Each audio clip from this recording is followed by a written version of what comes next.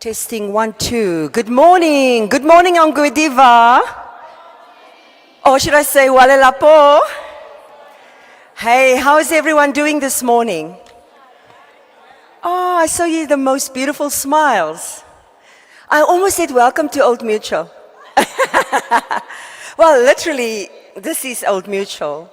And it's a great privilege for us to be in Diva. Thank you for showing up this morning. Give yourselves a hand. Yay! My name is Marisa Fredericks, and I'm so honored to be the MC today. In a few years' time, you'll be the MC. Do you believe that? Yes. And it's also the first time that we bring the Old Mutual Youth Indaba outside of Windhoek. This is literally the first time we go outside of Windhoek because we believe in the youth of Namibia and we believe in including them to be sustainable and productive citizens of this country. And for too long, you've been watching it online. So now we're in your town and we're so glad to see such a beautiful picture of the youth of the northern region in Namibia, representing your household, your community. We also know many of you come from other regions, surrounding regions, so you are the representative of your region here today. Welcome. You may clap, thank you. Yes. I also would like to welcome our speakers that we've brought with for you. We will do an official welcoming now, but we just wanted to remind you that this is the third Old Mutual Youth Indaba that we are hosting. And we brought a fantastic lineup of speakers that will be telling their story that is so tied directly to the theme of the Youth Indaba today, which is from learning to earning. We'll unpack that during the course of the day. And so we want to thank you once again for taking time out of your busy schedule. Just a quick few house rules. The first rule, all phones on, not off like in class. All phones on, yeah! Keep your phone on. You may put it on silent, and then you Google, you tweet, not tweet, it's the old generation, you X. That sounds horrible. You X, your X. You can use X, Facebook, you're mostly on Instagram. We know you're the Instagram generation. Twitter we just mean post as often as you want. Take your pictures, take your videos, film us.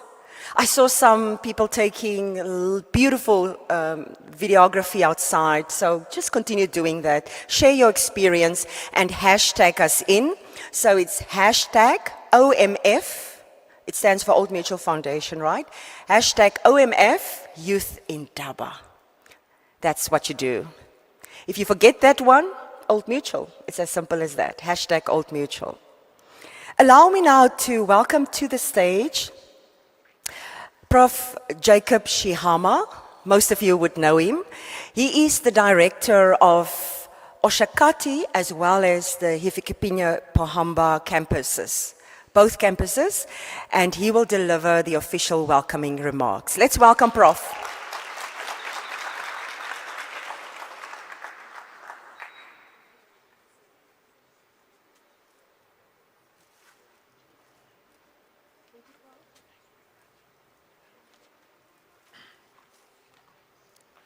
Yeah, good morning. Good morning, everybody. Good morning. How are you today? Are you doing well? Okay, as per the program, I'm Jacob Shihama, the director of Hifikepunye Pohamba and Oshakati campuses of the University of Namibia. And I am very much delighted to welcome Old Mutual and this very youth Indaba here at the Hifikepunye Pohamba campus of the University of Namibia. To cut the story short, I will just really deliver a few words to welcome everybody, where we should say it's truly an honor to welcome you all to the Old Mutual Youth Indaba, hosted here at Hifikepunye Pahamba campus of the University of Namibia. This gathering is more than just an event. The Old Mutual Youth Indaba is now a well-known platform for youth dialogue, innovation, and action toward sustainable leadership. Dear invited youth leaders, guests, and speakers for the 2026 Old Mutual Youth Indaba here at Hifikepunye Pahamba campus, which is going under the theme, From Learning to Earning, and also creating sustainable future.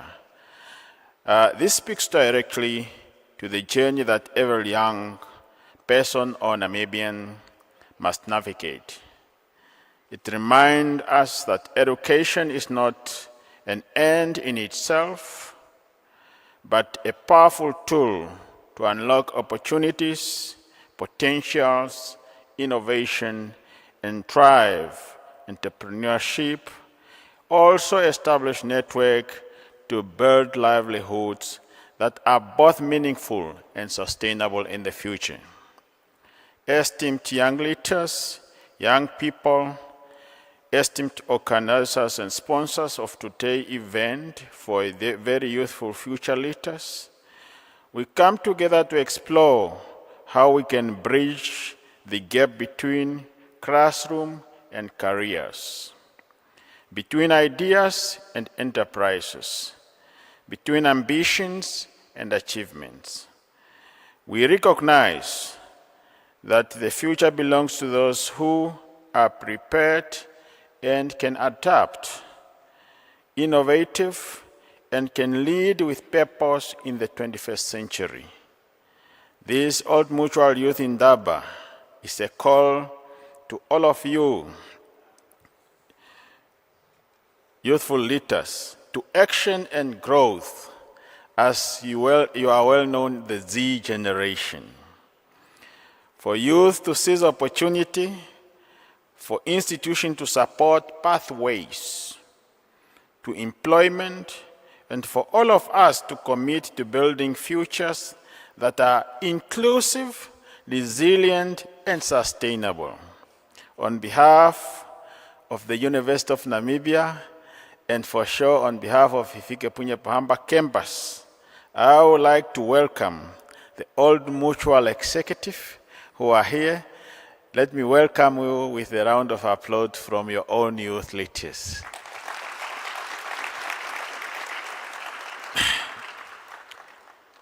Ladies and gentlemen, let me also extend this very special welcome to you yourself, the future youth leaders to this occasion of Old Mutual. Welcome yourself with a round of applause. May this, for sure, Indaba inspire bold conversations, spark new collaborations, and empower every young person here and the person outside there. You heard about keep the phones on. It's to keep the youth outside there engaged. They should feel present here in real time. Therefore, let us transform learning into earning and earning into a lasting impact to many lives of our youth and their families. I thank you very much.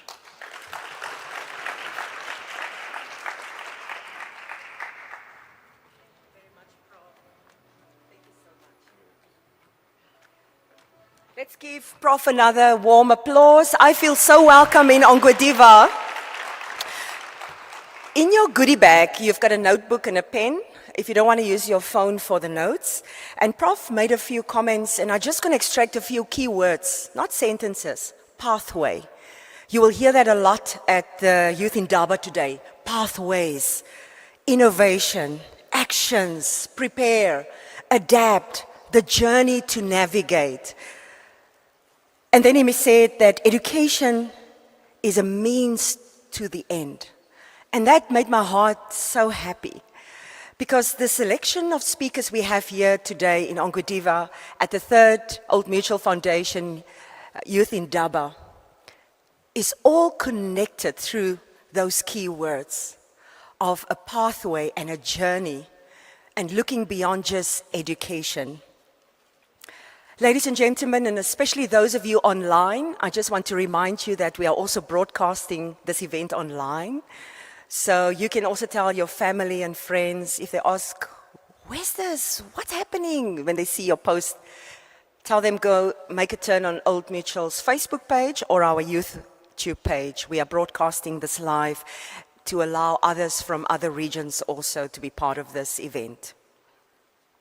Now, to deepen our understanding of the purpose of the youth in Indaba and why Old Mutual Foundation would even invest in such an occasion, I'm going to invite the chairperson to the stage. But just before she comes, there's something interesting about Patricia Olivier. And when she comes on the stage, you need to pay attention because afterwards you need to have coffee with her when we have the break at lunch. Take a photo with her. Why is this so important? Well, she's a trailblazer. When some of us were still in nappies, some of you, 28 years of her career in corporate Namibia. But it didn't start there. It started when she did a Bachelor's of Science. Maybe some of you are BSc students in the auditorium today. And then she, from there, took it on to a higher diploma in education. And I was trying to think, maybe she thought, okay, with my science degree, I'm going to be a science and maths teacher. That makes sense, to go study education. And she did that. She was a teacher. And from there, she improved her studies and she finished her Bachelor of Business Admin at Stellenbosch. Okay? So anybody studying the BA degree, Business of Administration, Bachelor's of Administration? Almost on the way. Okay. And then she finished her MBA, her master's, and then also she obtained her MPhil. But she didn't just go on from study to study to study. In between that entire pathway, she built up her work experience from a teacher to a managing director of a corporate entity in Namibia, one of the largest corporate companies that deals with pension funds in Namibia. And here she is today to tell us why it's so important for Old Mutual Foundation to do what we do through the youth in Indaba. Let's welcome Patty Olivier, ladies and gentlemen.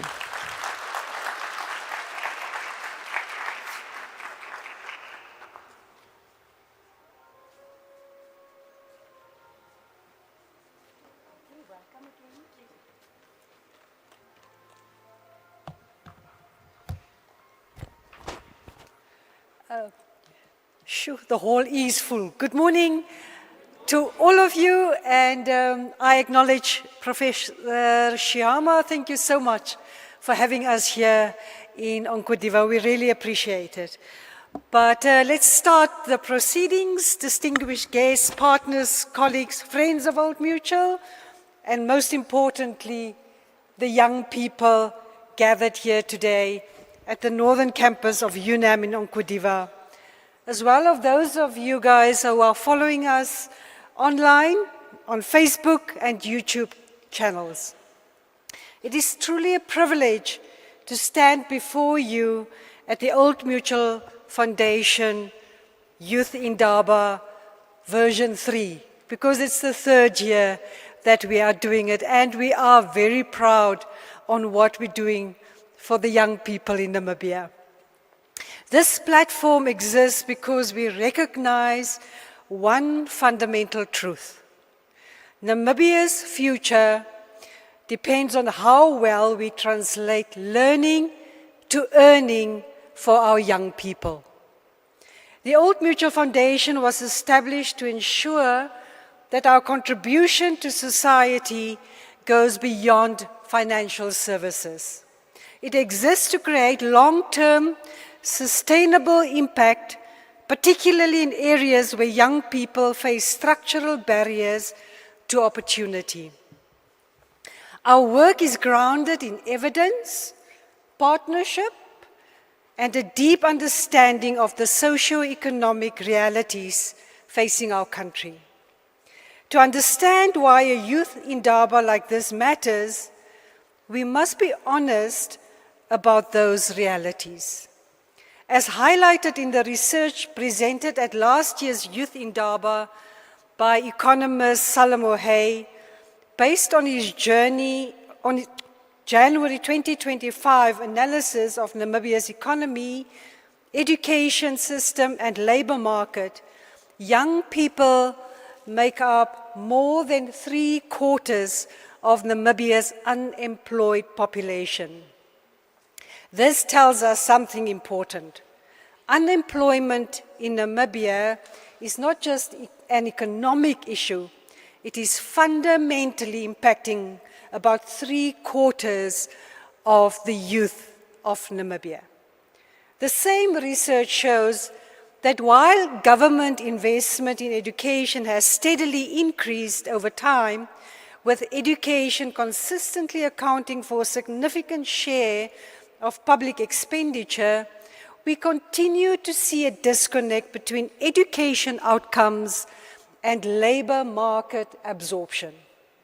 In simple terms, we are investing in education, but too many young people are still struggling to find meaningful work.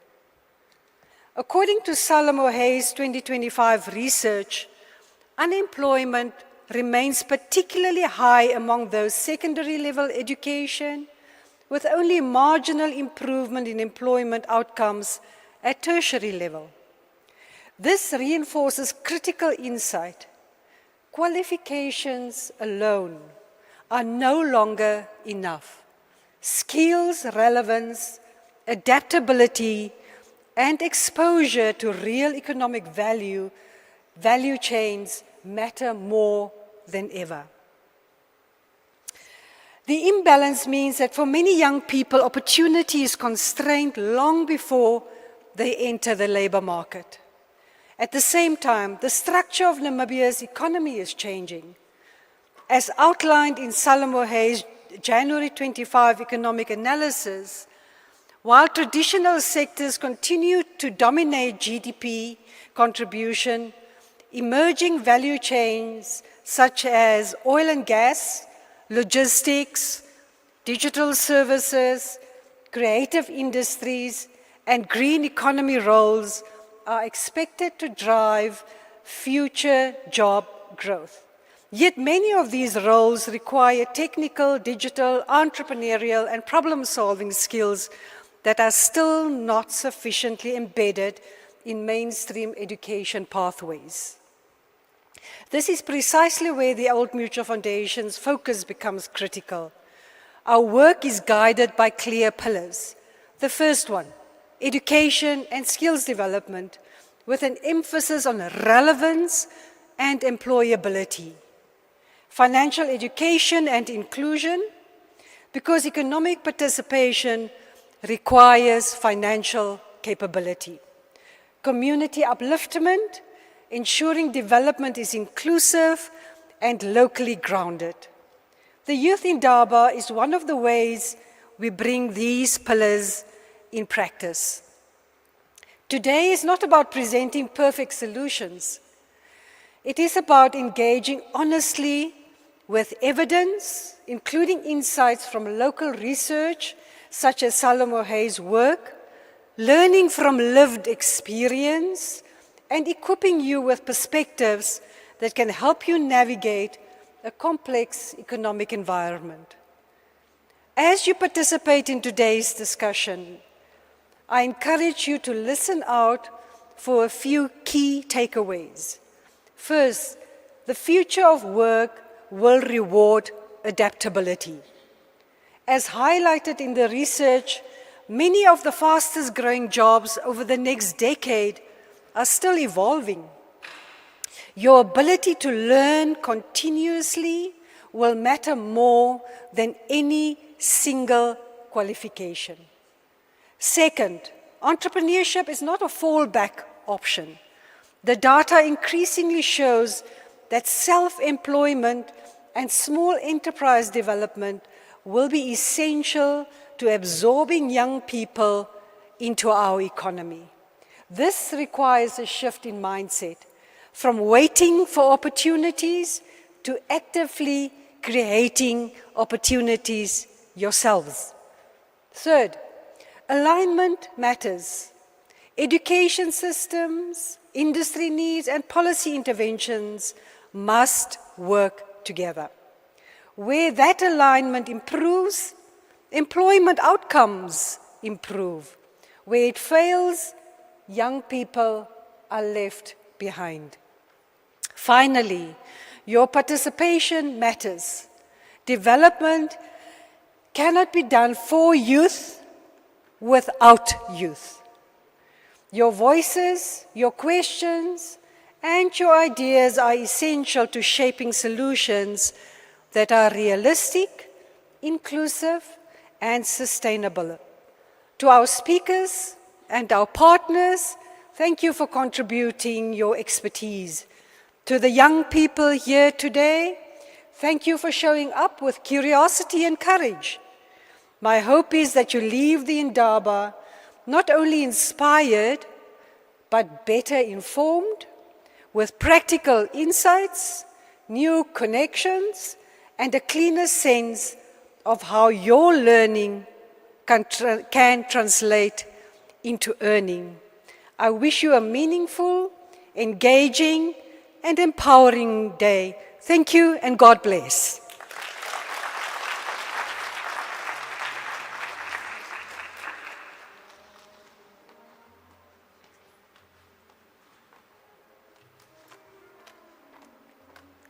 Thank you once again to Patricia Olivier, the chairperson of Old Mutual Foundation, and she's also the managing director of our corporate segment company. Shoo, that was loaded with a lot of excitement. Could you feel that excitement? Yes, so we have to continually growing. We have to up our skills across industries. And I love the last part where she talked about that we have to create opportunities. We don't have to wait for opportunities. Like when Old Mutual comes to town, you need to have something ready for us to involve you in an event like this. So not to come watch necessarily, but maybe you could have availed your seats or the fan that you have in Ongwediva or the carpets that's available for us to use when we come into a town. So those are opportunities that you need to be open about to create some income for yourself. Ladies and gentlemen, I would like to encourage you, which is unfortunately for those online, they can't participate. We've got some fantastic prizes we're giving away here today. We've got two $10,000 prizes. That's now time to X. Hashtag. I'm walking away with one of those. Okay. So how does that work? You need to be present. Text your lecturer and say, I'm at the Indaba. Ma'am, come join us. Okay, we don't want to keep you out of class, but we're giving away two $10,000 vouchers from Old Mutual Foundation for your education. And how this will work is we have your name on the list and we have your name in the draw. All the names are going in the draw. We'll be shaking. And if we draw your name, we will pay towards your education, whether it's your school fees here at UNAM or whether it's something you want to study, from learning to earning. So that you don't have to be bothered with student loans. We can settle that student loan for you with the $10,000. And that you can use your creativity to start thinking about the future. Ladies and gentlemen, now it's time for our opening panel discussion. This one is really cool. This is where we have brought in a moderator from Ongwediva. Local is lekker. If you don't believe me, wait and see who's coming as our moderator. Actually, I went to his house yesterday, a quick stop there, behind the big tree, through the ditches and the mud. I loved every moment of it because it brought this conversation, it made it so real that you can be assured that it's not just people coming from Windhoek to come tell you how to live your life. The speakers that are here today has walked the journey that you've walked, and they understand the context in which you live and grow up in. And therefore, when I tell you about Sam Mandela Utoni, once again, it does something to my heart. He's a resource mobilization specialist at the Africa Centers for Disease Control and Prevention in Tanzania. He's from here. He didn't give me permission to let out, but he currently works in Tanzania. And he previously had the partnerships and communications for the United Nations World Food Programme here in Namibia. He's also a PhD candidate in economics at the University of Western Cape and the co-founder of African Pathfinder Leaders Initiative. Many of you might know of it. Sam has held leadership roles across development and policy institutions, including the One Economy Foundation of the First Lady, and I'm going to put this in, as well as Old Mutual Foundation, Sam. He worked for the foundation of Old Mutual as well, the National Planning Commission and the African Union Commission, with a focus on partnerships, policy engagement, and sustainable development outcomes. Are you excited? For Sam? Are you excited for yourself? The possibilities of becoming a Pan-Africanist, jet-lagging and flying from nation to nation, making a difference. That is the next you. And he's here to drive this panel discussion and get as much out of our panelists to equip you with the tools, the content, the information you need to change your life around. Let's welcome Sam Mandela Utoni to the stage.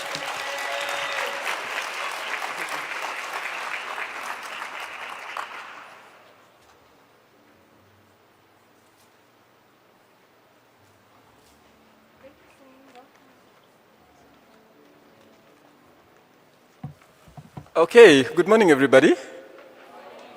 Thank you very much, Mauriza, for that incredibly generous introduction. As Mauriza made mention, my name is Sam Mandela Utoni. And as she likes to say, I like my full names. You know, I think names have meaning, and we need to embrace our names for, you know, who they are. So I don't like to be called only Sam Utoni. I like to be called Sam Mandela Utoni. I'm very, very excited to be here. As Mauriza said, I am from Ongwediva. That is why I'm dressed. That's why I'm dressed appropriately to represent Ongwediva and to represent the culture. But you know, last year when we had the youth Indaba in Windhoek, a lot of the people online were commenting, when are you coming to Ongwediva? When are you coming to the coast? When are you coming to Rundu? But it seems you guys as the youth of Ongwediva and the youth of the north, you made the loudest noise, because this year Old Mutual was like, we're going there. So for all of our participants online, so please comment your town where you are. We might be there next year. So my role here is a very, very exciting role. I'm here to moderate the panel where we're going to be speaking about from learning to earning. And I just want to provide a bit of context, right, on how did we get here. In 2023, the theme was spilling the secrets on youth unemployment. Last year, give me a second here, last year we spoke about closing the gap between education and skills development. And this year, I'm sure you can see the thread there, right? And this year we're then speaking about from learning to earning. So as a university student or as a young professional that's already in the workplace, how do you move from that learning to earning? And when we're speaking about earning, of course, we are not just speaking about making the bare minimum, but ideally making money, right? A lot of money so that you are able to build wealth and generational wealth. And you are able to invest in this country and you are able to invest in this economy. So that is really what we're going to be looking at the panel. We're going to be looking at really understanding employability beyond qualifications. Because again, as young people, we have this narrative that, okay, once I have a degree, it's equals to a job, right? So we're going to look at what happens in between and what can you do as a young person to ensure that you set yourself up for success or all the way. Part of our panel will then, of course, look at alternative frameworks, right? We know that not everybody wants to be full-time employed, so we have a full-time entrepreneur on our panel who, after graduating from university, decided, I'm not going to work, I want to start a business. And he has been running a profitable business for the last 10 years. So you'll get to hear from him his experience. So again, if that is your aspiration, you are able to get practical takeaways on how to do that.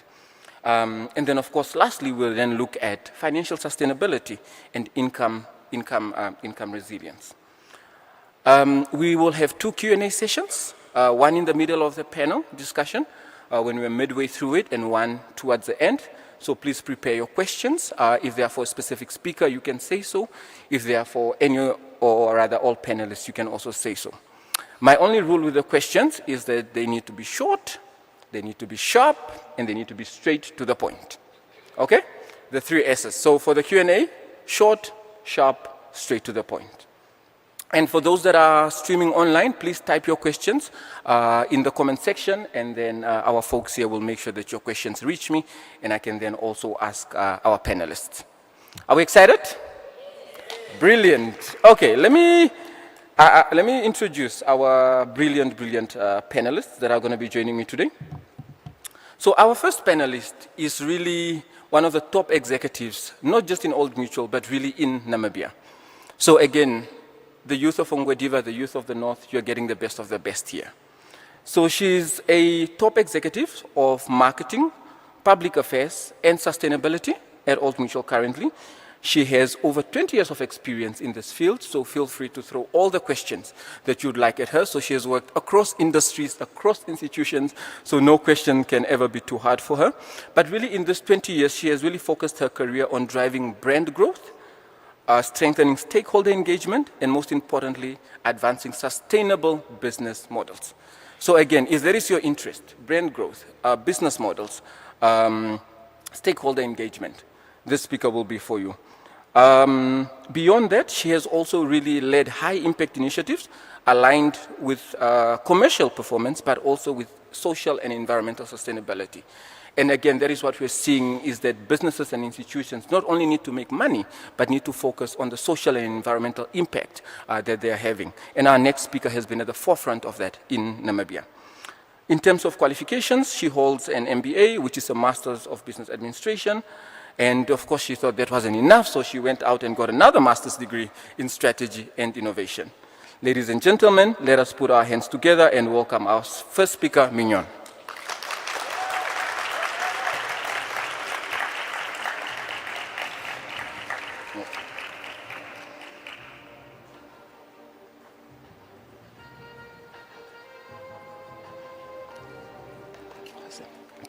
Thank you, Mignon. Our second speaker, second panelist, is an entrepreneur, an independent financial analyst. He is the founder of a company called Foster Digital Education, which is a Namibian company that operates across education, media, and marketing. He focuses his work on equipping individuals with practical financial and digital skills to support entrepreneurship, employability, and of course, sustainable income generation. And beyond this, his other interests include strategic growth, alternative investments, banking, etc. So our speaker holds a BCom financial accounting degree. He holds a postgraduate diploma in business administration. He holds a certification in financial modeling analysis, and is currently pursuing his master's in development finance. Ladies and gentlemen, there is no other than Fimanike Nimbodo. And if I may add, he's also from Ongwediva.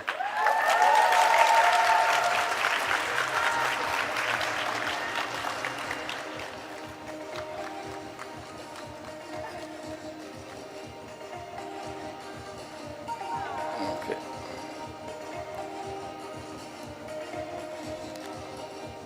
He's a proud alumni of IPS, just here. Is there anybody that went to IPS here? Anybody in the room that went to IPS? Yes, International Primary School, exactly. A proud alumni of IPS. Actually, is there anybody that went to GT here? GT, we are here. Okay, proud alumni of GT here in Ongwediva as well. Excellent. Our next speaker, next panelist, is a legal professional, business leader, and an entrepreneur with really a lot of experience in corporate governance, board leadership, and enterprise development. She is a registered trust practitioner and the former CEO of Labour Investment Holding. And she currently serves as the chair, actually, of Trustco Living Products. Her work really focuses on strengthening institutional leadership, advancing inclusive business practices, and most importantly, empowering young people through practical pathways to move from learning to earning as our theme.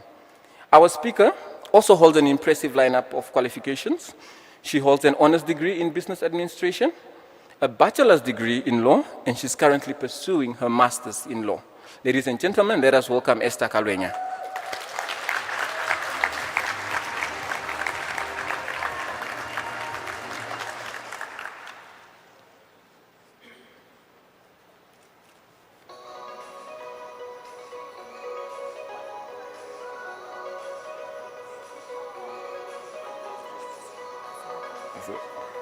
Awesome. And last but not least, of course, our final speaker is an international trade and economic development expert with over 10 years of experience in public policy, private sector engagement, and international advisory work.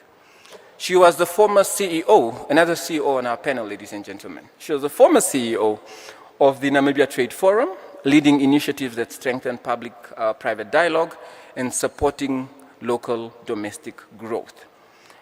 She has advised regional trade programs at various institutions, including the British High Commission, with focus on market access and women economic empowerment. So all your questions for our entrepreneurs in the room around market access, you can ask them now, you can catch her during the coffee break. She's a published author and a TEDx alumni, and now works as the CEO of the Purpose Academy, really driving purpose-driven leadership, professional identity, and most importantly, equipping individuals, particularly young people, with skills that translate into sustainable economic participation. She is also a lawyer, holding a Bachelor's of Law degree and a Master's of International Trade Law. Ladies and gentlemen, let us put our hands together for Stacey Sousa Pinto.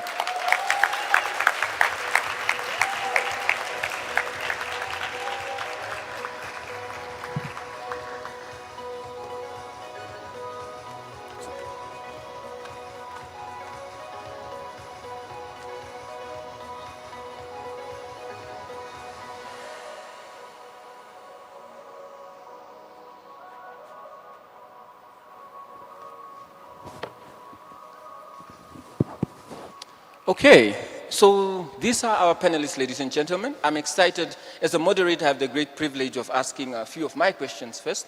But take heart, please note down your questions, and then when we get to the first Q&A session, we'll have some roving mics going around for that. Panelists, we have spoken over the years at this Youth Indaba, and even today in the opening remarks that were shared by Prof. And also by Petty, around education, employability, and what it takes. And I think that is where I want really my first question to be around. So looking at the Namibian economy and where it is right now, which qualifications are most in demand? So from your experience in working in corporate, working with young people, which qualifications are most in demand? And perhaps I think the young people in the room also want to know which qualifications won't they struggle to get a job after they are done, right? Or for the high schoolers that are perhaps watching online, they want to know, what should I study in order for me to, set myself up for success? So let me come to Stacey first with that question, and then I'll head over to Fimani Kenny. Thank you. Hello, hello, hello. Good morning. How are you feeling? How are you doing? At the risk of making this church, I want you to look at the person next to you and ask them, what have you learned in the last 6 months? Ask them, go ahead. What have you learned? And remember, when I talk about learning, I'm not talking about what you're learning in the lecture halls. You are learning every day. You're learning from social media, you're learning from YouTube, you're learning from the people you talk to. Every day you are learning. I hope that that's starting to put things in perspective for you. Next question, have you made money from what you've learned? We don't know. Okay, I wanted to put that point across, that daily you are learning. When Old Mutual talks about from learning to earning, we're not talking about your traditional means of learning, which is education, you know, degrees, bachelors, etc. Daily, you are learning something. Start being intentional about what you're learning and how it can help you. I'm giving that story because soon after I finished my degree in law years ago, I'm turning 40 this year, oh my days, unbelievable. But anyways, years ago when I finished my law degree, I love the English language. I'm giving you an example. I want to be as practical as possible so it can help you. I love the English language. I love how you can converse with different ideas and bring different points across. So I decided, okay, let me make a thing out of this. I went and actually, this was way before. So one executive was looking for someone to help edit her thesis. And someone that knew me and what I love to do said, are you willing to take this up? And I said, sure thing. I started making money purely by my love for the English language. I had no job at the time. I hadn't even started my master's. This job was paying me back then 2020, oh gosh, where are we? 2012. She paid me over 20,000 Namibian dollars to work on that thing. It's not a lie. That's still lots of money now. It was money then. I used something that I love to offer a service to help someone that didn't have the time to do it. Later on, I went to UCT and I became a certified language editor. I still edit things now.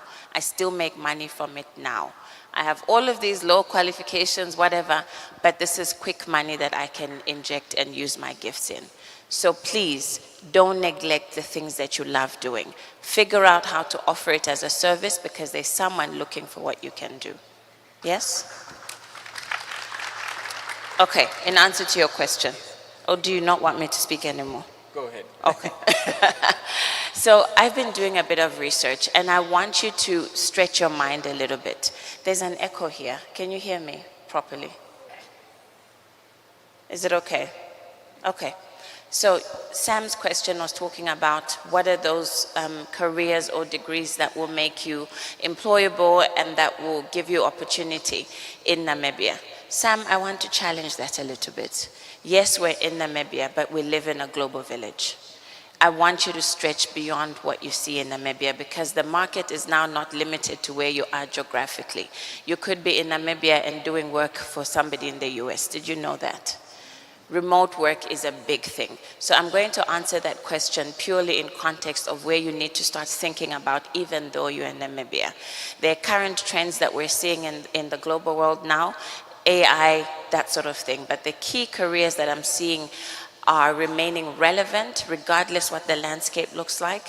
Things around cybersecurity, data, marketing, sales, managing money, all of those interpersonal or key, sectors that AI can't replace. So start thinking about, okay, there's a lot of data being pushed out now, whether it's on AI or Google or whatever. How do I position myself as an engineer to start learning data integration? I don't know those things. But even lawyers start to specialize in IP, in tech, because that's where the global world is pushing to. That doesn't mean there's no opportunity for you. You can very quickly pivot and teach yourself a skill that allows you to earn in that sector. And that's a brilliant point that Stacey made. You know, we are living in a globalized world, and there's no need for us, particularly as young people, to confine ourselves to Namibia only. And I want to borrow from what Marisa said in her introduction. I have had the privilege, like Marisa mentioned, I work and live in Tanzania now. But beyond that, I've had the privilege of working in Ethiopia when I was at the African Union, and I was also in Egypt with the United Nations. And again, these are opportunities that are available, right? Regardless of really where you come from, because Namibia is part of the UN, Namibia is part of the AU. So again, as you're thinking about earning and learning and your career beyond this, don't just think Namibia, think beyond, because again, you can also provide value while, whether you are working in Namibia or beyond that. Fimane Kenny, what's your take on that? Everyone can hear me, yes? Okay, good morning, fellow Ongwediva youth. Or do I not qualify as youth anymore? Huh? No, man, guys, come on. You guys can't fool me. I know the type of noise you make when you're at San Remo. No. I need you guys to make sure that Old Mutual is tempted to bring it back to Ongwediva even next year. So good morning, everyone. Yes, that's what I'm trying to hear. So this is a very special event for me. As Sam alluded to, I pretty much grew up in this vicinity. So across here is the Teachers Resource Center. My dad ran that for many, many years. And my mom was a lecturer at the University of Namibia for many, many years. So as you can imagine, if I did something wrong at school, by the time I walked to this office, the people already knew. So I had to be well behaved. Okay, so in terms of Sam's question, whenever I do these speaking engagements, I try not to be specific because people have their own circumstances, right? I don't want to discourage someone who may be the best teacher, the best nurse, because of the personal attributes that they have, to tell them, you know, this is a congested sector. I may make the observation, but I try to premise anything I say to say that people have their own individual backgrounds and abilities. So if anything I mention here feels like it's discouraging, that's not the intention. What I would say about the qualifications based on the Namibian perspective and where we're going as a country, I'd say one sector or area that I think is primed to boom in terms of skills is the vocational and technical professions. And growing up, those are the professions that we were really taught to frown upon, if we are being honest. But the people in the vocational sectors, because Namibia needs to industrialize, and they need to industrialize quickly. And if you're paying attention to the sort of sectors that even government is prioritizing, the sectors that are attracting foreign direct investment, it's the oil and gas, it's your green hydrogen, not so much anymore, but it's those technical sectors. So if I were to highlight one area in which the skills that are going to be required is going to be vocational. Now, I understand that a lot of us here are not what we call knowledge workers. So, you know, your trade is based on knowledge. You know, my background is finance, and so I'm a knowledge trader. So those professions are not entirely being phased out, but as my fellow panelists alluded to, they are evolving. And so my observation there would be, it's become a lot more skills-based. So to even get through the door, you have to prove sort of what you can do. And I think it's almost a bit unfair to young people, because that's not what our education systems are training for. You know, but even if you're looking for internships or to get through the door, people want a workforce or people that they can monetize immediately. So any advice I'd give is not career specific, but whatever you're in, figure out what you can produce in that sector and how you can prove that you can produce it. Excellent. Yeah. Thanks, Vimanikini. And you touched on the next point that I was going to touch on, its skills. It's one thing to get a qualification and, you know, nursing education qualification. It's another thing to have skills, right? So let me go over to Mignon and Esther actually and speak about the skills. What are the skills that through industry you are learning are important for young people to be able to develop, regardless of what you're studying, right? What are the skills that they need to develop in order to enter industry, or even, Esther, in order to start and scale businesses? Mignon, let me start with you. Great, thank you. Good morning, everyone, and thank you very much for hosting us today. It's a privilege for us to be here, and we are enjoying the north and all of the rain. So I believe it's with us coming that we've brought you all the rain. So I think skills is extremely important. Obviously, we all think that our qualification is what drives us, it's what's taking us somewhere. But it was quite interesting last night. We were sitting at dinner, and one of the speakers, actually Stacy, sitting there with the green and white, she said, you know, most of the opportunities that has come my way in my lifetime has not been because of my qualification. So there are lots of different skills that's required when you really want to make a success. So obviously, firstly, you have got your qualification. Secondly, you need interpersonal skills, you need cognitive skills. You know, how do I go about thinking around things? You know, what type of mindset do I have? How open am I to risk appetite? You know, how adaptable am I?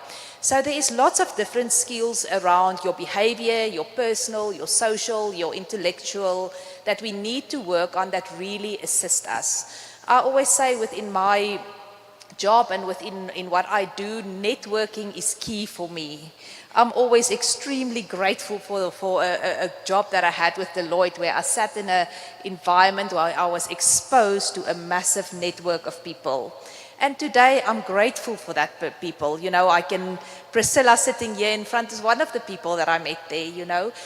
You've got a network that you can fall back on, people that can guide you, people that can assist you. And it's really, really important to not think that it's just soft skills. It's not as important as my qualification. I think it's more important than your qualification. You must have the ability to change, to adapt, to innovate, to create value apart from the qualification that you have. Excellent. It reminds me of a conversation I had with a young person, and they were saying, I'm not really a speaking person, you know, I just prefer to just be here and do my work. And I was saying, with the way where we are moving to as a world, you can't afford to say that. Even if you are not a public speaker, you need to learn that skill. Because how do you get a job, right? You go for an interview. Or how do you get investment for your business? You are required to pitch, right? So some of these skills that Mignon alluded to, skills like public speaking, interpersonal skills, are skills that we all need to have. Esther, what would you like to add to that? Good morning. Are we excited? Is the conversation flowing so far? No, that's the idea. And it's really, the idea behind this is to transform our hearts. So we're not just focused on unemployment because of the qualification, but also what the skills I have, what can I implement, how can I bring about to really increase my income and so forth. And with that, also just in addition to what the speakers have already said, there are really 3 things that I would also advise that we always have to have, especially coming from this conference, that this is something that you need to go practice yourself. The first one is character development. It's very important to make sure it's not just about what you have, what you are being exposed to in the lecture halls in the community, but also in who you are as an individual when it comes to really being diligent with your purpose, finding out what is your purpose, attending short courses when it comes to purpose, identifying who you are, which areas do you thrive in. Also, when it comes to your skills, you must really ensure that, as you're speaking about, obviously, like finance is developing.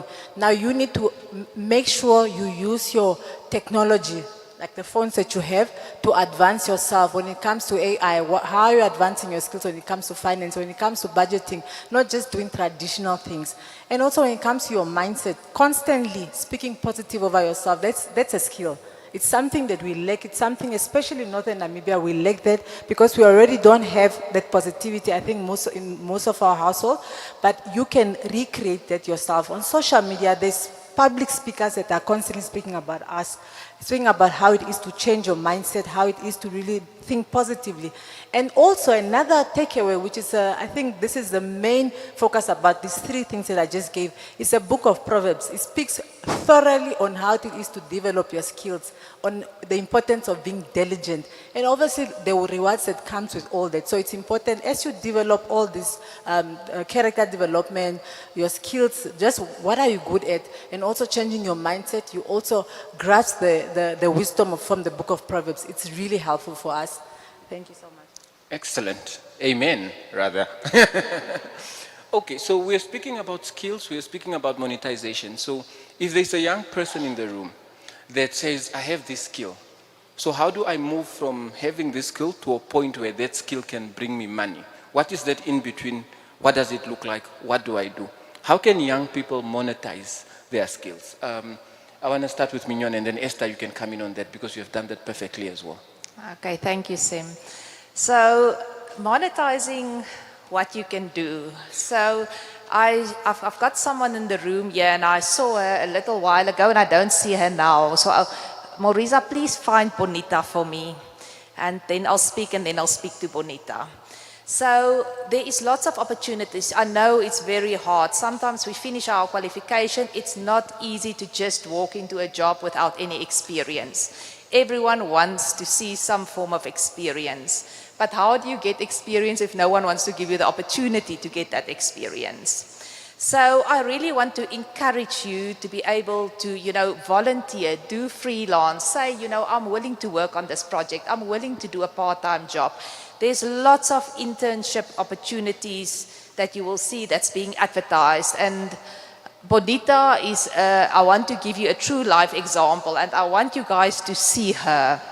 So she entered in an internship program with Old Mutual. She came into my team. We took her on for 6 months, and I tell you, she didn't come for the money. What they get paid is really just to get by, to get the experience. That 6 months became 1 year, and I decided I'm not letting go of this girl. She really proved herself. She was just phenomenal. Today, she's working in my team. She's a consultant. She runs our big wealth business. There she is at the back. Guys, please, that's Bonita. You can see she's here. She set up with this venue. She set up this event. So I really want to encourage you. Don't always just chase the money, but try to get the experience. I know it's hard in the beginning, but volunteer, be available. And when you get those opportunities, really prove yourself. Make the mark, once like with her, she came in, we saw the potential, we saw the opportunity, and we kept her. She's still with us today, and it's now 3 years down the line. So really, really go out and look for those opportunities. Those things don't come to you. It doesn't fall in your lap. Go out and really see where can I monetize my qualification, and where can I start really getting some form of experience to be able to get into that working market. So yeah, I think that's from me. Beautifully put, beautifully put. Esther? It's me again. So just give an example. I think when I started, I remember in 2007, I took a gap year. So I did some law certificates. So in that process, I wrote a letter to this gentleman called Mr. Ndolupula Mtungwa. So I asked him, no, I really want to be mentored because I also want to do business eventually, but I want to know how it is. I want to know what it is, what it means to be in boardrooms, what it means to just be around this. So I attended this. So I was actually his first mentee. I was his first mentee. So I came with the idea, we sat down, we set up a program, and within, in around about 2012, when I finished my university, I went to go intern at their office eventually to also learn about, and in that first year, I also organized the first, it was actually a big event which also hosted the founding father, may he so rest in peace. So in that, I realized, that's why I'm also advocating for this, that your skills, especially when it comes to your empowerment, when it comes to mentorship, it's important you do it already now. Even when you are thinking you're going to be employed or when you are feeling you're going to start a business, it's important that you identify a mentor to really polish these skills from a young age already, and just from a tender age before you start with anything that is practical. But at the same time, it also helped me. While I did that, it was just in 2012, internship program. In 2013, I opened up a company called Akira in Athena Investment. That company, so far I've registered over 30 trusts with the Masters of High Court, even before I got my LLB degree. And I've been paid for every trust that I've registered. So that's just to show your skills, just those little skills and attributes that you get can really help provide an income for you. It doesn't just have to be from a formal education, because eventually then when I came to submit my law qualifications, I've already started in that space, and I've already started making the income that it could also give me. Excellent. I think you saw on the program that we'll have a session on personal branding a bit later. But like Mignon mentioned, Stacy mentioned that one of the first opportunities she got was not because of her qualification, but it was because of the brand that she had established, right? So I want to know from Stacy and Mignon actually on this as well, what role personal branding plays in getting different opportunities. Stacy. Wow. Ooh. It's everything. Literally, it's everything. If there's something I will insist you begin to pay attention to as from today is the value of your name. Because after all is said and done, all you have is your name. Protect the value of your name at all costs. And that's what branding means to me. When your name is mentioned, what follows thereafter? When your name is mentioned in a room, what words accompany your name? So every day, spend time building value around your name. Be a problem solver. Don't be a complainer. Don't be a nagger. Make sure that when your name is mentioned, there's no doubt about what you can do and the value that you bring. I've left corporate, it's been 2 years now, but I promise you, by God's grace, I've been able to build value around my name. If I pick up a cold next week, I'll have a job, because the integrity of my name is intact. So that's what branding means for me. Start thinking, why should my name matter? Why should Old Mutual mention my name? What have I done to show that my name carries value? So in answer to your question, that's branding for me. The other stuff comes, you know, social media visibility, how you speak, dress, la-di-da, all of that has its place. But the core of it is the value of your name. Fantastic. Mignon? Yes, I'm very aligned with Stacey on that. So I think personal branding is extremely important. The personal brand you put of yourself out there, it really highlights, you know, the skills, it gives you credibility, and it also determines what type of value you can add. So when people see you, when they hear you, do they actually have trust in this person? And I think we also work in an organization in Old Mutual. Everything we do is built around trust. People do not work, people do not interact with people that they don't trust. So building a brand for yourself that people can trust and people can really rely on is extremely important. And that trust comes just through being real, by showing that you can add value, that you are credible, that when your name is mentioned, you know, it's something that you can be proud of. So I really would say that, you know, building your personal brand is extremely important when you want to enter the job market, when you are in the job market, when you want to expand, when you want to become an entrepreneur. So really focus on making sure that the brand you put of yourself out there is credible and trustworthy. Brilliant. I have one more question before we get to the Q&A session. So I hope you guys are preparing your questions. And for those online as well, I hope you're posting your questions in the comment section. And if we can get the roving mics ready for the Q&A session, that would be very good. Fimanekeni spoke about the emerging industries, right?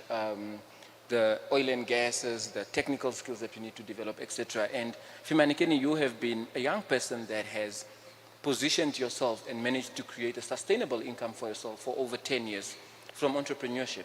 So I want to know from you how young people in the room, if someone is sitting there and they're thinking, I have this business idea that I want to pursue after I'm done, how do they do that? How do they position themselves to earn from some of these non-traditional sectors, whether it's entrepreneurship or these new emerging sectors? So I'll start with Fimanekeni, and then Esther, I think you have a lot to contribute on that one as well.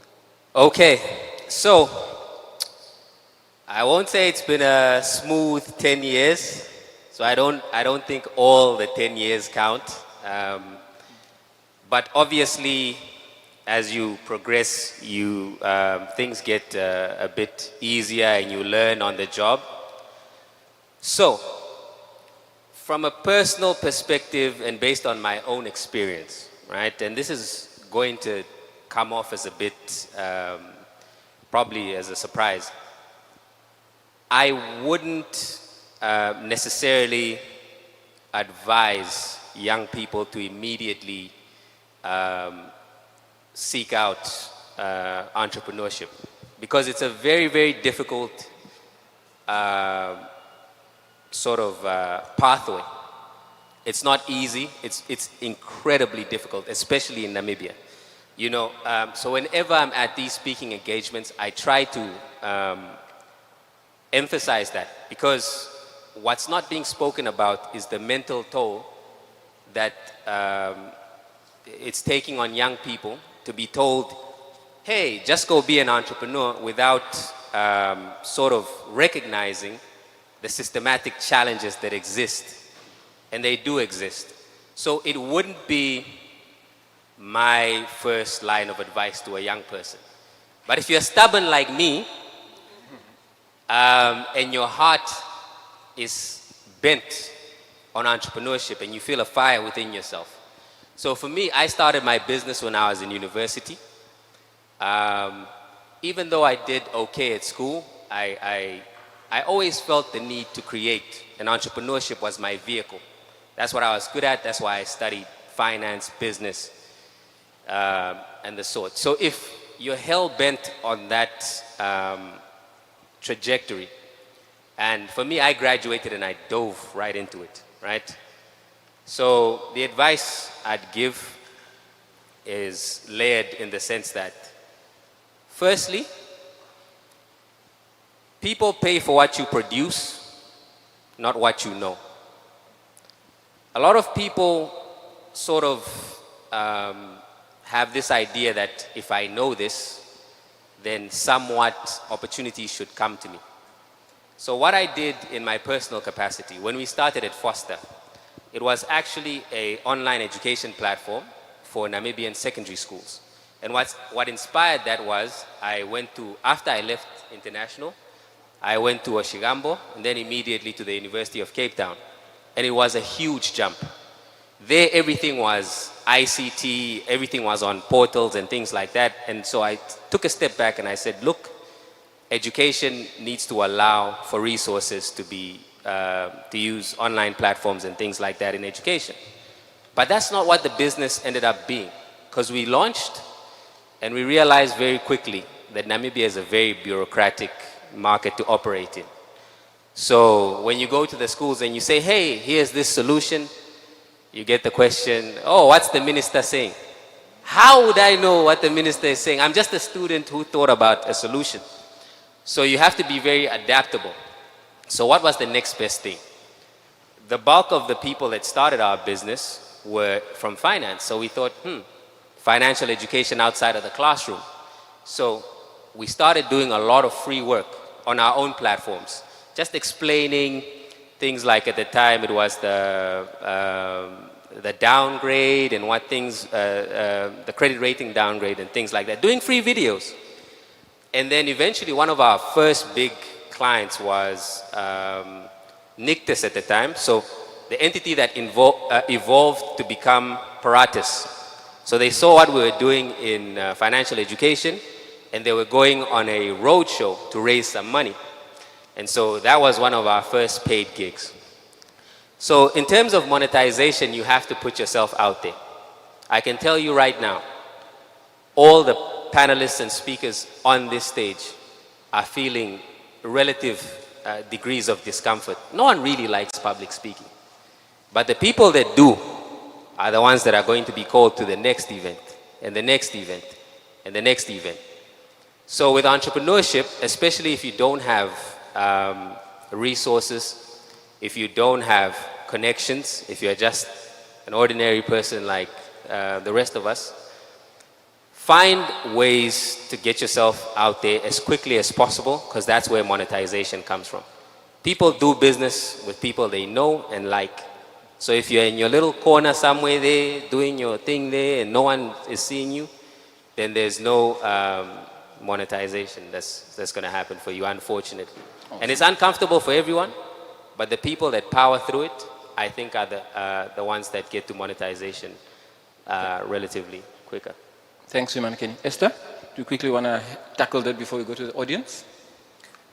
So just a quick sharing from my side, my own story. So 2 years ago, my sister introduced me to a business called Forever Living. It's network marketing, focused on your network with marketing. At the time, obviously, I don't know anything about network marketing. I've never done anything. I've never even expanded on it. But eventually, when I started the marketing plan and what it is, few months down the line, I saw myself resigning from my job as a CEO of the business because of what the opportunity has presented me with. But also at the same time, I've then gone ahead to produce so many lead us through that, because of obviously understanding what network marketing does. You don't have to be in an office to make money. You don't have to have books to make money. Your phone is good enough, it's sufficient enough to make you money. I've built a team. I've sent a lot of variety of people outside Namibia because of this business, and that's really where the focus is when it comes to advancement of all these career opportunities, and also where else we can focus on things like network marketing, things like really understanding what digital marketing is all about. That really helps to impact your financial values and in just increasing your wealth. And also just seeing that, I think for example, I've introduced a business to somebody who didn't have funds to start because it requires you to purchase products and so forth. So what she did, then I also further introduced her on what WhatsApp Boost means, what it is to boost WhatsApp business, and also how to boost sales on social media and so forth. And within less than 2 weeks, she made over, I think, 20,000 just from that practical example I gave her. But this is something, I think if I can ask even just a show of hands, how many of us sitting here have a phone? Especially the young people. Majority of you, if not all of you, would say you have a phone. But is that phone giving you value for money? Or is it just a phone that costs 17,000? Or is it just a phone that costs 3,000? But basically that's it. You have never even gotten the 3,000 3 times back from it. But it's a phone that you spend almost even half of your day on TikTok or social media, reading and laughing at all the posts. But if you use that to make money from it, because you can be on the same platform with everybody else, but at the same time, how are you making income from it? How are you generating income? And that's very important. And that skill, like literally, I woke up today at 6 o'clock, round about 6 something. I already had someone who sent me a proof of payment of 15,000. Buying from my office, and I'm here in Ongwediva. I didn't do anything, but that's because I've been advertising on social media. I've shown credibility, I've shown how this business runs, and that's basically what it is. But normally, I would have to wait for a salary month end for me to get it. But because I have a device, I have an opportunity for social media. I have a TikTok account that's blowing up because of videos of me traveling with my family to Dubai, to where, but it's making me money. So that's what I'm like, your skills shouldn't just be, they should, whatever you have right now, the skills that you have, think about how you can also make value for money for it, how you can create an income from it. Thank you so much. Excellent. Very well put, Esther. Okay, the time for you guys to shine is now. One of my dear friends, she's a speaker also today, she has a quote, Lisa Matamola, she says, when you get an opportunity to shine, you should shine. So, let's head into the Q&A session. We'll take a couple of questions. I already have one from the online audience. So, please raise your hand if you're in the audience and you have a question. The mic will come to you. Let me know if the question is for a specific speaker or for any of the speakers. Okay, I think we are feeling a little bit shy. While we are gathering our courage, I will ask the question that is coming from the online audience. Okay, we have a hand here. Yes. It would be good if you can introduce yourself and just tell us where you're from and what you do. My name is Tulki Ushona. I'm a student here at HP campus, majoring in languages, English and Espanyama, secondary level. The question that I have, it goes to speaker for financial literacy and investment for beginners. As a student in Namibia, what is the most effective way for young people to balance saving for emergency while still investing for the future? Excellent. I'm only allowed to ask one, right? You can ask one last one. How can someone with irregular income, like student, build a sustainable budget? Fantastic. Excellent question. Let us take one more from the audience. Yes, from the gentleman here. Well, I'm very much impressed and interested. My name is Sam Safeshona. I'm a 4th year student here in HP campus, majoring in agriculture and natural science. Yeah, my question is more directive to Mr. Fimani Kenny and Ms. Stacy. It's kind of 2 questions, but I'll compile them. So, Mr. Fimanekeni stated that the profession is not really the only through way to get to a job in Namibia, but all we need is skills. In addition to what Ms. Stacy mentioned, is to recreate ourselves to be positive people, to grab opportunities and experience. So my question is that, if I hold a degree in a certain profession, got no job, not even any connection, so how will I grab connections or find ways in this economy if I don't even have any funds to start anything new for myself? Thank you, I submit. Thank you. A very important question and real question. And then the last question before I let the panelists answer is from Hilma Nashandi, who's one of our guests watching online. And Hilma would like to know, her question reads as follows. I've been acquiring or chasing qualifications. It's a bit of a shocker to know that it's not a way of getting employed or hired, which is true. Securing a job has been really hard. Does one acquire these skills without being enrolled in college, university or so? Is volunteering an option for the youth? So we have those three questions. Let me start off with the first question. I think that was for Mignon, around students, how they can balance budgets or irregular income earners. Okay, so I hear you in the sense when you are a student, money is challenging. You don't always have funds, you don't have regular income. But what we try, we've also got a financial education session after lunch, so I hope you will be here to hear. But I think it's really for us to encourage you to start.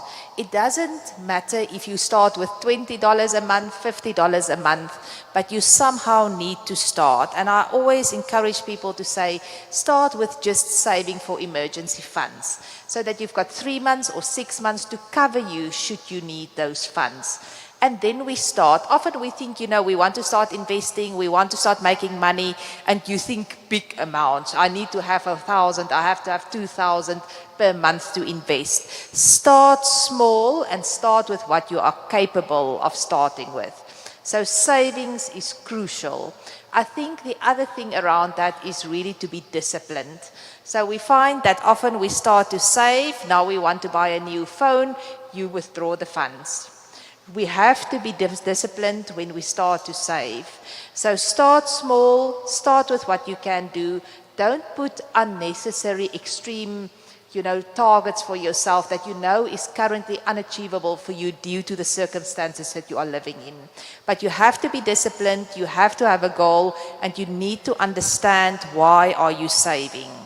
So I think from that perspective, I absolutely relate with you in the sense of it's very, very difficult when you don't have a regular income. And it's very difficult when you are maybe still supported by your family, or you've got a loan that you need to repay that you used for your studies. But just start. It doesn't matter if it's just with a $20 or $50 a month. Just start to save, and then you can start building from there. I think the other very important thing is avoid, taking out loans, avoid taking out, expensive, you buy furniture on credit. Those interest rates, these high interest rate buys that you do, try and avoid those. For now, if you feel that you cannot buy it cash, really think about it. Is it something that I really need? Is it necessary, or can it wait? So I think it's discipline. Discipline is extremely important when it comes to finances. You need to be disciplined about how you go about spending, the choices you make to spend, and you need to be disciplined to start saving. Well put, Mignon. And it's about building that habit, right? When you are a student, building that habit with the $20, with the $50, so that when you are done and you are earning, a sizable amount, it's almost like reflex. The last two questions were almost similar around qualifications and the skills, and how can young people get the skills if they don't have the connections. Let me start with Stacey, and then I'll come to Fimanekeni. Thank you for that. So, the fact that we live on Earth, we engage with human beings, I'm not worried about whether the opportunity will ever present itself. That's not the question. The question is whether you will be prepared when that opportunity shows up. So at this point in your life, I wouldn't be too stressed about whether I have connections or not. What I will be focusing on daily is preparing myself for when that moment comes. What am I talking about? Start teaching yourself, start looking at how you manage the small things that you have, how you manage time, how you manage your resource, how you prepare to be of value to someone else. Why that is important is because it starts to make you memorable. It makes you impressionable such that in an audience of 10 or 20, simply because you've taught yourself those key things, whenever you speak or come out, there's something different about you. And someone says, that's the guy I want to work with. Why? You've done the preparation in the background. But when it comes to people, it comes out as a quality, that's a young person I want to work with, because you've done your homework. So don't worry about whether you have connections or not. Worry about what you're building now. Your character, your name, your integrity, how you manage time, how you carry yourself. That's what you should be obsessed with now, because the opportunity will present itself. The question is, will you be ready? Excellent. Fimanikeni? That's a wonderful answer from Stacy, and I have to agree. I'll extend it a little bit by saying, because of your predicament, you have to play for the long term. And from the very beginning, you have to understand that whatever it is that you're aiming for, you have to play for the long term, because you don't have the immediate connections. And you're going to have to do a lot of things in the short to medium term that may not seem like they're adding up to providing you those opportunities, but in the long term, they're key. And I'll give you a practical example. Right, so like I said, my academic background is in finance, but I've never practiced in finance. I dove headfirst into business. And being in business, as long as I've been in it, I realize that what my calling really is problem solving, and business allows me to do that. But I've seen the next problem that I want to solve, which is business funding, particularly SME funding. I think if any one of you has tried to start a business and raise capital in this country, then you know how difficult it is. And don't let them gaslight you into saying, no, it's extremely difficult, right? So, what skills do you need in that area? You need to be able to analyze a business and understand whether or not it's a good or bad investment. So what did I do to prepare myself for that next step in my journey? One, after school, I did a lot of practical certifications in financial modeling and valuing, so that technically I am up to par. And then secondly, last year specifically, I thought to myself, okay, how do I communicate this skill to a broad audience? So I started spending my weekend analyzing Namibian state-owned enterprises, which are essentially companies but of public interest. So when I say, hey, this is what's happening in NamPower, NamPost, NamCo, that's free publicity because people are already interested in those entities. And I started publishing them as financial dashboards on LinkedIn. Right? And then what happened was the Namibian Cotton, they started publishing it in the newspaper. And what it built for me was a consulting business. So I've been doing a lot of transaction advisory just based off of that. But it all started by, you know, not spending my weekends watching maybe as much football or series as I wanted to, but deliberately doing things that were positioning me for the opportunity when it came. And it came very, very quick. Quicker than I would have expected. So that's the advice that I'd give you. Excellent. I know there is a gentleman here who had a question.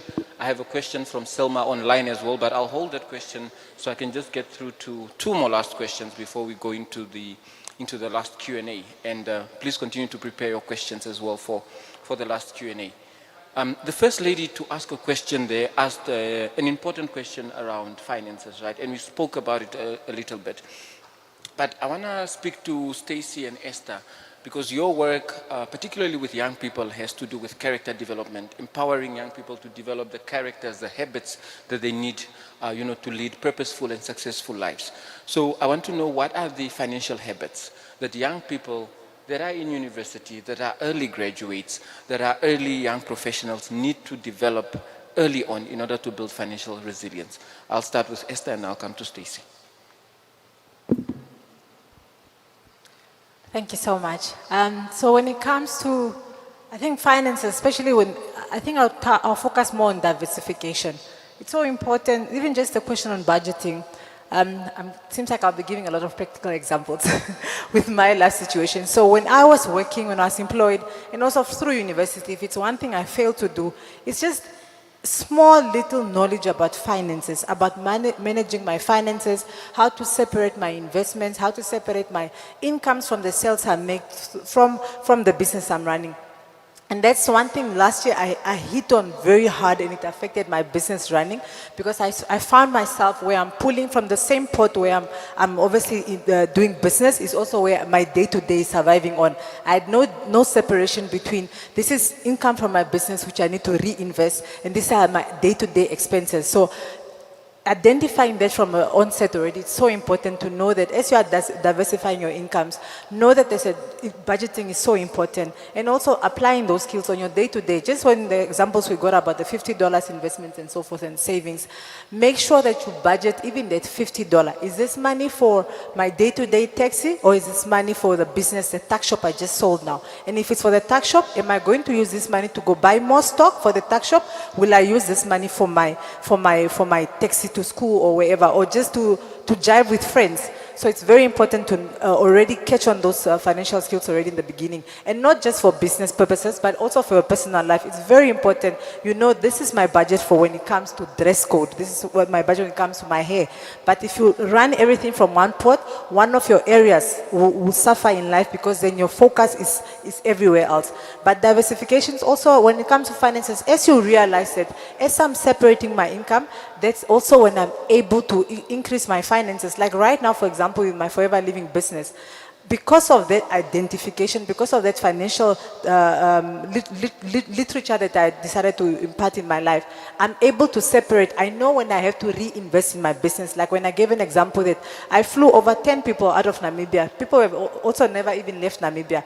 That's all because I've identified this is business money, and if I want results, I need to reinvest in the business. So those are part of my investment, my investments on a day-to-day business. When I am out of stock, I don't wait for a client to say, no, I need this. I make sure there's stock available, because I have budgeted stock availability funds for it. So that's something that you can also develop already now. If you are running a tax shop at home, if it's your day-to-day budget, those financial literature are very important and very good. And even I think it also helps with your mental ability, because imagine you're not sleeping because you don't have taxi money. But had you budgeted accordingly, taxi money would not be an issue for you not to sleep. Thank you, Esther. Stacey, how can young people become good stewards of their finances? Good question. 2 points to make here. I love what you say, absolutely agree. But if we turn it down a notch, peel the onion layer a bit more, I think it's very important to understand what money is. Saving, budgeting, all of that, it has its place. But there's a more fundamental issue. What is money, and what can it do for you? For me, money is an enabler. Money is a tool. So don't be scared of money. Don't be scared to make money, because at the end of the day, and I love how you spoke about purpose, because for any one of us, 90% in this room, if I ask you why aren't you doing what you're supposed to do, the first answer will probably be money, right? I don't have money, there's no access to money, la-di-da. But I need you to understand that money is a tool. Money is an enabler. It is that thing that if you get it right, will give you access to live a life of purpose. So start thinking about money for the value that it gives you. If you have money, you spend less time hustling. If you have money, you have more space to do the things that you were created to do. So a last tip that I want to give you today, and I hope you take this home. we're quickly moving away from brick and mortar. You know, your building, etc., those traditional means of making money. The world is changing. The quickest and easiest way to make money is with this thing here. Use your head. Use your head. Not everyone's meant to buy this for $10 and resell it for $20 and you make it $10. No. Use this thing here. Start thinking about creating solutions for people who have the problems you have answers to. It's got no overheads, it's got nothing. You use this, and you make money. What does that buy you? It buys you time. It buys you time with your family. It buys you time to study. It buys you time to fulfill your purpose. So think about what money means to you and use this to make it. Brilliant. And my last question before I then come to you as the audience. So please prepare your questions and let's get the roving mics ready as well. Just a quick one for Mignon and Fimanekeni.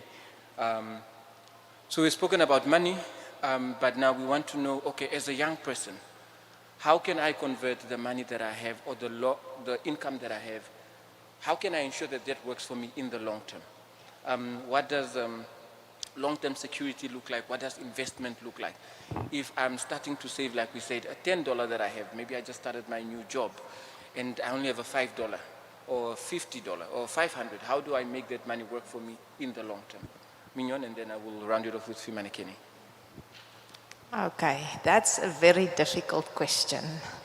So I think money in the long term, it all starts with now, it starts with a goal, and it starts with planning. So ultimately, in the long term, what am I going to use this money for, and what do I need it for? So I think in the long term, you must, for me, it's starting off with the now, you know, like I said, making sure that we've got some emergency funds available. But then we need to start thinking further, you know, how am I using my money for income protection? How do I use my money to look after myself, health, medical aid, and all of that? How do I use my money to really extend into the areas that I want to extend in? So investment is extremely important. Saving is extremely important, but it's also the way in which you invest, the way in which you may use this money to be able to do long-term investments. I always say you make sure that when you invest in something that you understand what you are investing in, that you are investing for a specific goal, and that what you want to achieve, you will be able to get that through the type of the investments that you made. So there's lots of different things we need to invest in, and it's not just money in the sense of spending money, starting a business, being entrepreneur, but it's in spending money on yourself, on your health, on your wellness, spending money into education, into learning, spending money into, you know, helping others. So there's lots of different aspects in which you can spend money, but investing is crucial, and making sure that you invest in the right platforms, in the right things, when you start having enough money that you feel that you really want to invest. Excellent. Fimanekeni? So that was a wonderful answer, and I'd just like to add to it a little bit.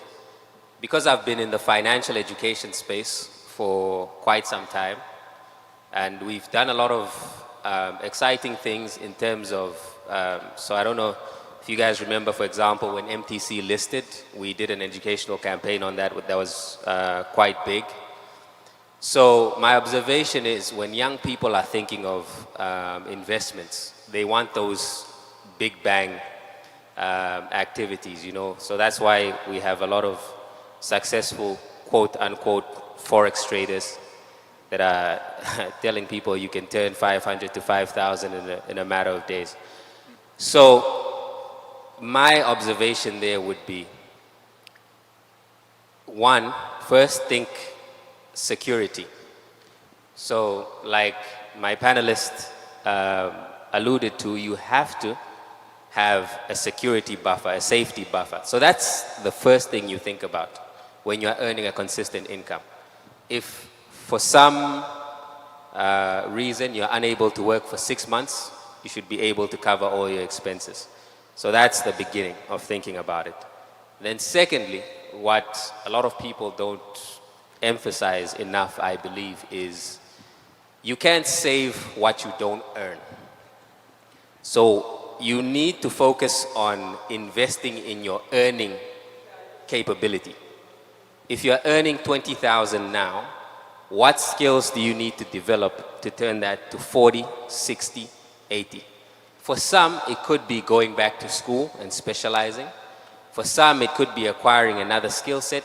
So whatever that is for you, that's your next investment. So once you invest in your capacity to earn and you max that out and you're getting comfortable, you need to start thinking about things that can earn you money without you having to be active. Because you're a human being, you have limited time.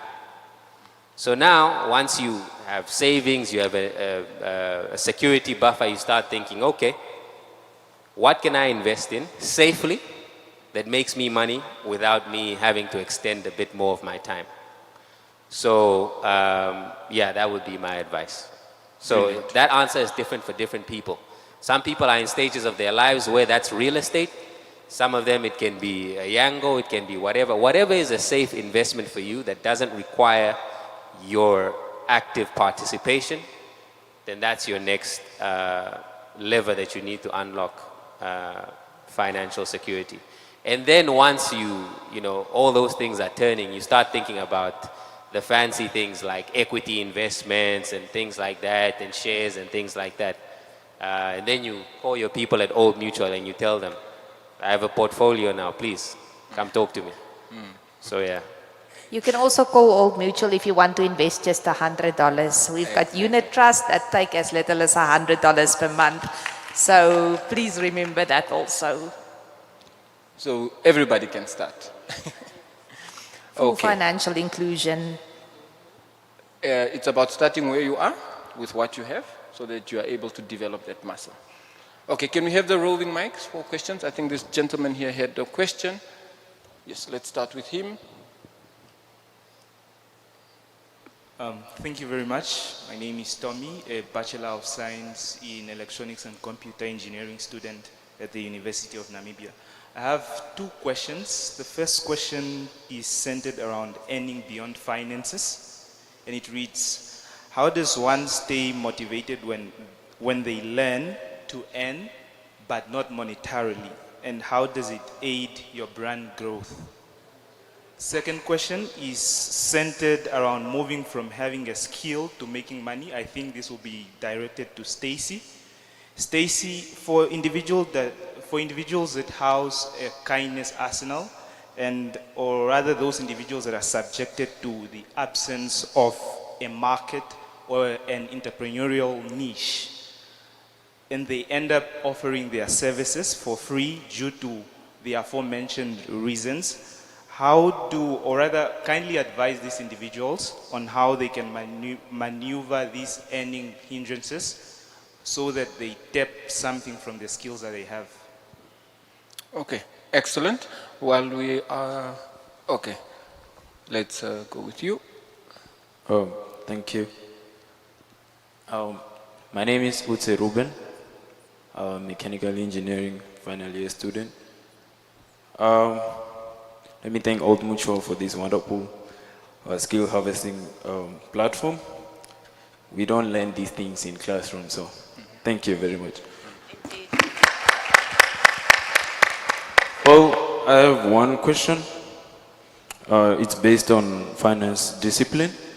So I don't know if the challenges were the same back then when you guys were at the same age as us. You know, we are facing a very, very high pressure of driving the golfs, the rush of quick money. That's why if you go to the bettings and stuff, you'll find them, we are there, full. So how does a youth stay focused and financially disciplined to, I don't know if betting and also quick money is an investment, that I also don't know. How do we avoid these things? Because all we are doing is losing money and not earning money. Thank you very much. Excellent question. We have one on this side. Yes, the mic is there. Yes. Good morning, everyone. My name is David Panki, and I'm a student here at Hifikepunyapoamba campus. And I'm also a small business owner. So I have two questions, And my first one goes to Miss Stacy. So I want to ask, is it better for young people to focus on saving first or investing first when they start earning? And my second question is, what are the first financial systems a small business should put in place to avoid collapsing? Thank you very much. Okay, thank you. Let me just take one question from online and then I'll give the speakers an opportunity. So Selma Hambelela Alwendo asks, what role does networking play in securing financial career opportunities? How can character development influence career success? So we have had a couple of questions.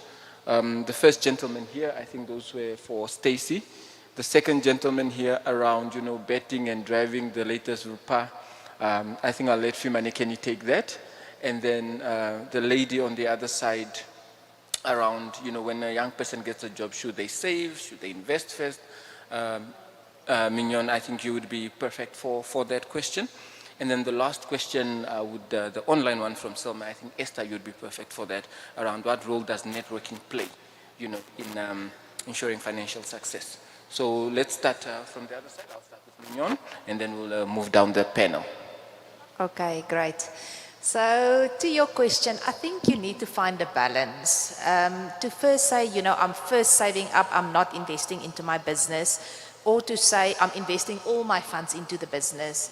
You're never too sure as to what the outcome will be. So my advice to you will be to really find the balance as to where you can save for when you really need the funds and then reinvesting in your business. There needs to be a fine balance, and it's also important for you to evaluate your business to see where am I at, what type of injections does my business need, and what do I foresee in the future I will need. So I think it's very important for you to understand your business, to have a clear plan of where am I driving this business towards, and then looking at your finances to see how can I split to make it work for me, as well as being able to develop to earn more from the businesses that I run. I think it's very, very important, and it's something that even in the big corporates we speak about, is the expense management. So we want to have all these things, and we always think it's nice to have this. It's nice for someone to manage our social media. It's nice for someone to, do this for us. But to really try and take as much as you can to do in the beginning yourself, save that money, and then really start as you grow to develop, to spend more money on those type of things.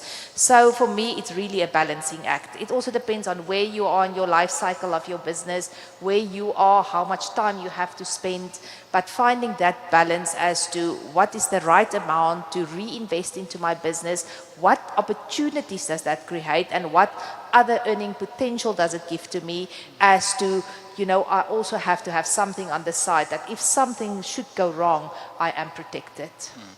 Thanks, Mignon. Fimanikini, the pressures that young people face. The iPhone 17 Pro Max just dropped. Everyone wants to have it. How do they navigate that? Well, I'm glad that the young man mentioned sports betting, because I hate sports betting. I'm not even going to lie to you. And what it represents. I understand why it's so successful in Namibia, because like I mentioned, being an entrepreneur, you're almost on the forefront of what you're mentioning, right? And I had options, and I still have options in terms of jobs and perhaps building a life that looks a certain way and socially is more acceptable. So I'd say the most effective way that I've used and I've seen to work is by being deliberate about your network and surroundings and the people that you surround yourself with. That's the most sort of effective way, because as human beings, we require feedback mechanisms. We're social creatures. You want gratification. You want other people to tell you you're doing well. And so if you're surrounded by people who only acknowledge you're doing well by doing something as reckless as going to go get a sports car when you necessarily you can't afford it, then obviously those are going to be your measuring yardsticks. So for me, it was surrounding myself with the right people people who are long-term oriented and being very deliberate about it. Because like I said, you know, with social media and things like that, you have to be sort of almost commanding and say, okay, this message is coming from here too consistently. I have to cut this out and only focus on the people that I aspire to be like and surround yourself with those people. Because if you try to sort of go it alone, I don't think it's going to be effective. Eventually, those social pressures will crush you. You'd rather just create the right type of social pressures around you by being deliberate about who you listen to, who you're around, who you follow. And those, in the long term, will serve you best. Excellent. Esther, on networking. Maybe you can just repeat the question again? Yeah, the question was around, give me a second, what role does networking play in securing financial career opportunities, and how can character development influence financial success? Okay, thank you so much. I think especially when it comes to character development, it's good because obviously then you become an integral person, you become disciplined, you become consistent. So people see this lifestyle of yours, they are able to view how you really started from the bottom to somewhere. So because of how the authenticity of all that. So when it comes to how network marketing plays a role, I think it's important, just how Fimanikani mentioned earlier on, that you need to scrutinize is this business legit? I think one of the contributors for me to even become a forever business owner was the fact that this is not just a company that was started two years ago or so, but it's a company that's been existing for 47 years. So that already for me was a tick. It's a company, when you go to the BIPA website, it's registered in Namibia. So its legal credibility is also there. It's also a company where I've seen different testimonies of people's lifestyle changing from being a security guard to becoming a millionaire because of this business. And not only them as an individual, but they are impacting lives. So network marketing is important because, like I said, it's advancing, but at the same time, you need to ensure that you evaluate the credibility of the business. With that, even right now, Forever Living, when I get my payment on the 15th of each month, because we get paid 4 times a month, and on the 15th is where we get the biggest bonus. So in that bonus, I'm able to evaluate, I am getting, for example, I'm getting 40,000. And in that 40,000, I'm only not getting it because I sold products, because it's a product-based company, but also because I'm mentoring a team. I get paid for just mentoring people. That's what the business does. I get paid as an incentive which is called the Forever to Drive. It's an allowance where I get a monthly amount, because a monthly amount, I can choose to either buy a car or I can choose to pay off loans or whatever I want to do with the money. So I'm able to really credibly evaluate this money that I'm getting on a monthly basis. Where is it coming from? How am I contributing to it? And that's why it's important when you're advancing in network marketing or any digital platform that you would want to advance in, see the credibility of it. If it's something that will open up today and then Bank of Namibia will flag it tomorrow. So those are things that you need to consider, which is very important. Excellent. And last but not least, Stacy, our first gentleman here. Thank you. Can we role play? Because I want to disprove something. What's your name again? Sorry? Tommy. Yes, I remember your name. Tommy, you introduced yourself to us today quite well, right? You greeted and you acknowledged us and you carried on to ask your question. Is that something you consider a skill? Being able to be hospitable and greeting properly? You assume so? Good. Next question. Do you love to keep a record of things? Do you write, when your assignments are due or what you need to be doing next week? Are you that kind of person?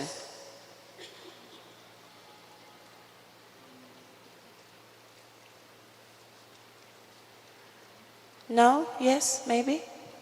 Sometimes? From the academic point of view, Yeah. no. No? No. Okay. Okay, then you should start. But that's besides the point. What I'm trying to say is this, that your premise was that what advice do I have for someone who doesn't have an immediate market or not exposed to, an immediate way of making money, right? That was your question. Plus individuals that are, I would say, annoyingly kind. Annoyingly kind? Yes. Oh, that's lovely. Okay, let's park it right there. Can I shock you?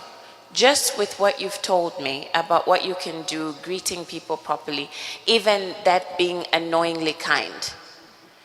2 weeks ago, a friend of mine who lives in the UK, she's Namibian, but she's moved to the UK, sent me a message and she said, friend, I'm trying to invest in the Airbnb business, but I don't have anyone to manage it. I need someone that can open, close, check in clients, make sure the cleaner is there. Do you need a degree for that? You don't. No. What am I trying to say? The Airbnb business here is booming. If you're standing on the sideline saying there's no market, if I were you, I would start checking Airbnbs in Namibia. Do you need help? I'm here. I can help check in your clients. I can help make sure your Airbnb is clean very quickly. I met another founder last week. She's a venture capitalist. She said, Stacey, my business is growing. I'm drowning. I need a virtual assistant. Do you know what that is? It's an assistant that works remotely. I need someone to figure out my calendar. I need someone that can read financials, and there's a market everywhere. It just depends where you're looking. So this is a tip. This is extra income. My friend is willing to pay money for someone to go and open her Airbnb, check in clients, and make sure the place is clean. It takes you maybe an hour at most. There's extra income that you can save. So start thinking outside of your box, because there's opportunity somewhere. Awesome. Thanks, Stacey. I know a lot of you guys have questions, but we need to round up the panel. However, the speakers, all of us will be here the entire day. So, during lunch, grab the speaker, ask all the questions that you have. So, speakers, like I said to our audience earlier, for the last outro question, I'll need you guys to make it short, sharp, and what was the last one? Straight to the point, exactly. So we want young people to walk away with practical tips, right? So this is not necessarily a summit for motivation, although you can walk away with motivation. We want you guys to walk away with practical steps that you can do in the next week, in the next month, in the next year to improve your learning and earning capacity. So speakers, and I'll start with you, Stacey, here. What can young people do? One practical step that the young people in the room that you perhaps haven't mentioned, what can they do to move closer to earning, to move closer to stability, to move closer to growth while building their formal careers and their educational careers? 2 things. I've mentioned one already. Build value around your name. Please start there. If there's nothing you've heard from me today, start being obsessed about the value of your name and figure out what are those tangents that you need to sort out to start building value around your name, because that is what will open doors. That's what makes you credible. That's what makes the world want to deal with you, because you've been able to build value around your name. Stop taking your name carelessly, please. Don't take your name as any casual thing. Your name is your actual credibility. That's what you're left with. Protect it, guard it, build value. Number 2, figure out what problems are in your community and find a solution. You might need to start by not being paid. That's totally fine, because what you're gaining is experience. But the time will come that because of that preparation, an opportunity presents itself that you can make money. So stop being narrow-minded and small. I'm just here to learn. I'm just here to study. You're doing yourself a disservice. Start thinking and looking around. Go on social media. What's going on in the north? What's the governor saying? What's who saying? Find a problem and be a solution to it. Brilliant. Esther? Thank you so much, Sam. So for me, just adding to what Stacey said, especially when it comes to problem solving in a community, keeping in mind that as much as you are studying, as much as you are a student, also remember that the book of Ecclesiastes is very clear about us increasing our ventures. It's not just education-wise, but also skill-wise. What can you do with that? For example, if you like to bake, use that baking skill, identify 5 people, 5 households where you'll be supplying fake cakes every morning for their kids going to school. You already start making small fees. Identify a skill. What do you like on social media that you can also make an income around it? So that's very important to already ensure that the small things that you like doing, if it's public speaking, you like having talk shows, during weddings, offer your services. Can I introduce the people coming home? Can I do things like this? This is how you polish your skills. If it's dancing, sign up for dancing competition, practice your skills. That would help you, not just focus on qualification-wise, but at the same time also really, really polish your skills, which is so key and important. I think for me, the next 30 days, identify something in that area or something that you love so much on a spare time, but try and create it to be value addition. Nice. Fimanikeni. That's phenomenal advice. And I think a lot of what can be said has been said. But if there are two things I'd like to add to what my fellow panelists have said, is one, this is not the market for pride. It's not the market to be prideful. Sometimes in order to get yourself in the door, you're going to have to do things that you maybe feel are beneath you. There's nothing that's beneath you. Get yourself in the door, get yourself learning as soon as possible. So this is not the market for pride. The second one, this is not the market for shy people. Shyness, closed mouths don't get fed. I promise you. There are a lot of you in the crowd today who want to ask questions, but because you feel like, maybe I don't speak the right way or something, and I know you are in that crowd, you want to ask questions. I promise you, the people that were brave enough to ask the questions, those are the people that are going to get ahead. So if you're shy, leave that at home. It's a brutal, relentless market. So this is not the market for pride, and it's not the market for shy people. Force yourself to do uncomfortable things to get yourself to where you're going to go. Because I promise you, it's a lot more uncomfortable when you leave things to chance. Very, very well put. And to round it off in style, Mignon. Great. So I think for me is, do you know what's your purpose?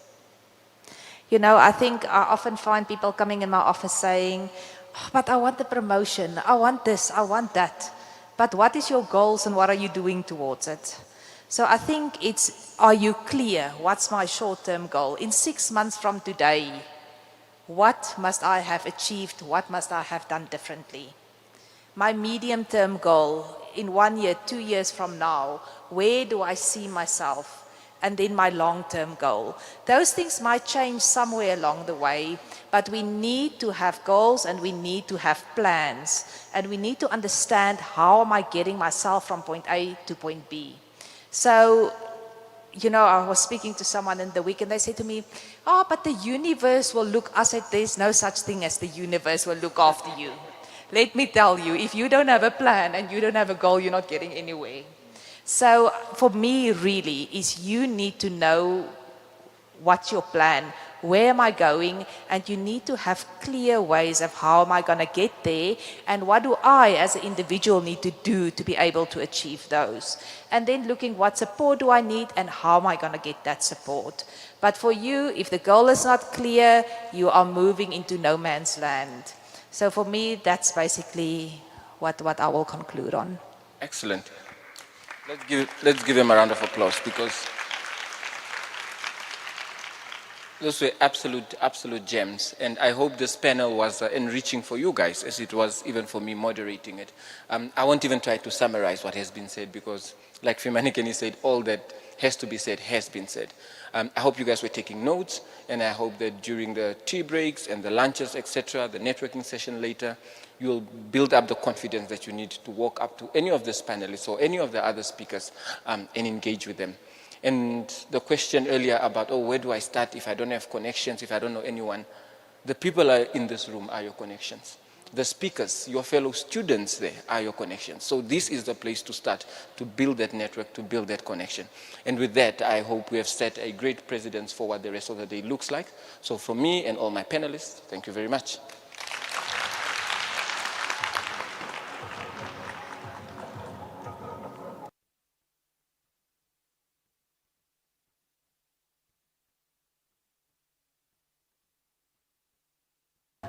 Thank you so much. Thank you. Well done. Amazing as always. Ladies and gentlemen, let's give them another warm applause. Woohoo! Amazing stuff. This is what Old Mutual Foundation Youth Indaba is all about. And I love those questions coming through online. We will, as they come on, we will attend to them. and also just make sure that we keep record of them. So for everybody watching from anywhere else in the world, welcome to the 3rd edition of Old Mutual Foundation Youth Indaba. I see some of you are getting a bit tired, but hang in there. We've got lunch coming soon. It's on us. And then we want you to come back in and engage in the rest of the sessions. But before we get to that, let me just remind you what's on the program still. So next up, we're going to invite 3 more speakers, but individually. Lisa Matomola is going to touch on career identity, very important for us, and especially when it comes to workplace readiness. Am I ready? What are those psychometric tests required by many employers? And then Priscilla Hasselman is going to touch on the psychology of things. I think from one of the questions earlier, there was the word coming out of, mental wellness and the stress that we undergo. So we're looking forward to when Priscilla Hasselman takes us on a journey of emotional intelligence and being business ready.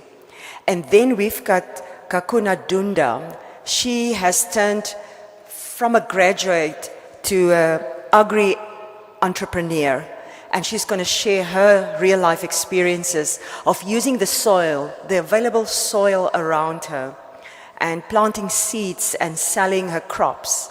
And I'm hoping that we've got some passionate agri-entrepreneurs in the room as well, or future agri-entrepreneurs. I see that big smile there in the corner. Fantastic. You are in the right place. And after these 3 sessions, we're going to pull the first winner of 10,000 Namibian dollar voucher. I'm calling it a voucher. We're not giving you the cash. We're going to give you an opportunity to say, I want to study this course paid off, or maybe you owe UNAM some money for your studies. We'll use the $10,000 towards your education so that you don't have to stress about it anymore. Okay, so if you're in the hall, it means your name is in this box. You better start praying.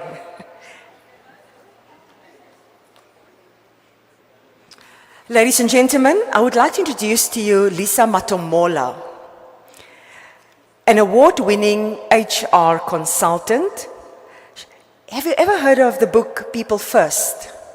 Show us with indication of your hand, People First. Impressive. She's the author of People First. I think just after COVID, she launched that book, I remember. And she has over 15 years of experience in talent management, organizational development, and workplace culture transformation. In other words, the employers call her and ask, is there somebody suitable to come work in my business? So you need to make sure that she has access to your information. Because Stacey asked us earlier, will you be prepared when that moment arrives? So if there's an employer, sometimes they don't want to go to the newspapers. They go to Lisa and her company and look for people that's on her database. So, like I said, she owns Hito HR, and she's also the CEO of the Institute of People Management of Namibia.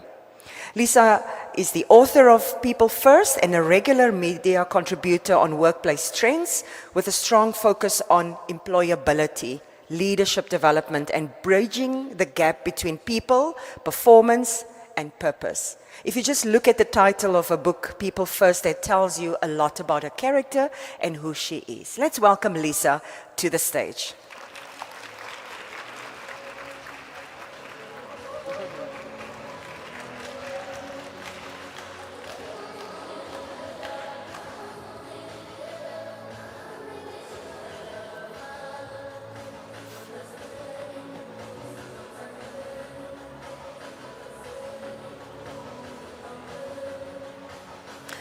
So while we're waiting on Lisa, she went for a jog this morning. She's also a keen runner. I don't know if we've got runners in the room. How was your morning jog, Lisa? Thank you, Marisa, for that introduction, and Old Mutual for the invitation. I was part of the first Old Mutual Youth Indaba, and it's good to be back. I was supposed to be part of the second one, but unfortunately I was out of the country, and I chose to get a roaming mic because I like connecting with the audience. I'm a training facilitator, and because I'm a runner, I cannot stand in one position, so just bear with me. Maneno po nawa? Omuli nawa? Okay, so thank you for having me. I'm going to change, I have a presentation, but I'm going to change what I'm going to talk about. Of course, you get the slides because most of the stuff in the slides, the panel already covered. So please give them a round of applause because they were amazing. And I also want to give you a compliment. You dressed for this event. So thank you for putting effort. For somebody in recruitment, one of the things we often say is dress for your job. So you dress for the occasion. So for that, I'd like to acknowledge that you really look amazing. So today I'll be talking about career identity, workplace readiness, and psychometric. But I will share my own story because some of the questions that have been asked really align with my own personal experience. And I'll tell you my story, and you can choose whether it's a good story or it's a story that can inspire you. It's a story that can change your life. It's a story that perhaps in your career journey, you might find yourself on this path. And I also share a bit, maybe in terms of how did I become the IPM CEO. If you know Mr. Timmy Kanjo, he is the founder of IPM Namibia, and he's been CEO for 13 years. And at the 13th conference, he actually stepped down. They advertised for the position, and there wasn't somebody that actually put up. And I wasn't keen. And he said, would you like to be IPM CEO? And I said, because my former boss used to say, rise to the challenge, Mona Lisa. He used to call me Mona Lisa. He passed away. And I want to say to you, when you get that opportunity to shine, you shine and you rise to the challenge. So about 6 years ago, or 5 years ago, I worked at PwC Namibia. How many of you know PwC? Okay.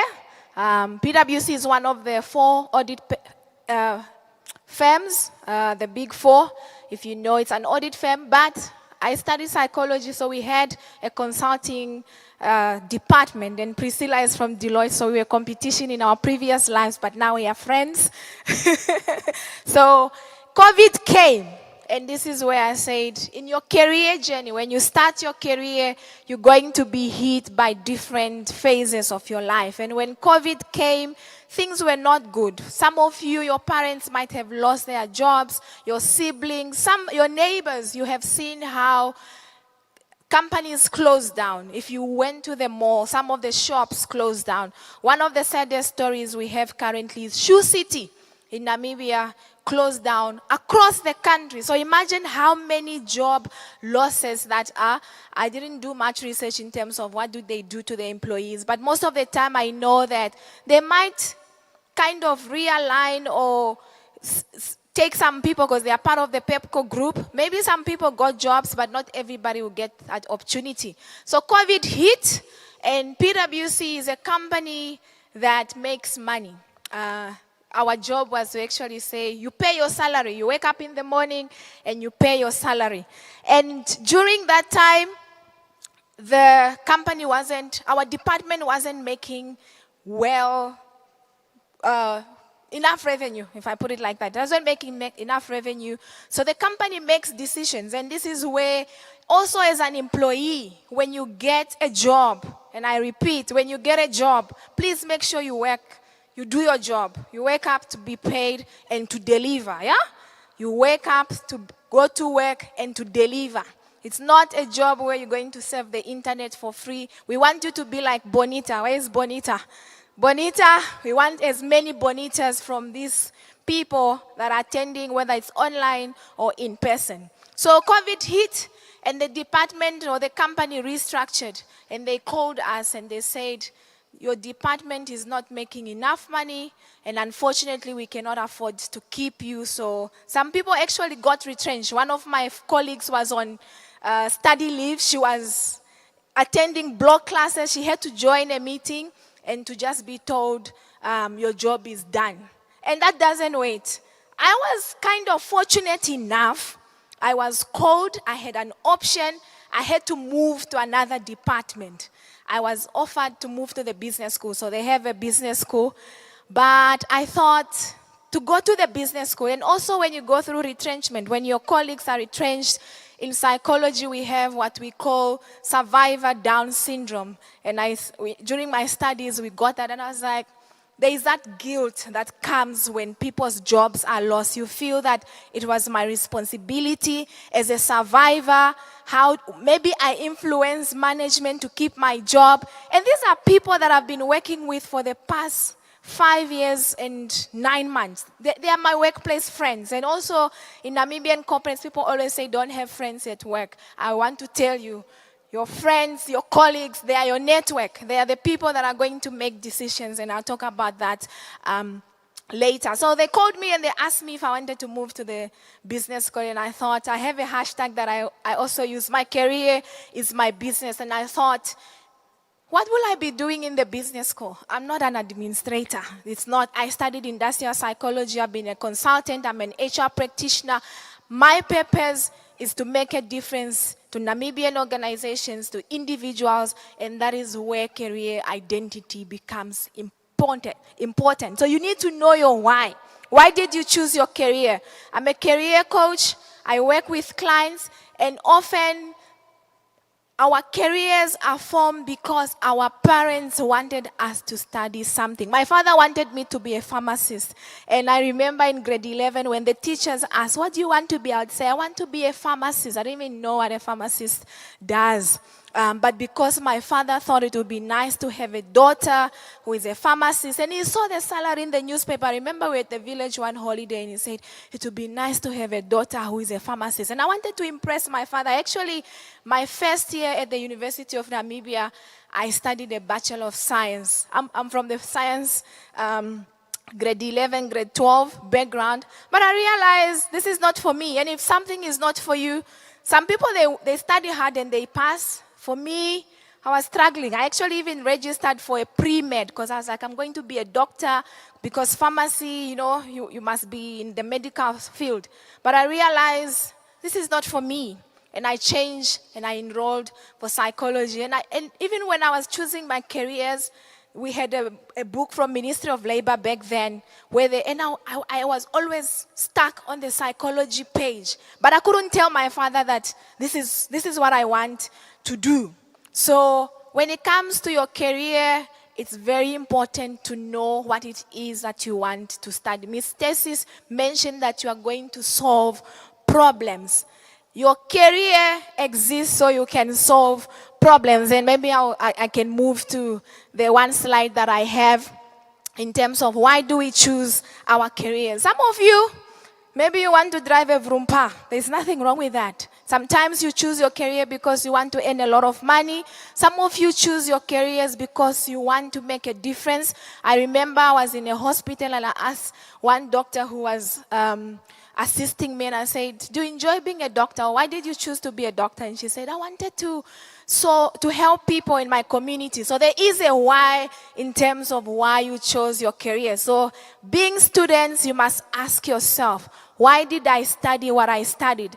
At times, some of us come to university, and I've seen it as a student myself, because you want your friends to be with you wherever you're going, you study what your friends are studying. But it's not something that you are good at. It's not something that you enjoy. It's not something that you do. So your career identity cannot be because my friend is studying this, I must also do this. And this is where the psychometric part comes in. So with psychometric, we fit people, especially in the workplace, to the job. But also when it comes to career profiling. I'm not a registered psychometrist. but there are clinical psychologists, there are psychological counselors who are actually registered to administer, even Ministry of Labor, you can do it for free. So if you go to the Ministry of Labor and you ask for an aptitude test, they can administer it and they can fit to say, this is your interest, these are your strengths, this is where you can excel. Because most of the time we choose careers, we're talking about public speaking, but maybe standing in front of a crowd is not something that suits you. But if we put you in terms of behind the computer, give you a spreadsheet, you excel. Most of the time, people choose the wrong careers for the wrong reasons, and it frustrates them. And remember, your career is for a lifetime. Most of the time, but at times also you can pivot. You can start, you can always transition. I help clients with career transition. So for those of you that still want to see early in your career, how does a psychometric assist me? Go to the Ministry of Labor. They will administer it for free. You don't have to pay.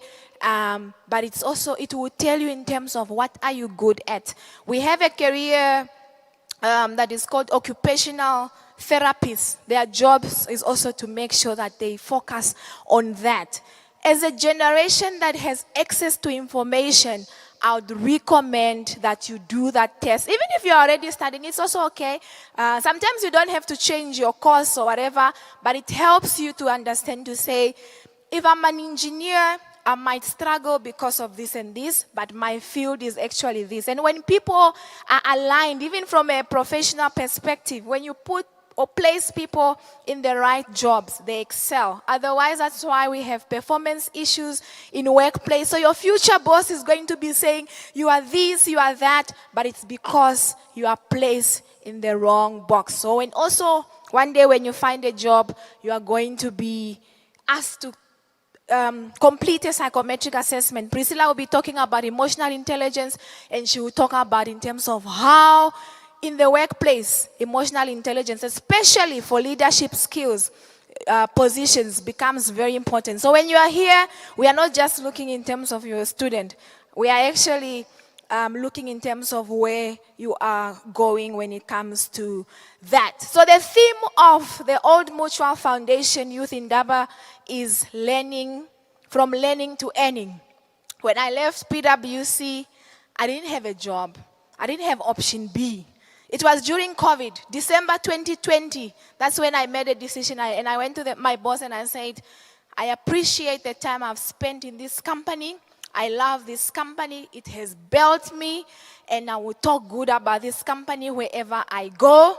But unfortunately, this is where it ends. This is where my journey ends. And he asked me, I remember there was an OD specialist at Nedbank, and he's like, are you going to Nedbank? I didn't have an option. And when I went home, you actually realize, like, oh my goodness, I'm actually out of the job market. I don't have a job. But there are things I did before making that decision. I asked myself, what skills do I have? What have I been doing at PwC? What have I learned?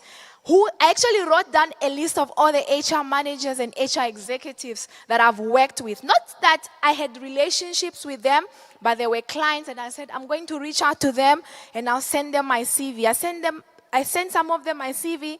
Some of them acknowledged receipt, but no. And I realized in Namibia, it takes about 3 to 6 months, sometimes a year, to get a job. So that's how also the reality in the job market is. Some of you are lucky. When you graduate, you get a job immediately. Some of you might take 5 years, 10 years. I work with clients that have graduated 2017 and they still have not found jobs. I'm not saying it's bad news, but I also talk about what you must do to avoid that, so you prepare yourself in terms of that. So he asked in terms of being annoyingly kind. When I started during COVID 2020, and I realized, what must I do? I have skills. I've been facilitating training. I've been rising to the challenge when the director resigned. So I have skills. I have been trained. And this is where learning is. So also, not everybody, and I like what Phimena Kini mentioned, to say not everybody has to be an entrepreneur. So you can be in the workplace, but just make sure that you are learning. Interestingly enough, this year I'm doing a lot of career coaching, and there's like this desperate need for people to rise to the next level. You just wake up and you want to be a manager, or you want to be the head of department. I actually had a client who is a teacher, and she feels, and when you look at the CV, you're like, girl, you've been teaching for 5 years. What head of department are you looking at, you know? So sometimes it also requires patience. You find that some people's career journeys are quite faster. For some, it takes a bit of time. And my journey is that kind of. My friends were working for big companies, the ONL, some were executives already, but I realized that I was at PwC and I worked with almost most of the companies in this country. And people often, when I left, they thought I had connections and, you know, all those kind of stuff. But I had a network, I had built a brand behind the scenes. So in consulting, there are also opportunities that come.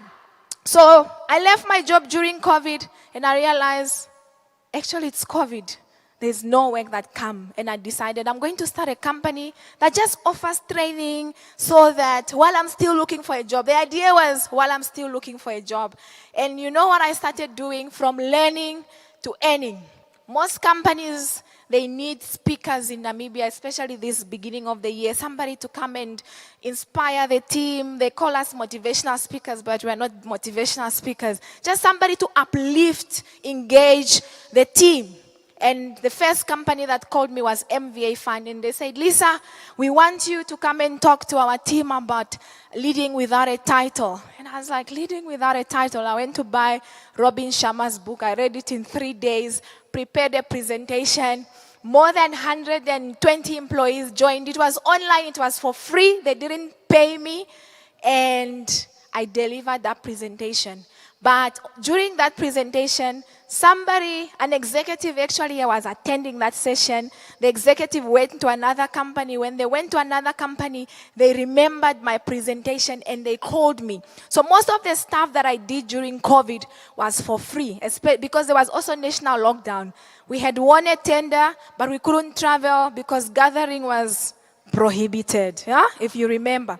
So I was at home all the time, but what I did was post on LinkedIn every day. So if I presented something to a company, I would just present, or I would just share stories about the workplace. So having that skill to communicate. I'm an ambivert, and there's time for me to socialize, there's time for me to be in front of people. So what I'm trying to say is sometimes you create the opportunity yourself.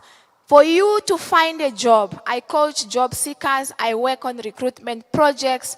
One of the things CEOs, hiring managers often say is that when job seekers looking for jobs, or professionals are looking for jobs, they come, they impress us, they get that opportunity to shine, and they shine. But when they get the job, they drop the requirements. You start coming to work late, so your brand, Sam will talk about personal branding, but in the workplace, your brand is losing that value. You are no longer what you said. So remember, when you get a job, you promise that this is what you are going to do. But most of the time in the workplace, people storming. In Namibia, we say we do what we say. But when you get the job, you stop doing what you say. So what does workplace readiness mean? Workplace readiness means that you are preparing yourself for opportunities. And this is why I said some of the aspects or issues have been touched on by the panel. So you need to prepare yourself. You need to make sure that you invest in yourself. And I can tell you, Namibia is still a very traditional market. People still want you to have qualifications because our policies say you must have a degree when we advertise for jobs, and you must have this. We are talking about skills-based hiring. Qualifications are important, but the skill that you have. Sometimes when I coach people, you find that they've worked for a company for 10 years, but they have nothing to show in terms of that 10 years. If you are a Bonita, you work for Old Mutual for 3 years, and for that 3 years, you have acquired skills, you have showed how ready you are. She was just an intern, but she showed that she was ready. So that preparing yourself for the workplace is how you show up It's about investing in yourself. And if you go for interviews, please read on the companies, make sure that you prepare, and don't be shy, yeah? Don't be shy when you are there.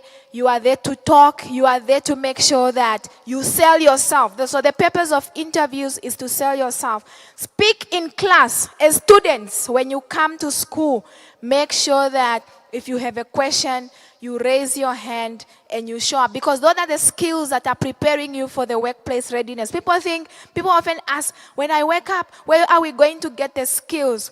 You need to start. Mignon mentioned about volunteering. I'm big on that. I often tell job seekers is that sometimes you have to start somewhere. You volunteer. And the benefits of volunteering is that you get to a network that is there.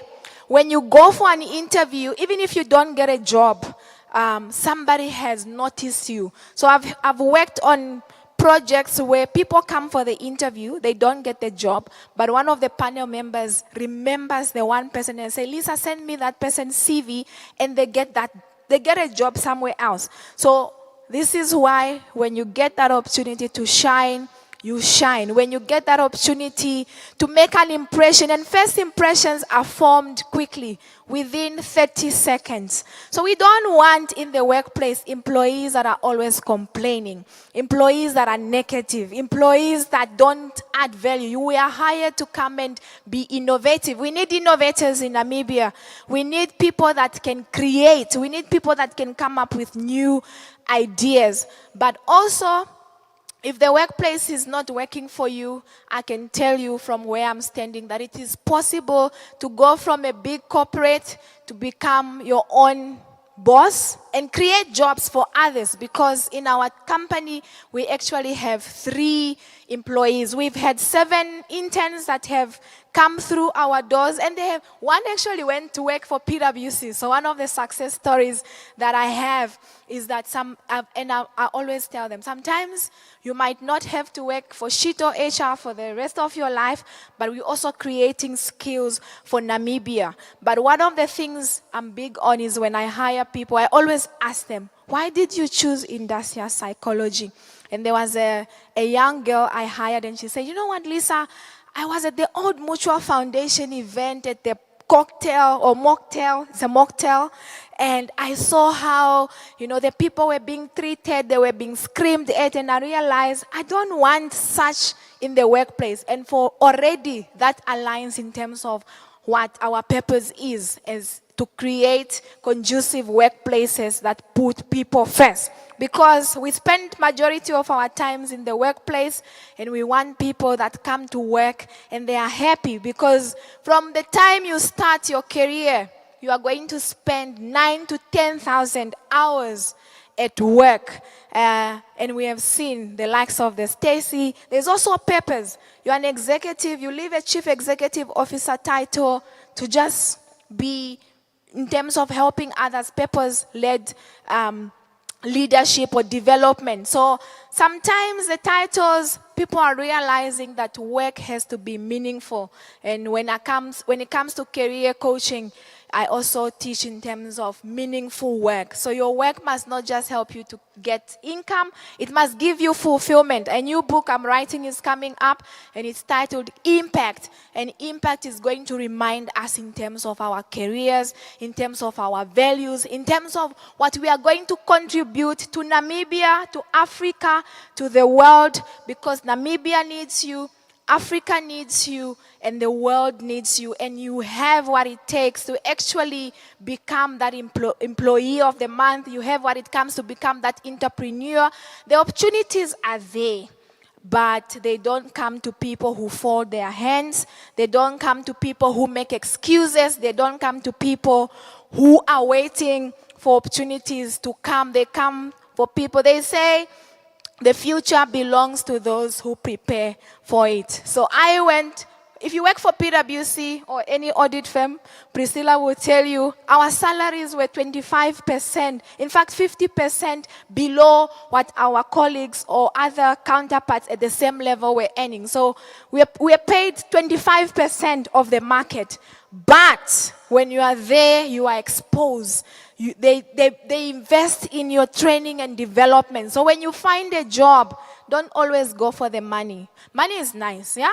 Driving a vroompa is nice. But when you have a skill, when you learn a skill, when you learn how to do something, you go from learning to earning. And in closing, I will share with you to say, when I started Shito HR and Training Consultants, that was January 2021. In June, we appointed an accountant and she went through our numbers and she was telling me that this is where you are now. And I said, this is actually more than what I was earning the whole year. So in about 5 months, I had made enough money compared to a job where I had to work the whole year. So you can go from learning to earning. But when I was at PwC, there was one thing I knew. I also understood that this company pays at this market, but they invest in my skills, their opportunities. Some of the clients actually that I worked with at PwC, they followed me because they also knew that this is what I'm capable of. I was sharing with Priscilla that when I started training, people always ask me, how did you learn to speak so confidently, to speak in front of people? We were not thrown in the deep end. There was always a manager. So the person that you report to is also very important. So when you find a job, the people that are going to be asking you to do stuff, they might look like they are annoying, but they are doing you a favor. Managers that teach you how to do the work are teaching you a skill that will take you from learning to earning. So don't say that it's not in my job description. I know that wellness matters as long as it's realistic, but if there's that opportunity, some of the people are stuck in jobs, career stagnation, because they refuse to actually learn new skills. When opportunities come, they don't put up their hand, and I'm going to say, when you get that job, rise to the challenge. And if you are going to start, if you are a business owner, offer your skills for free. I still speak for free. Anna is here, Anna Kanyemba. For the past 2 weekends in January, the 19th and the 24th, I was running pro bono sessions for about 5 hours, job searching for free. I speak whether it's at churches. Sometimes it's exhausting. You know, people will invite you in Namibia and they tell you we don't have a budget. But you know what I do? I say, rise to the challenge from learning to earning. But now I'm at a point where if somebody calls me and say, Lisa, we want somebody to come and speak, I say, I don't speak for free anymore. Yeah? Because I've went from learning to earning. But I don't normally say that. There's a professional way of saying. I say, this is how much it's going to cost. So it's possible for you to make that dream. So in closing, I want to encourage you to work hard, to tell you that people that get hired are not the most qualified. And people that get promoted are not the most technical people. It's people that have what we call soft skills, the communication skills. You have to be agile. It's a very fancy word. Every company talks about agility. You have to be adaptable. So when things change, you have to move. You also need technology. Yeah? I often see people complain about AI and all this kind of stuff. But when I'm sitting here, somebody can book a coaching session with me. I don't have to be picking up my call and say, hello, I'm not available. They just go to the link. So technology is also part of us, and use it ethically, because I know sometimes as students we might abuse the AI that is in there. And from learning to earning, our company, this week we announced an e-recruitment system, because we also realized our recruitment projects were becoming a lot. The team needed to work sometimes extra time, but we are also big on well-being, because Shito is a Japanese word for people, and the reason this company was named Shito is to avoid people from dying from workplace stress, because in Japan there's a word they call karoshi, because people work long hours and all that kind of stuff. So we had to remind ourselves to say, what's our purpose? And you know, what's fascinating is one of our team members was actually the one who said to me, Miss Lisa, they call me Miss Lisa, and I try, they say, call me Lisa, but they say, Miss Lisa, I think we should also get a recruitment system and do this. And even with our marketing, if you go on our company, you realize that we have changed in terms of branding. So they will also say, if it's Independence Day, we must also create flyers. And these are things sometimes I don't think about, because for me, I'm like, I just want to show up and train. But for them, they see the opportunity. And I realized I did not hire salary collectors. So if you want to be in terms of workplace readiness, don't be somebody who comes to collect a salary. Be somebody that contributes to the company and somebody that's improving the way the company operates. And our e-recruitment system, so one day when you apply for a job in our company, we will be able to keep your CV. There are jobs that are not advertised. So at least we say 80% of jobs are not advertised. And it's because newspaper adverts are not cheap. And for companies, they've realized that if you have other companies, there's what we also call headhunting for your most senior executives. So also work hard. Don't just be a junior employee. Work hard so that even when you're not looking for a job, Lisa can call you, or any of Lisa's team can call you to say, we have this job. And when there's that job, you can ask, how much? Or you say, this is how much I want. So you want to build yourself to be at a place where you don't look for jobs, jobs look for you. And that is what we call workplace readiness. So please, thank you. You can go from learning to earning. And also don't just focus on the big corporates. I know I'm at Old Mutual Foundation, but you can start small and then you gradually, because sometimes when you start at big companies, you get stuck. You get used to the money. Sometimes the big corporates pays you a lot of money and you want career progression. Because of your salary, you might find yourself that, I cannot go and work somewhere else because my salary is high. So money is nice, but also make sure that you are growing. Some people, they realize that their friends are becoming to be their managers. So if you work somewhere else, you started together, somebody else comes and they're supervisor, and you find those employees that become resistant. So my assignment is that from here, I want to hear success stories. I want to be part of a team from Shito HR and Training Consultant that is going to say, we met at the Old Mutual Youth Foundation in Indaba, Old Mutual Foundation Youth Indaba in Ongwediva, and now we are recruiting you. So please make sure that you have a CV, you have a LinkedIn profile, so connect with me at LinkedIn. Sometimes I offer free sessions, so follow me, whether it's on TikTok, Instagram. I give those sessions and I share in terms of what must you do in the workplace, what are employers looking for, and what makes you a standout applicant, because you need to be a standout applicant. Build relationships with your lecturers. The people that work at Shito, it's not people that I didn't advertise for jobs. Some reached out, some were referred to by the lecturer, and there's one thing that they did. They didn't stop. They would email me. So also when you send an email, sometimes people will not respond to you, or they will acknowledge receipt.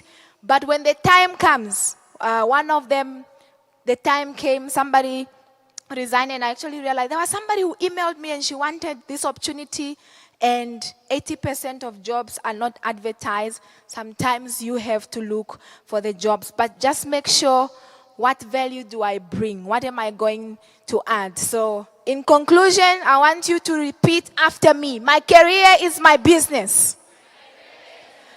When I get an opportunity to shine, I will shine. I will go from learning to earning. I can and I will. Thank you.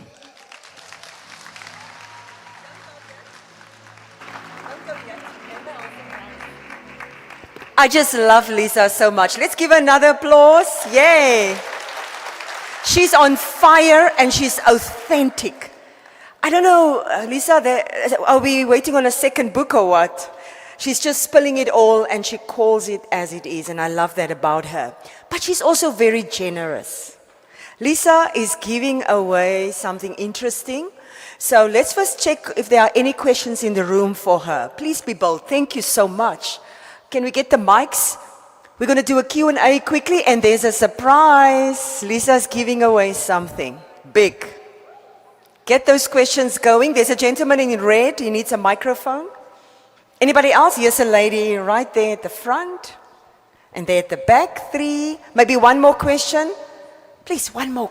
Quickly. This is the time to shine. He's shining. Okay, so 1, 2, 3, 4. Let's start. She's going to start at the back. Just introduce yourself. Thank you. My name is Munjangi Elise, a second year at this campus, and I'm majoring in biology and mathematics, secondary level. Good day, Ms. Matomola. Good afternoon. Nice to meet you. Okay, nice to meet you too, ma'am. Earlier on, it was said that you are the author of People First. Okay. Firstly, I would love to thank you for your insightful session. And my question is, I'm an aspiring writer and I have been working on a collection of poems. I would like to ask, how can one go about publishing a book, especially when financial resources are limited and one is unsure of where to begin? Thank you very much for that good question. And because you asked that question, you are going to get a free coaching session. So we'll talk about how you can write your book in the session. When I started, because People First was actually Lisa, pause. Repeat that part. What will we do in your free session? We'll talk about how you are going to publish your book.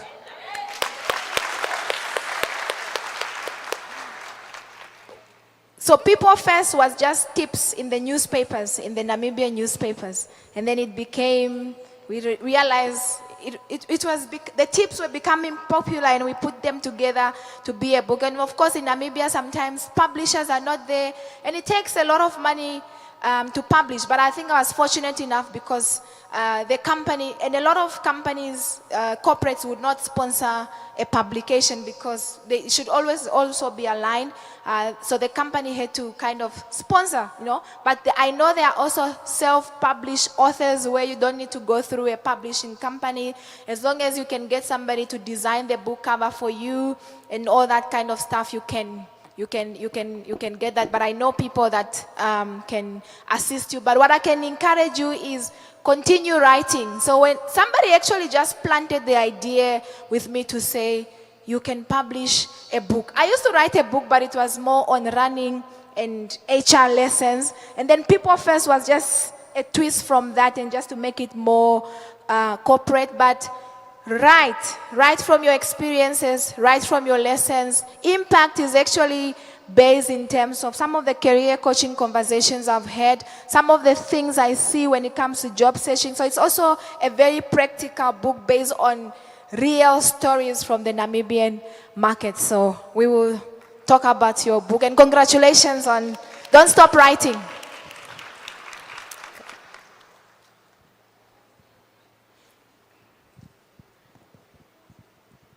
Good afternoon, Ms. Lisa. Thank you very much for that insightful presentation. I'm Zoan, a student from the University of Namibia Engineering Campus, and I have two questions actually. The first question is, how can young people draw the line between workplace resilience and tolerating a toxic workplace? And my second question is on the psychometric test. So I do understand that people take the psychometric test and then they get their results, and then from there on they can choose which career pathway they want to take. So how can young people interpret this psychometric test results without limiting their potential? Thank you. Thank you very much, Zoen. And because you have asked two beautiful questions, you get to get a coaching voucher as well.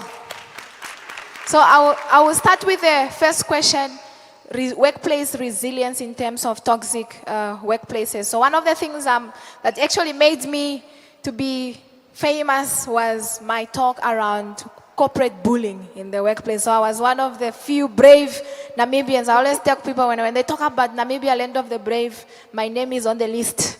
So I started talking about this conversation or this topic that a lot of people were shying away from. So I'm an advocate of creating people-first workplaces, conducive workplaces that put people first, rehumanizing workplaces. But it's not a secret that there are workplaces where the work environment is not the best. But also from my experience as a consultant, I've realized the people that create toxic work environments is us as human beings. It's who you report to. I've been to companies where you meet the one department, everybody's happy, they have Friday brides, they get along, they love their manager. You go to the one team, you are like, am I in the same company? So one of the things I always talk about is that we must emulate the Woolies experience, Woolworth, yeah? Whether you are in Oshakati, whether you are in Tumeb, the experience is the same. All they ask is, would you like a basket, ma'am? So it's about the leaders, and that's why we develop leaders, so that we can teach them in terms of what is a great workplace, how do people live the culture in terms of that. But sometimes you find yourself in a toxic work environment. It can be traumatic to you, it can have an impact.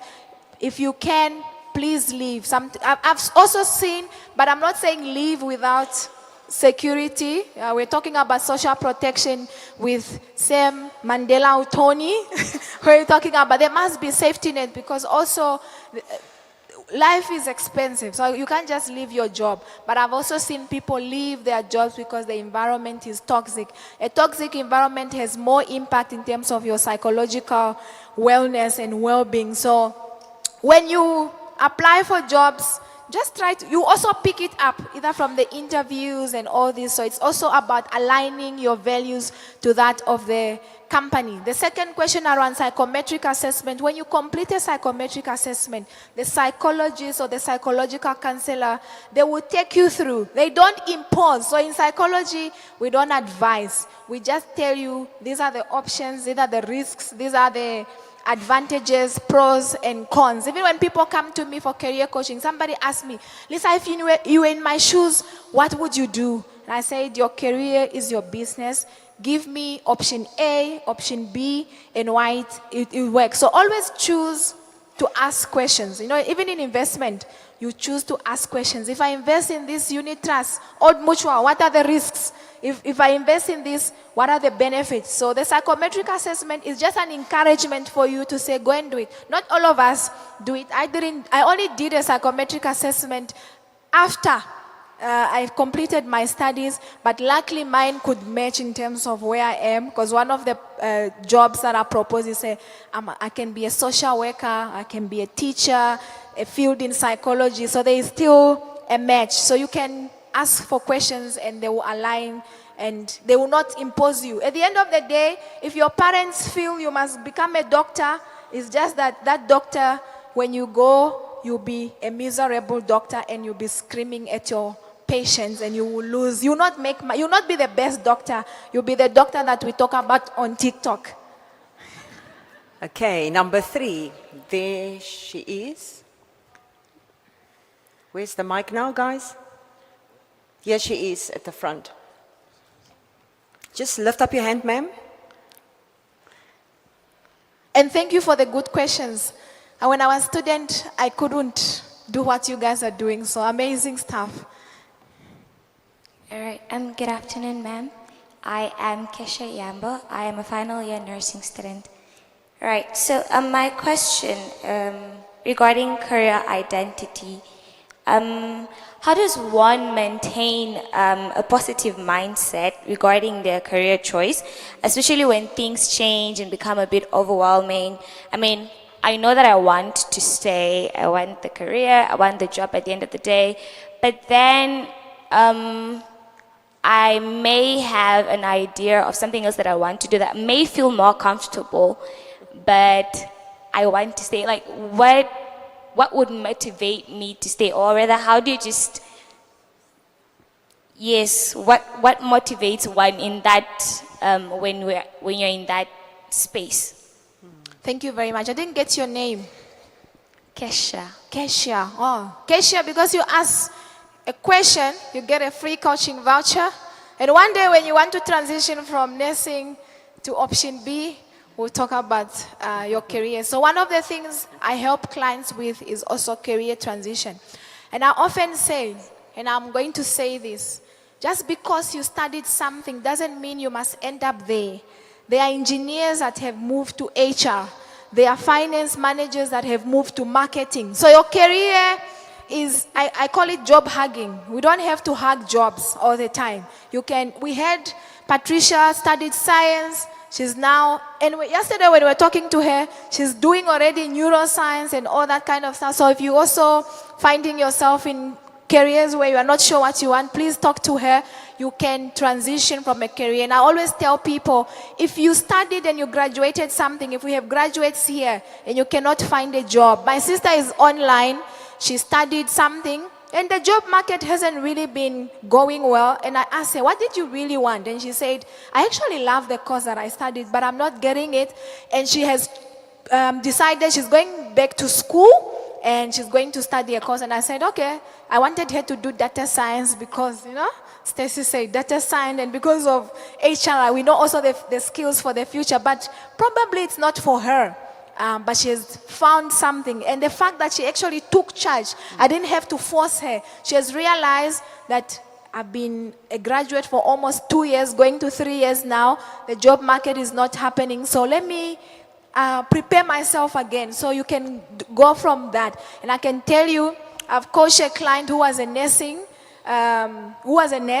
or nursing graduate. She's now a legal advisor in a company. One of my mentors, Miss Florencia, she studied nursing, she studied psychology. She's one of the best HR executives that we have, leaders. She occupies some of the best boards. So you can study marketing and you can become something. Just don't wait for 10 years. One of the things I see people is they realize too late. So one of the disadvantages is that you have the qualification, but if you don't have the experience, this is where we talk about skills-based hiring. And don't be obsessed just because you studied HR and you're not finding a job. Don't be obsessed with that HR. You can become something else. Become a social media manager. So if you're very good at content creation, you have seen even the new job. So also keep yourself up to date. What are some of the emerging skills that are happening? I have a friend of mine, he's a software developer, but he bakes cakes. So sometimes you can also leverage in terms of that. You can do both business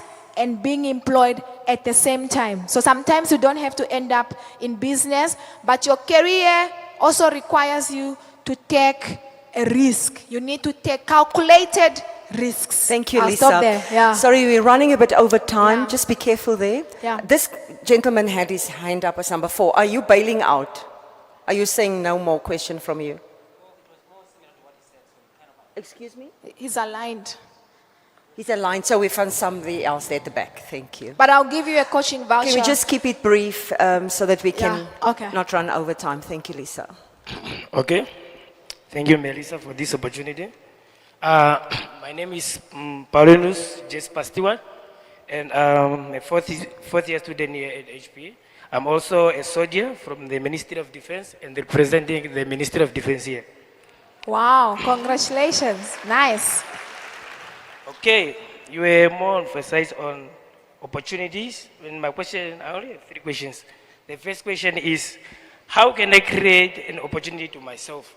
And the other thing, and how can I prepare myself for these opportunities according to my interests? And lastly, to what trigger will I acquire these skills at my workplace? Okay. Thank you very much. I'll keep it brief. I've coached over 1,500 clients for interviews and careers. And because you asked that question, I'll give you a coaching voucher and we'll help you prepare for those opportunities. Do we still have more questions? No, we're done. We're going to wrap it up. There's a gentleman, I want him to rise. He does CVs. Please do. Stand up. He was one of the first people when I shared the Old Mutual Foundation coming to Diva. We're actually meeting for the first time, but I could recognize him. So if you don't have a CV, he charges very reasonable Minimal. prices. So make sure that you get in touch with him. He's based here. He also does interview coaching. He has a flyer. And thank you for showing up and being here. And I'll give you a mentorship coaching session for your business. So thank you. What is his name? I forgot. Is it Armando? The name? Your name? Adriano. Okay. Adriano. So follow him on LinkedIn. He also shares posts in terms of job searching and the workplace. Thank you. Let's give Lisa a warm applause. Yay. So we've got 2 more sessions before lunch, and based on your question that came out earlier, one of our audience members, in terms of just the psychological side of it, we've got somebody in the house this afternoon, is it still afternoon? Morning, that can assist us with understanding and unpacking how we can, apart from just the technical skills, the qualification, the entrepreneurship, what do we do when it comes to emotional well-being, as well as our mental health and self-awareness? Allow me to give you a bit of a summary of who Priscilla Hisselman is. She's the founder of Sela Transformation, and she's also an ICF certified transformation coach with over 16 years of experience in organizational change, strategy, and human capital development. She has a background in organizational psychology and change management, including nearly a decade of Deloitte Consulting. She partners with leaders and professionals to navigate transitions, build confidence, and align mindsets with purpose. So Priscilla's work focuses on bridging organizational strategy and personal transformation to enable sustainable performance and long-term growth. So for the lady, the nurse, a student that needs to navigate from one career to another, this is typically the type of conversation we want to have with Priscilla. Let's welcome her to the stage. I want to encourage you to pay close attention. We've got a big surprise at the end of her session as well. Thank you. Good afternoon, everyone. It's an absolute honor for me to be here. Thank you to Old Mutual for this opportunity. But it's an honor because I get to speak about a topic that I'm personally very excited about. But before I get into that, what I'm going to ask all of you is just to stand up to your feet. We've been sitting for way too long. And then I want to invite you to ask the person next to you this question. Are you feeling uncertain about the future?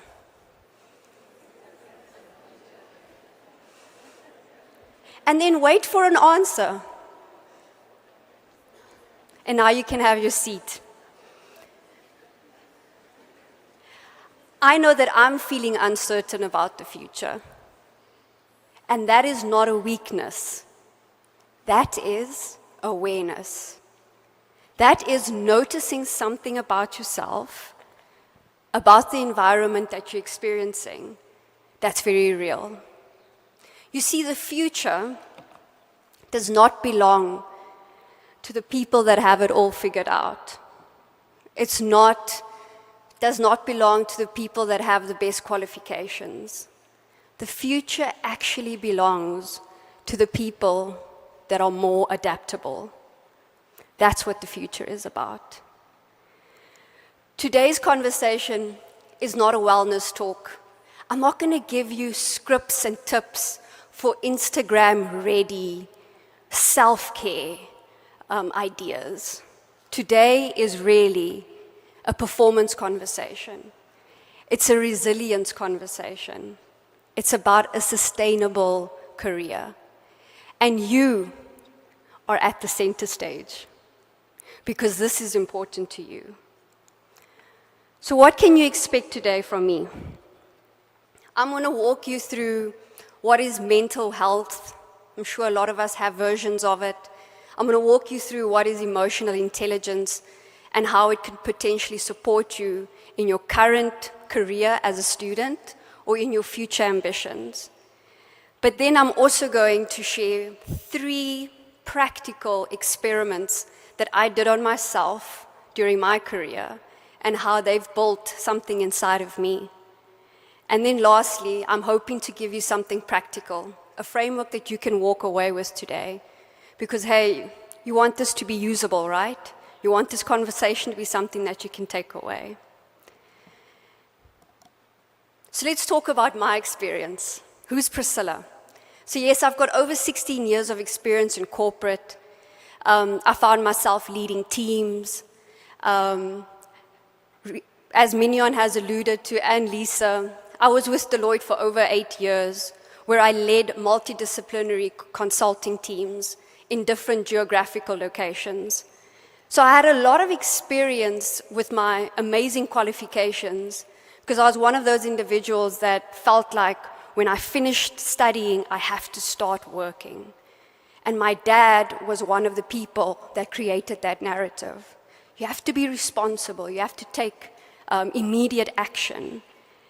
And so, interesting enough, all these voices and all these people started creating interesting identities or interesting labels that I would put on myself. Corporate was interesting. Corporate was amazing. Corporate taught me many things. But now as an entrepreneur, I get to dig deep into that well of the learnings that I got there, and I get to run my own business on my terms and on my values. So here are a few early experiments that I had. The first one was, I used to believe I'm not a morning person.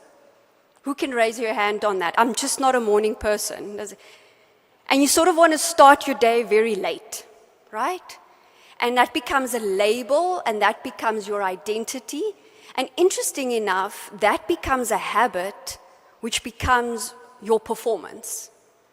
And the experiment that I ran was I told myself at a certain point in time that I am a morning person. And I decided to adopt that thinking pattern. And what it ended up doing was it changed my habits. I woke up earlier. But what was really striking to me was when my colleagues started sipping on their coffee, I had already started doing deep thinking. And can you see, this is the point. The stories that we tell ourselves about ourselves quietly shape the results you produce. So what story are you telling yourself, and how does that connect to the career that you want in the future? Another experiment, and this one sort of caught me off guard, was a very uncomfortable moment where I realized that my mood was fluctuating, my energy kept dipping, and my patience was very short. What I realized that I wasn't just managing timesheets, revenue, client demands, I was managing my sugar levels. And this is a very important aspect for having a sustainable career, is becoming awake to what you're eating and what you're consuming and the impact that it has on your life. I had to make a very deliberate conversation with sugar because what it did was my energy kept dropping. I kept getting very irritable with my clients, and I wasn't stable enough in moments that were very important. So I learned that I could make small changes in order for me to show up more stable, more confident, more reassured. And then lastly, the third experiment in my career is mindset. So yes, I'm a qualified, internationally qualified coach, and I speak a lot to people about their lives. But most of the time, our conversations are around mindset. And a mindset is how you see the world. It's how you perceive it. It's what color it is. It's how you walk into conversations and opportunities. And so what I had to do, because I suffered from a lot of self-doubt, a lot of moments of pressure, and transition was very hard for me. And so what I started telling myself is that I can do hard things. I said it so many times that I convinced myself to quit my job and start my own business. Because, hey, Priscilla, you can do hard things. And that's the power of a mindset. It's the mindset that gets us to going into the areas and in the spaces that we feel we can't. That mindset carried me. And today, I am an entrepreneur. Does it scare me? Very much. Is it fun? Yes. Is it all smiling? No. But boy, is it worth it. But you need something. You need some kind of internal system that's going to carry you when the going gets tough. And this is the truth. Learning isn't enough. Your skills, your degrees, your beautiful introductions or titles, they are purely potential. They are not guaranteed performance. And so if we are at the point where we've obtained a qualification or we've landed a certain job, it's our ability to navigate the uncertainty that's really going to make our careers sustainable. So can you see how that mindset comes into play when things get hard? I have to dig deep, not into myself, not externally. The leaders that I coach are often looking for reassurance from outside and not from inside. And as you start in your career, as you start in the world of work, what a better time to start looking internally and building your internal system before the going gets tough. So here's the reality. Clients don't pay for talent. They pay for consistency. They pay for reliability. Employers don't just hire you for knowledge. They hire you for those very same things. They want you to be consistent. They want you to be reliable. They want you to be adaptable. And that is how you build a sustainable career. So what is mental health? And I'm sure if you whip up your phone now, I don't know what your favorite AI tool is, you're going to get tons of definitions. But for me, from my perspective, mental health is a dynamic internal equilibrium under pressure. My dad and I went walking on the beach in December in Swakop, and we were staying on Langstrand, and there were these ships, somewhere in the ocean. And we were talking about how still it looks when you look out to them. There's no storm, there's no current. The ships are just sort of chilling in a really good way. And my dad and I started talking about ships, etc. And there's this English term that says to keep an even keel. And at the bottom of each ship, there's this steel plate that helps the ship stay up even though they're in a storm. And this is what mental health is for us. It's our ability to keep an even keel because the world is changing so fast. That's the only way we're going to stay upright. When we look at mental health, it's not just about avoiding stress. It's your ability to work under stress. It's your ability to work under pressure. So it's really about getting to the point where you can feel the endurance and you are able to have a conversation with yourself and say, hey Priscilla, this is tough, but you've got it. You can do hard things. Now let's look at emotional intelligence. I believe emotional intelligence is your superpower. You're going to be like, hey Priscilla, but this is soft stuff. I want the hard stuff. This is the power skill. Having emotional intelligence is your ability to perceive your own emotions. That's why some of you felt very uncomfortable when I asked you to ask your neighbor, how do you feel about the future? Because it's going to a place where you might not be fully comfortable talking about. It's really about understanding what those emotions mean, and then most importantly, being able to manage your reaction. So classically, when I'm talking to people, or especially my coaching practice about emotional intelligence, you sort of have the picture of the boss that's screaming at someone, thinking like they don't have emotional intelligence. But the emotional intelligence is the silent things that happen inside, but then the way that it shows up outside is the screaming or the physical side of it. But emotional intelligence is really an invitation for us to manage ourselves more effectively, but also to manage the relationships that we're in. So emotional intelligence, from my perspective, it's the tool for mental health. And emotional intelligence is something that you can build. You can learn how to become more self-aware. You can practice self-awareness. You can practice how you interact with other people. And you can become more professional in the way that you do things. And through that process, you build mental health, which is stamina. So for ease of reference, let's call emotional intelligence adaptability, and mental health stamina, the ability to sort of keep yourself upright when things are going hard. But now I want to zoom out. I want to talk about post-COVID.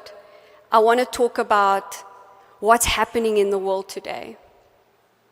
I know artificial intelligence has been peppered in some of our conversations today.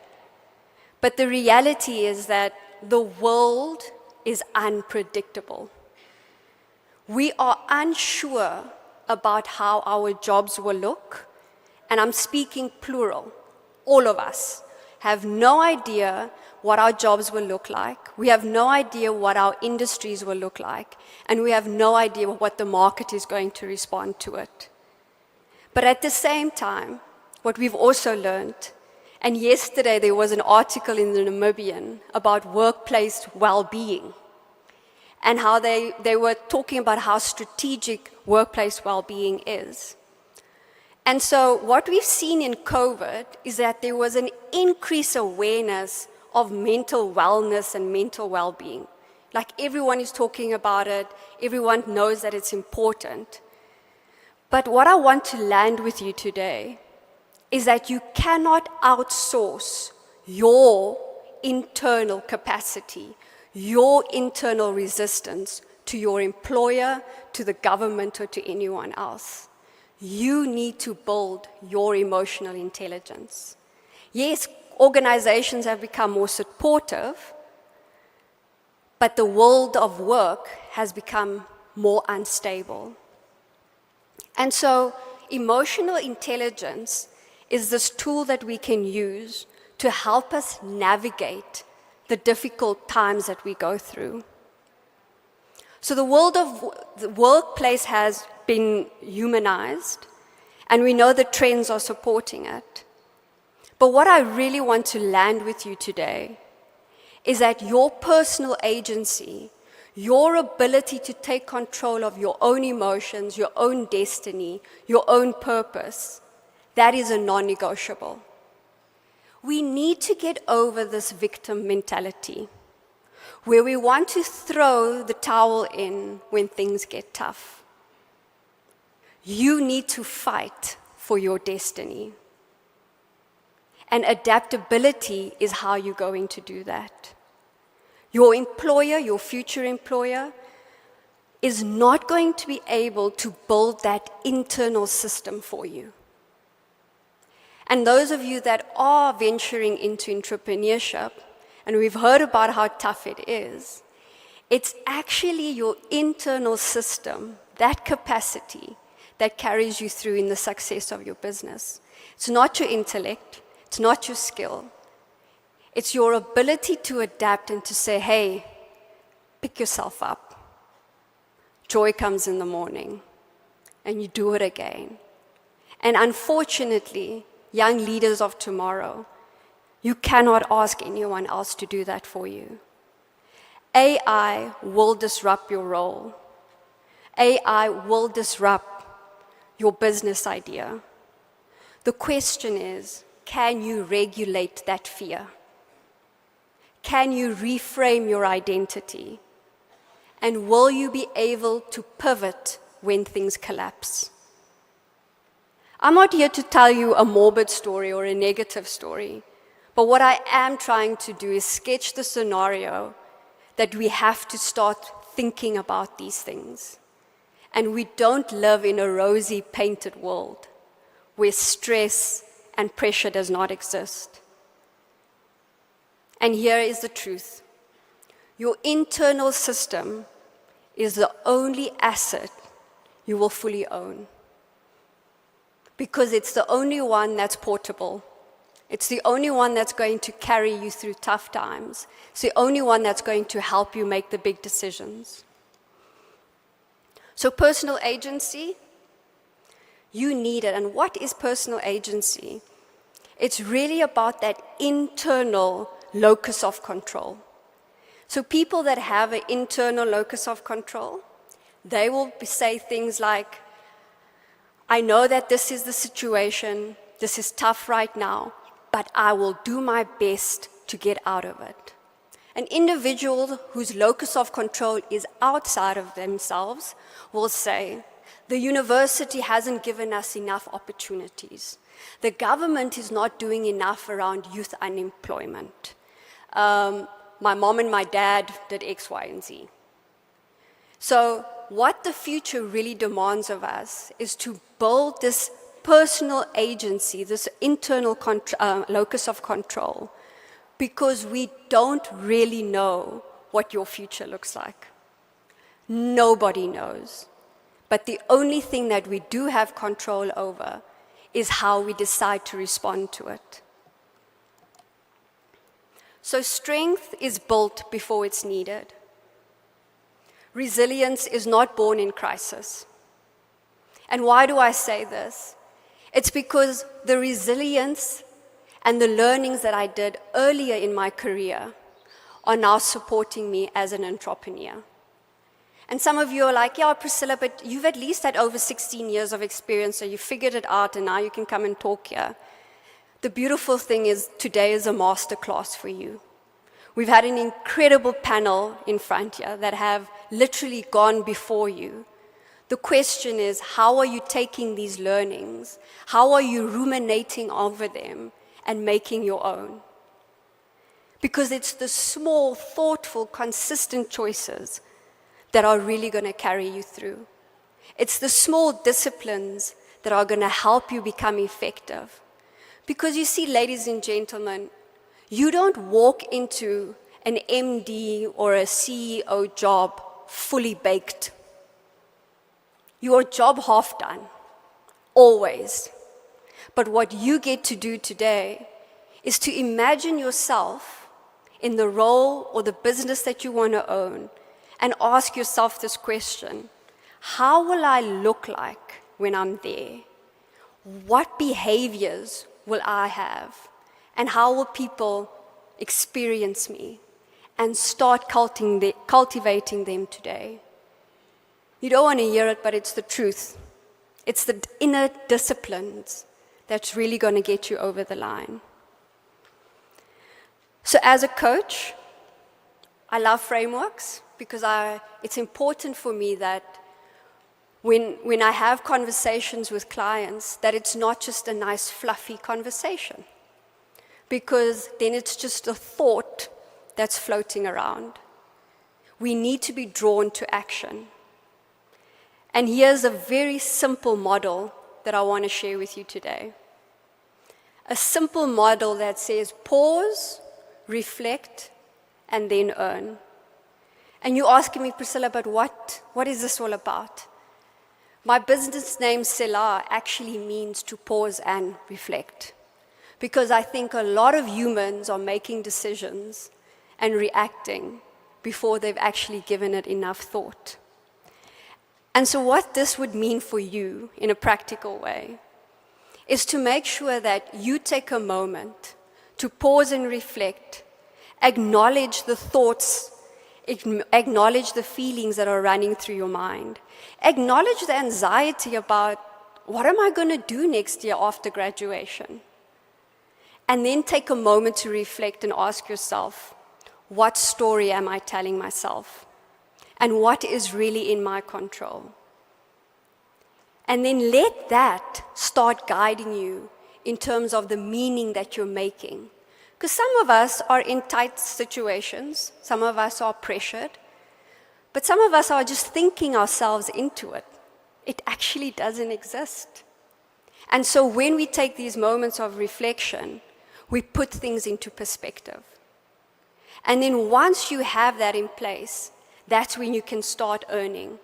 That's when you can start introducing the sustainable habits for meaningful progress and performance that lasts. So in a nutshell again, remember we said mental health is stamina. It's endurance. It's being able to pick yourself up and try again. Emotional intelligence is adaptability. It's the ability to notice what's going on inside of me, pausing, but then also taking full audit of what's going on around me and then making intelligent choices after that. When they come together, that's when we get resilience, employability, career sustainability, and leadership readiness. So we cannot fast forward our resilience. We cannot microwave our stamina. It's something that we'll have to do over and over again, pause, reflect in order to earn. Because we are not noticing what we're actually experiencing. So I want you to try this practical experience. I still have some time. What emotion are you feeling right now about this conversation, about your sustainable career or the sustainable future that you're trying to build? And maybe jot it down for those of you that are writing.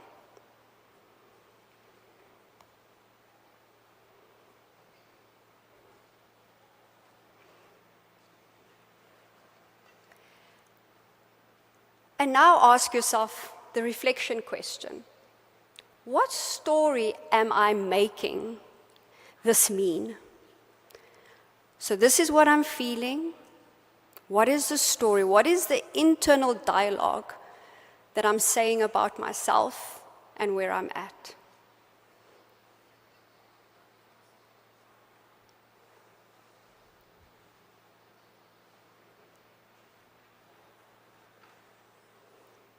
And now I want you to earn your seat.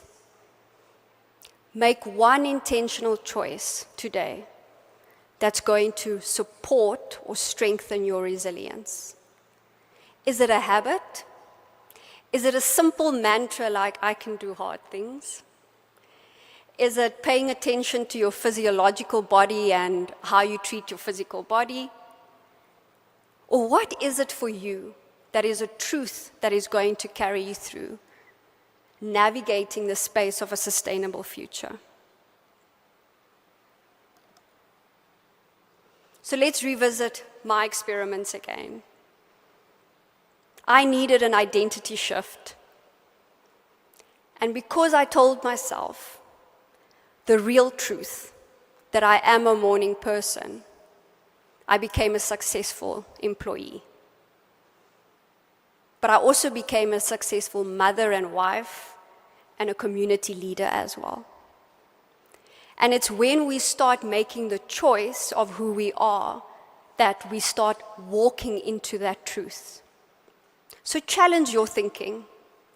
Challenge the thoughts and the things that you say about yourself around your employability, around how this job market looks, around how AI is going to take your job or not, whatever it is that you mulling over, and build some cognitive discipline that's going to get you out of it so that you can be stronger. Remember my awareness of sugar? It's really helped me. I remember when I was at university, I met my husband at university, and I told him one of the introductory lines was that I get hangry. Who knows that term? Hangry. When you're angry because you're hungry. And at that point in time, I didn't know that my sugar levels were that sensitive.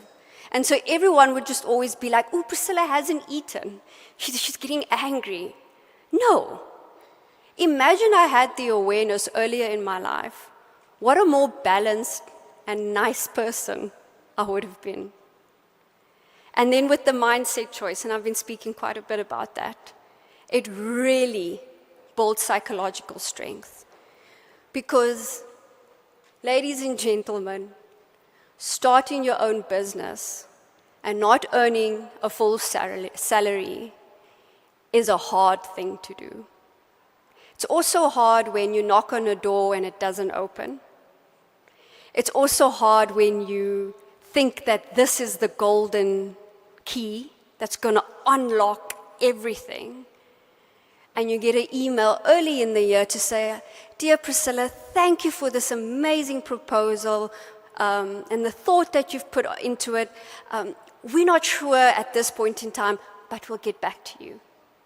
They don't say when they'll get back to you. They don't say how long you need to wait. But the reality is you need to pick yourself up and say, hey, Priscilla, you can do hard things.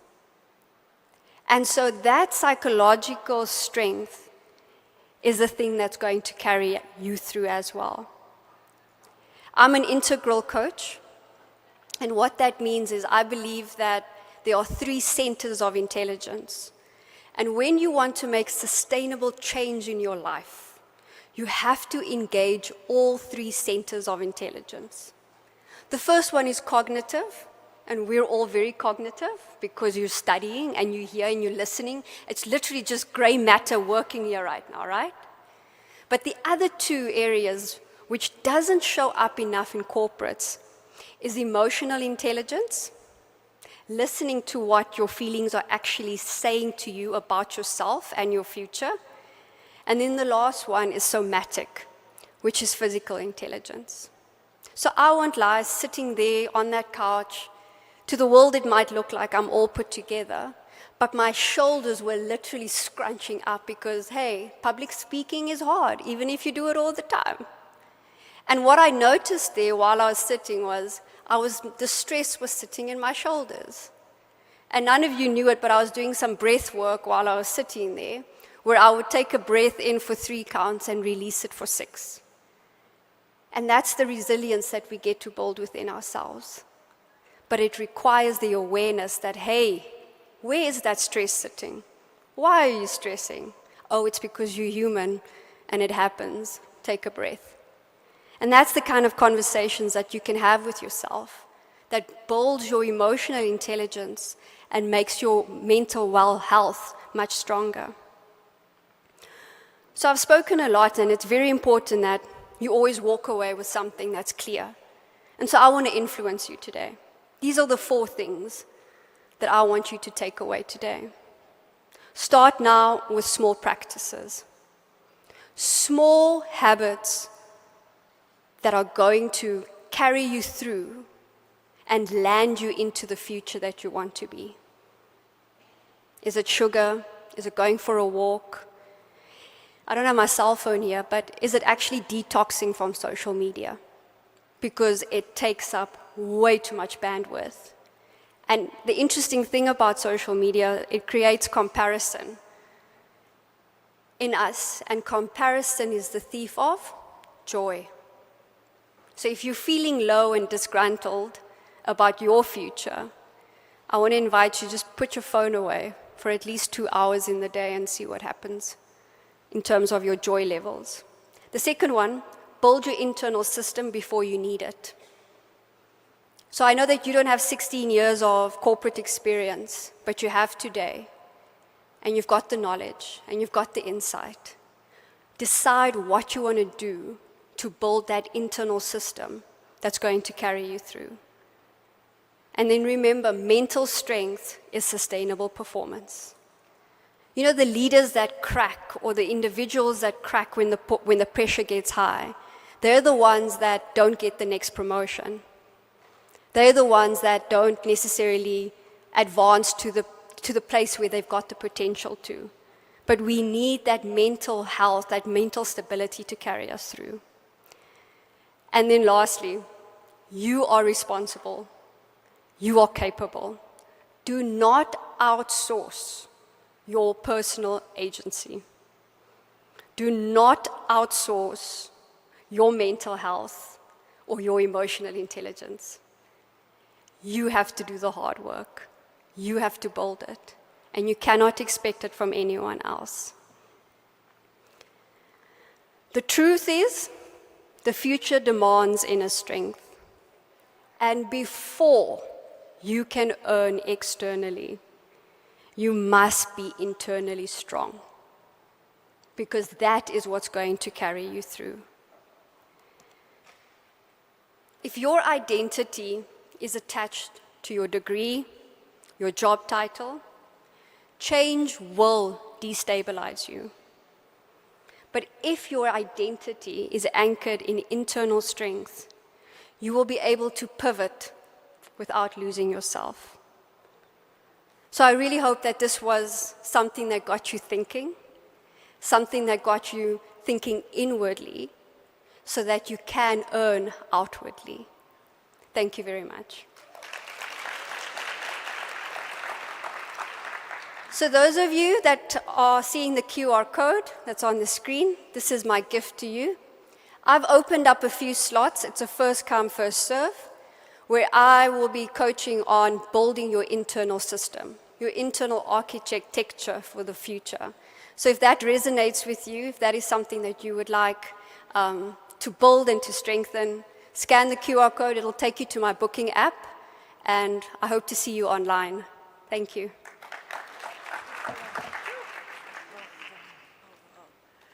So we're going to keep the QR code for a few seconds. Please scan that code. She's opened the site for you to subscribe to her coaching session for free. Let's give her another warm applause. This session was not just for the youth. It was for everyone who's willing to grow and adapt. And I took so much of it. I actually just need us all to pause and reflect and allow it to sink in. Thank you so much. She shared such powerful tools in such a graceful way. And I think it's just landed so softly, just what we needed now. So who of you were encouraged? Did you get what you needed to take away? Fantastic. Thank you so much again, Priscilla. So let's just allow that still for a second or so. Did you scan the code? The coaching will be online. She's getting those notifications. Please scan more. It's unlimited. So just quickly scan if you haven't done so. If you need to come a bit closer, feel free to the screen. If you have to get up and scan the code, you're welcome to do so. We're going to allow you to do that while I introduce to you our last speaker before lunch hour. And then we'll go into lunch. I got some pictures from the team at the foyer. Lunch is ready. Ons het gebraai. You know that part? We had a nice barbecue outside, fresh food. We've got some ice cream. It's all in the house. And there's some soft drinks and lovely nibblies. So we'll make sure that you get hydrated and get something to eat. Like I said, our last speaker before lunch, I would like to introduce to you Kakunandunda Katua. She, very interesting background and career.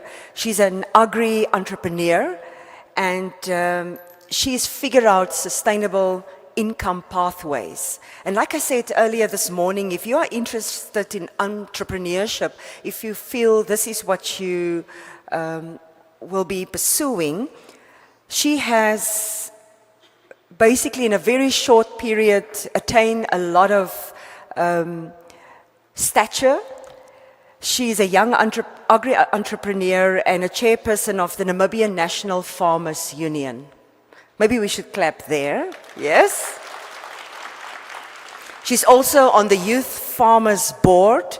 She's committed to transforming Namibia's agricultural sector through innovation and sustainability.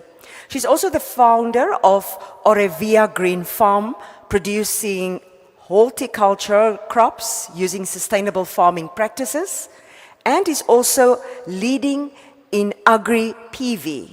For those of you who are following, it's renewable energy solutions through agriculture, or a combination of that. Her work focuses on making agriculture an attractive and viable career path for many of our young Namibians, and I know some of you that indicated earlier.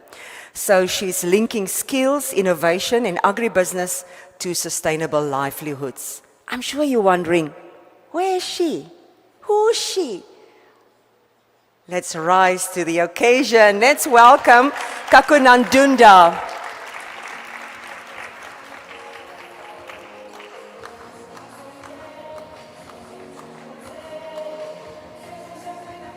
Another applause for her, please.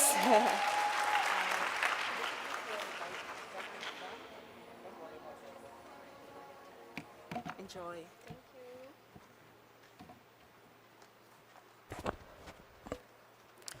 Good afternoon, esteemed guests, students.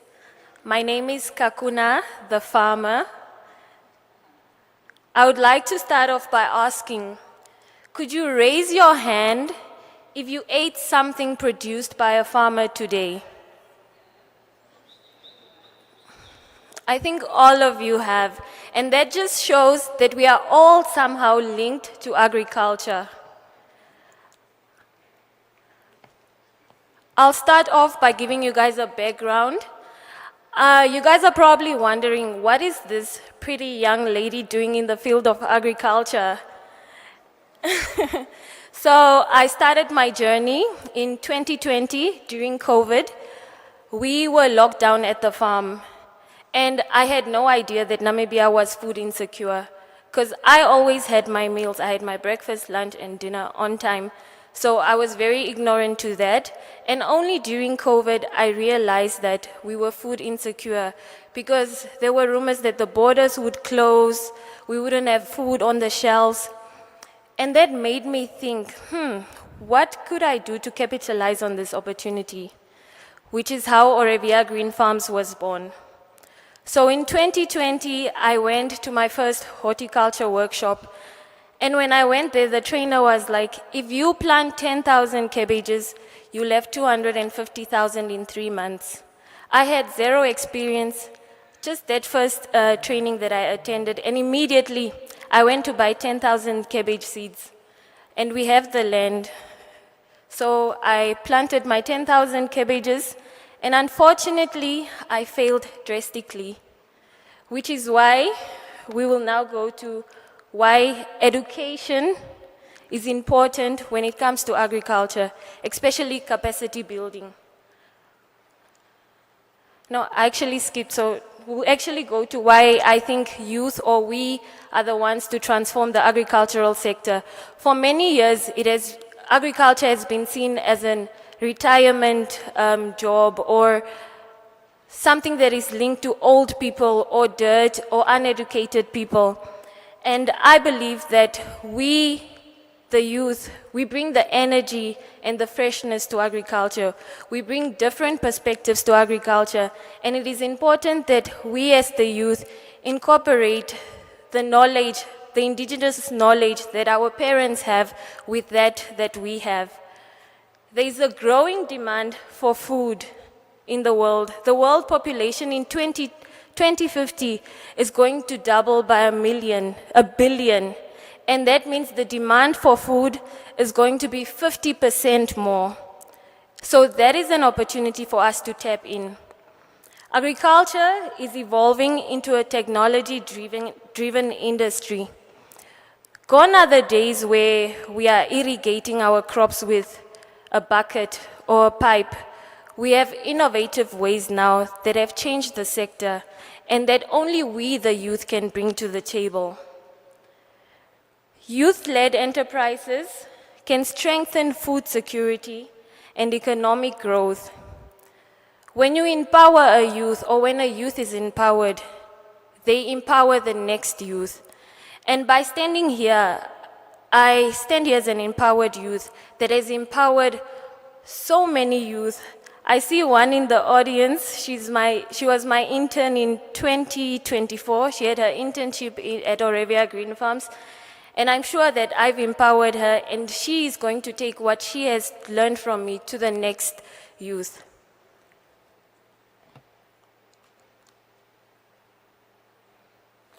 The role of education in agriculture, entrepreneurship. So we call it agripreneurship.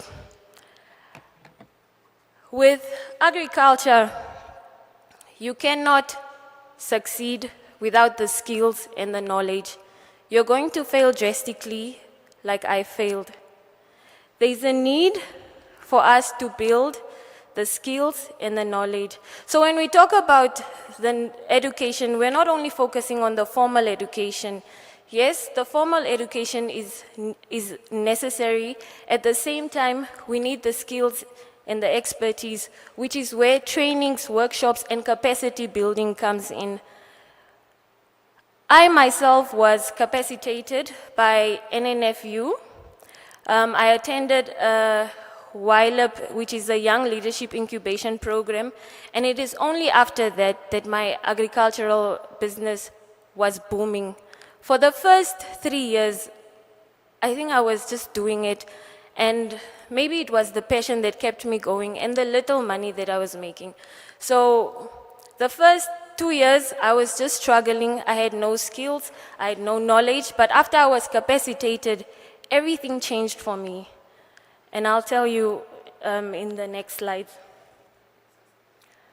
Another thing that I am still struggling with is financial literacy and enterprise management. You need those skills. And if you don't have them, find someone with those skills. Otherwise, you're going to be in debt and you're going to live in the negatives. I can get paid today and tomorrow I'm like, where's my money? And that's because I lack financial literacy. So please, one of the things that you need when you're venturing into agripreneurship is financial literacy. And then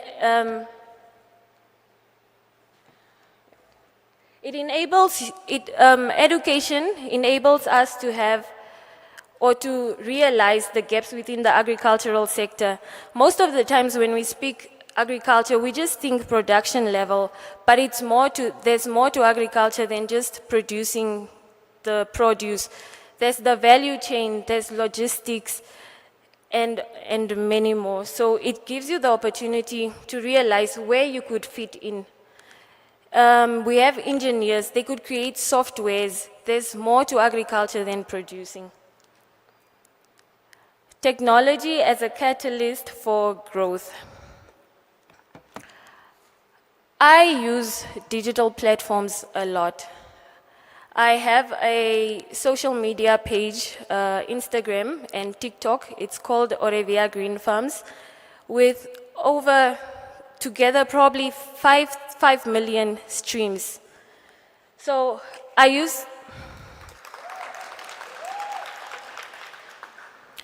use these platforms to get my market, to get my sponsors, and also to inspire fellow youth. Now, there is a need or there is a gap in Namibia. We do not have mobile apps or applications that either bring the farmer to the market. That is a gap that we can tap into, and it's a gap that we are lacking extremely in Namibia. I went to a workshop in Nigeria. They have so many apps that they have created that links either the farmer to the market or the farmer inputs to the market. So there's a need for us to establish these apps. And then climate smart technologies that we have implemented in Orevia Green Farms would be the Agri-PV, which is basically using your land for dual purposes. You would use your land, so on top we produce electricity with the solars, and underneath we produce crops. So you're using your small portion of land for double production. And then precision agriculture. Basically, when you're starting to farm, you're just trying, and you're trying to find out what methods work best for you. With precision agriculture, it basically guides you as to what quantity of this is needed, or what fertilizer do you apply at this stage or this rate of plant growth. And that helps you use your resources effectively. Social media and branding, like I said, you need to engage on social media with your clients, with different stakeholders and sponsors. You would find someone or a stakeholder that wants to sponsor you because you're active. They ask you, what is it that you need at your farm? How can we help you? So don't just use social media for like pictures, for social media, but use it so that it benefits you and your company. Innovation across the value chain. So with innovation across the value chain, this doesn't only resonate with production or at production level. There's a need for us to improve our seeds. There's a need for us to have smart irrigation and renewable energy. So with this, what we do at Orevia Green Farms is that most farmers are more focused on production. So what we do is we collect farmers' residues and we turn it into something that is productive. We turn it into either feed for cattle, or we turn it into jam. We add value to the produce. Packaging is one of the things that we lack as Namibian farmers, or farmers in general, because packaging is expensive, or branding specifically, putting your name on a package is extremely expensive. So what we do, we just have our normal clear packages, and that doesn't create that wow factor. And even your clients, when they go to the shop, they want to see that this was produced by Orevia Green Farms, so that is what they're looking for. And then we have direct to consumer and e-commerce opportunities. With farming, when you're starting, when you're a smallholder farmer, we have a lot of middlemen. And the market is unfortunately, it's monopolized. There's certain people that supply the market, and we have to supply those people so that they supply the retailers. And I think there is a need that once you've improved your produce, you can directly supply. If your produce is below A grade, unfortunately, you're going to struggle to find a market, which is one thing that I've struggled with for the first 2 years. I was basically producing everything: tomato, cabbage, green pepper, watermelon, and I was wondering, why am I not finding a market? But that is because I am producing everything at a small quantity. And the market doesn't want that. They want large quantities of produce. They want you to supply consistently every week or every month. You should have this. But if you're producing everything, how are you going to meet the market demand? They're not going to consider you at all.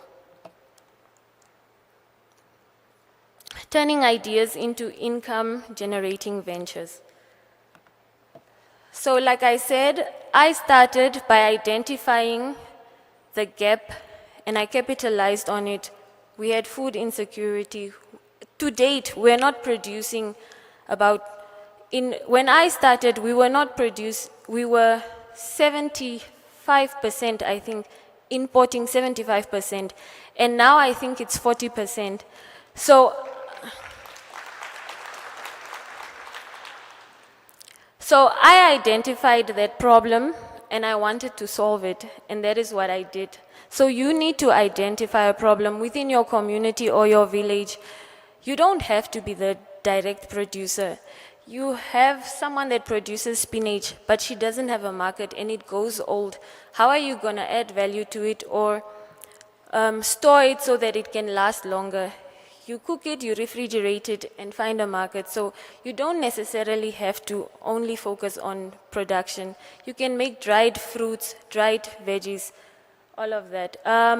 You need to start with what you have. I started at my father's place. That is where I started. We have, it's a 4-hectare, it's in the village, so it's a 4-hectare homestead. That is where I started. And I started on a small piece of land and later it expanded. Today, when I was starting, honestly speaking, I didn't even imagine I would have what I have now. Today, I have my own 8 hectares of land.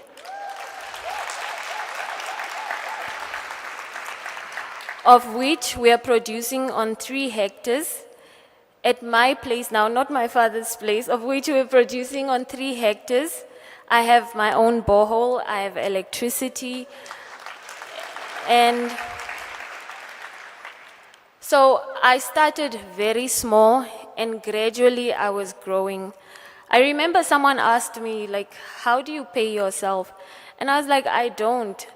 I really don't. Every time I get money, I either buy pipes or I buy seeds because I wanted to grow. And to date, I want to get to a point where I'm no longer investing in the company and I'm now just paying myself. So hopefully this is my last year. And then I can start eating my money because now I'm just eating the change.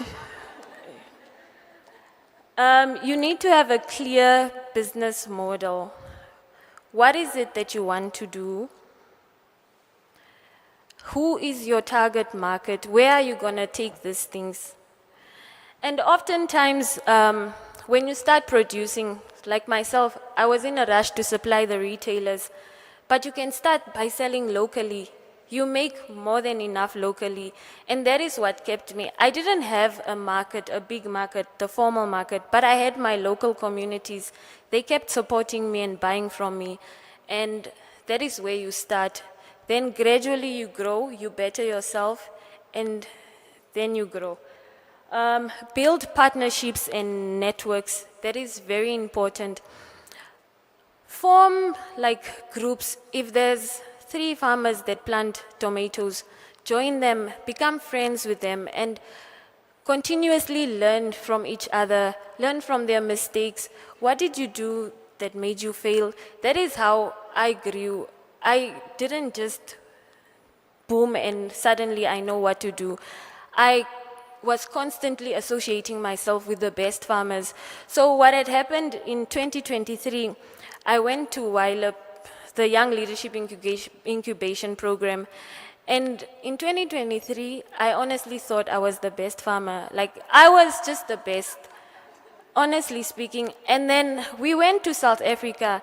And this program, you have like farmers from 9 different countries. And you're like, no, I'm Kakuna, I have 2 hectares of land and I farm this. They're like, I have 500 hectares of bananas. And you're like, what? So immediately, those are the people you try to associate with. Those ones become your friends. So before we went to SA, we had like an introduction, virtual meeting where we were introducing ourselves. And someone had introduced herself. Her name was Vitu. She's from Malawi. She's like, I'm Vitu, and I supply ShopRite and do this and this and this. So immediately I was like, this is the girl I'm going to be with when I go there. And that is exactly what I did. So network and find your partners in agribusiness. Because not only is it about learning skills, but when you lack or when you can't meet the market demand, you can always ask, do you have tomatoes? Because I need 10,000 tomatoes, but I only have 5,000. You can always help each other meet the market demand. You need to adapt and be innovative. Agriculture is constantly changing, especially crop farming. It's constantly changing. Different diseases every year, different pests, different market prices, and you need to find ways that you can adapt to the situations and be resilient. Common challenges that we face as young agripreneurs. So this is what you guys think. You guys think it's like you don't have money. It's the limited access to money. And I disagree with you guys actually, because there's a lot of money that the government provides for us to flourish in the agricultural sector. It's a mindset thing, and maybe it's a thing of like information not reaching you, but there is more than enough money for the youth in agriculture. The most common topic when you go anywhere to any conference, they're talking about youth and they're talking about agriculture. So you can't tell me there's no money for you or opportunities for you. And another is the access to land as well. Go back home. You have land there. Your parents have land. So go back home and use what you have. Eventually you will grow. It is really difficult to enter the market. That's the hardest thing for me, is entering the market. And yesterday I got a new client, which honestly, I've been struggling with the market. It made me so happy that I got a new client that distributes to all the models in Namibia. So,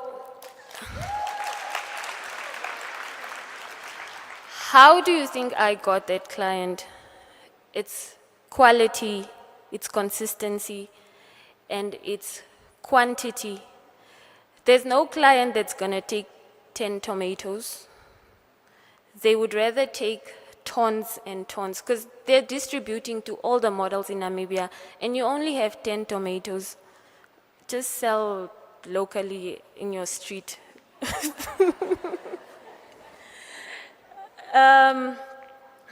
The gaps in business management skills.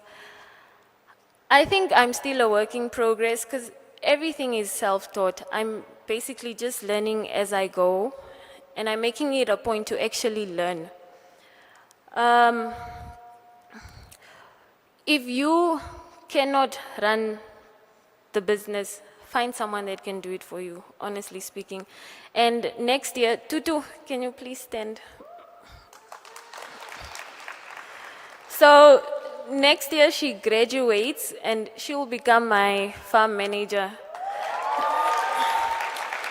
Yeah, we call her Dynamites Come in Small Packages. It's her. And then another challenge is climate variability and production risks. Agriculture, especially crop production, is very risky. Crops, if you make any mistake, you don't apologize and fix it. It's a mistake, and that's just that. You get the results that the error that you've made is exactly what you'll get. So with the climate, our climate is constantly changing. So you need to find ways that you become profitable and that you produce, and it doesn't really affect you. You find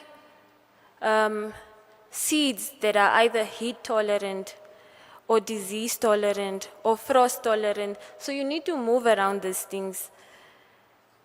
And then the limited access to modern technologies. I think in Namibia, we are one of those countries that are really behind when it comes to access to modern technologies. If you go to other farms in South Africa, they are using drones to fly around their fields to inspect diseases and pests, and we are yet to get there. So it's an opportunity for someone to tap into so that we can start using that.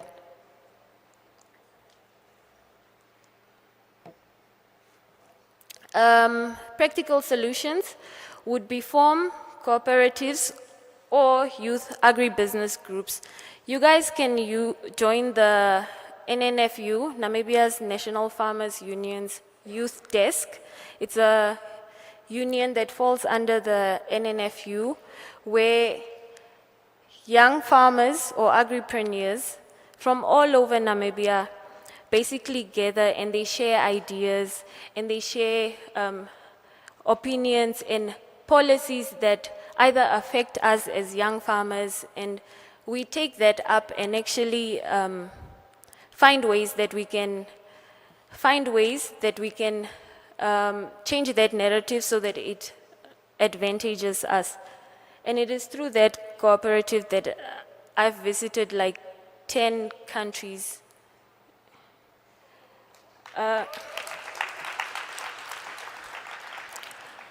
And like I said, the money is there. Leverage grants. There's so many grants. There's so many subsidies. Someone once said, use other people's money to build your empire. So that is what I did, and that is what I encourage you to do. Just do your research. The money is there.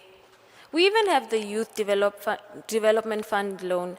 But if you don't want a loan, there are grants. So capitalize on those things. And then use contract farming and take-off agreements. I think this is very important because as a new farmer, you join the industry and you find a market. Those people can drop you at any time, but if you have an agreement, they're not going to drop you just like that. So have your take-off agreements with your different markets. Invest continuously in skill development. YouTube is your friend.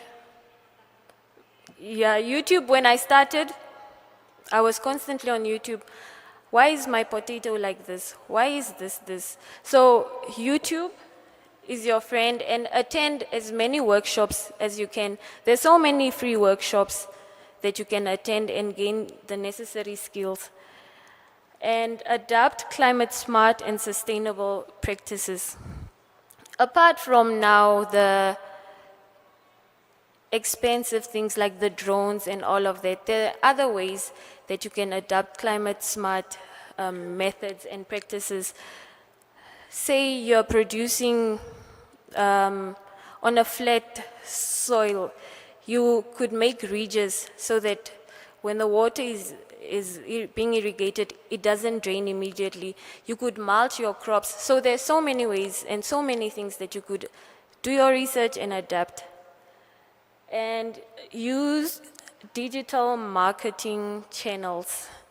That is where I get my clients. Some clients even, they just find me on social media and they reach out, no, I saw you have pumpkins, could we order? How many do you have? So use social media to find your market, to find sponsors, and to inspire fellow youth.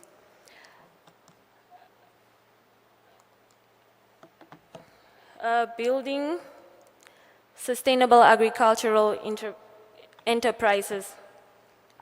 Focus on long-term profitability. So guys, when you do your math, agriculture will make you think you are rich in the first year. Honestly speaking, you calculate and you're like, yo, I'll have $1 million just this year. And that's not the reality, unfortunately. But long-term, yes, it does pay. Short-term, unfortunately not. Integrate environmentally responsible practices. It is important that we preserve our land for future generations.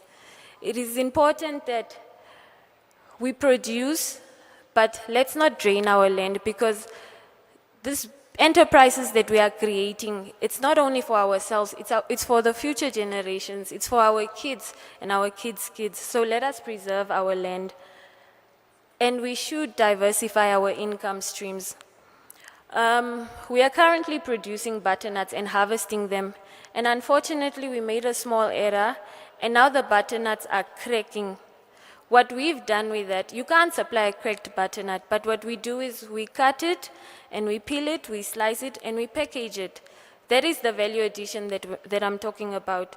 Don't make losses because of such small errors. And Africa, if you all know it, is one of the continents that suffers from post-harvest losses. We have the highest post-harvest losses and the highest hunger. How is that? You're losing so much food and we are hungry. So utilize what you're losing. What you're losing, turn it into something valuable and something consumable. Tracking data. When I started, I wasn't even taking records. I don't even know how I knew I was making a profit because I was buying inputs and then as long as I make more than what I've put in, it's more than enough. So you need to take your data. Like record keeping is very important in agripreneurship. What are your inputs, your cost, and what have you gotten in return? And then lastly, through agriculture, we can create jobs and empower local communities. So I'm from Aminus, and in Aminus, most of the households in Aminus are only dependent on animal husbandry, or they were only dependent on animal husbandry. But through my story, inspiring them and training them, I've empowered them so much. They have backyard gardens. And sometimes I feel bad because they don't come buy from me anymore, which is fine. Which is fine because when I need something, I can always, when I lack to meet my market demand, I can always get something from my farmers.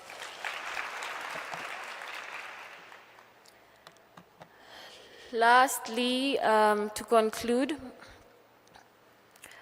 agriculture is no longer about production, but it is about innovation, entrepreneurship, and resilience. We have the potential to transform this sector by embracing education, leveraging technology, and building enterprises that are both profitable and sustainable. So now it is up to us to decide whether we are going to pursue the agricultural industry or sit back and watch other people enjoy. Because agriculture is one of the industries that hasn't been tapped in yet. It's only now that we're tapping into it. You guys are not too far from me if you start now. So join me and let's create a sustainable food security for Namibia.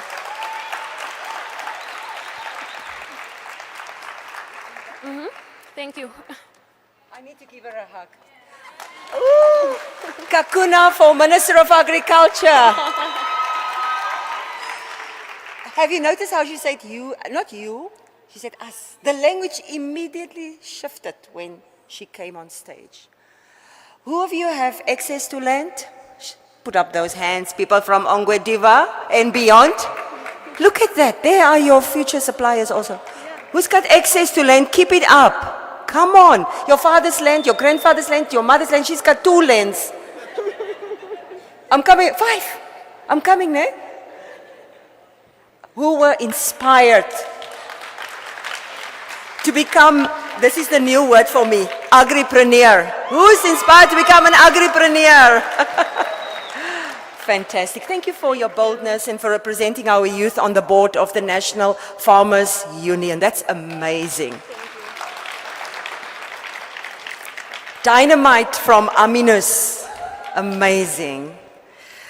And she's given so much. She's not keeping it to herself because she wants every one of us to succeed. Thank you.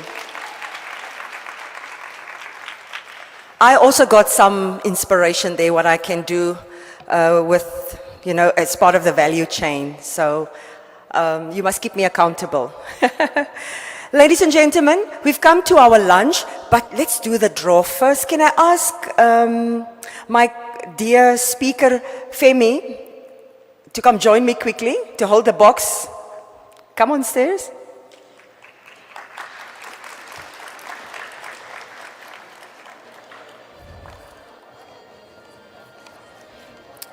Okay, so what we're going to do is just very brief. Fima, I'll get into trouble if we go over time. You don't want to stand between people and their food.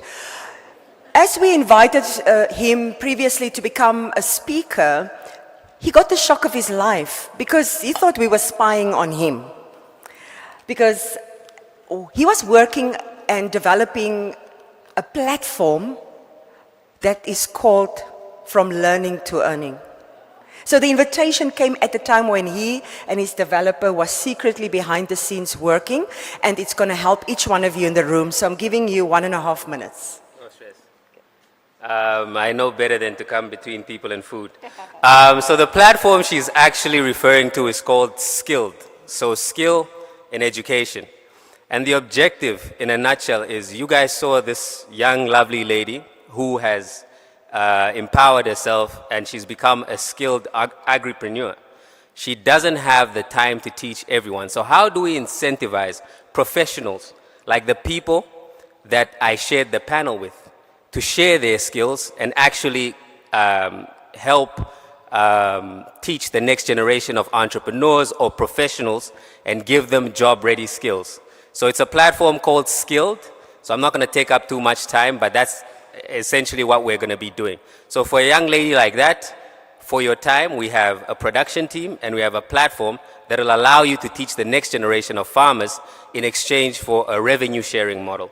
So that's something that we're working on. It's actually live, but I can't share the link because my developer will strangle me because they don't want too much traffic as of yet. But if you're interested in such a platform, you can check out Foster Digital Education on all social media platforms, or you could go to foster.com.na, and then under the Financial Education tab, you'll find a form there where we're collecting the names of people who are interested in the platform and upskilling themselves, both for jobs and for entrepreneurial ready skills. Yeah, so,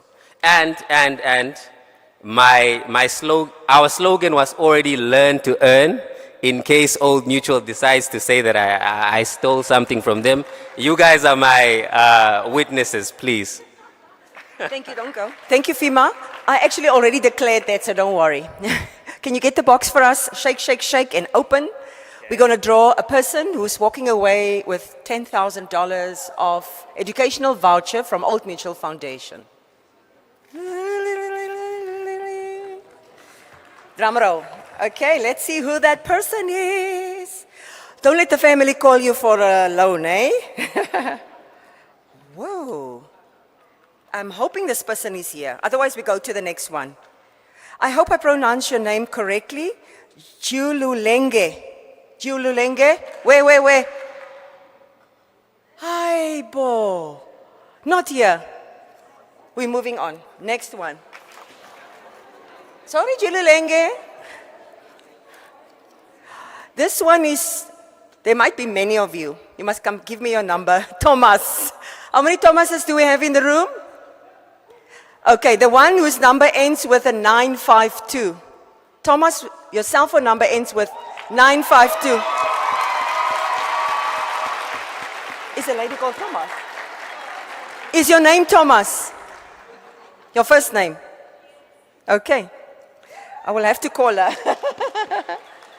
Yeah, you can come up. Can you call the number?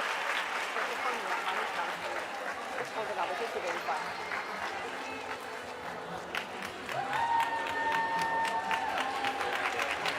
Oh, yeah. She's got the phone in her hand. Let's see if it rings. We have to verify. She's like so stumped. Okay. We're just quickly verifying the first few numbers. Okay. We don't want to disappoint. What is your number? What is your cell phone number? 081 17952. 081? 081 81 17952. She's the person! Yeah! Are you studying here? What year? What year? Yes. She's fainting, guys. Okay, let's find out. Which year are you at UNAM?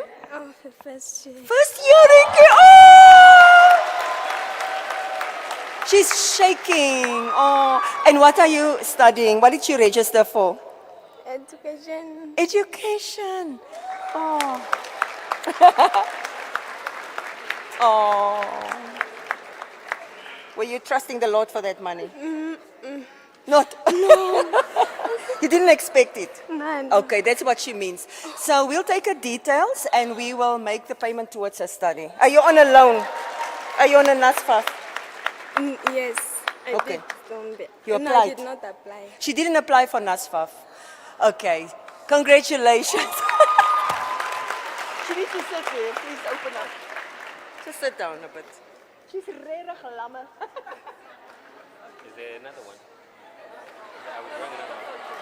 No, I was saying, oh.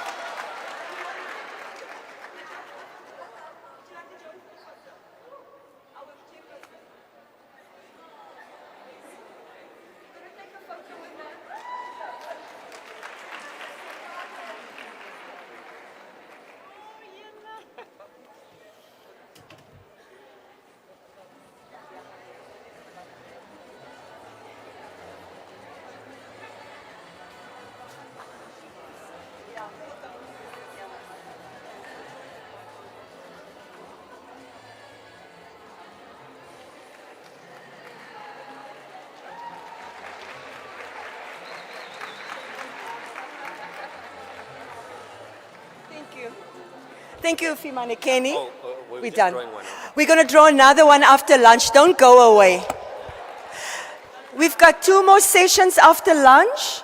We've got the financial education. There's a lot of comments that came from financial literacy, not having the tools to budget. We'll take you through all of that free of charge.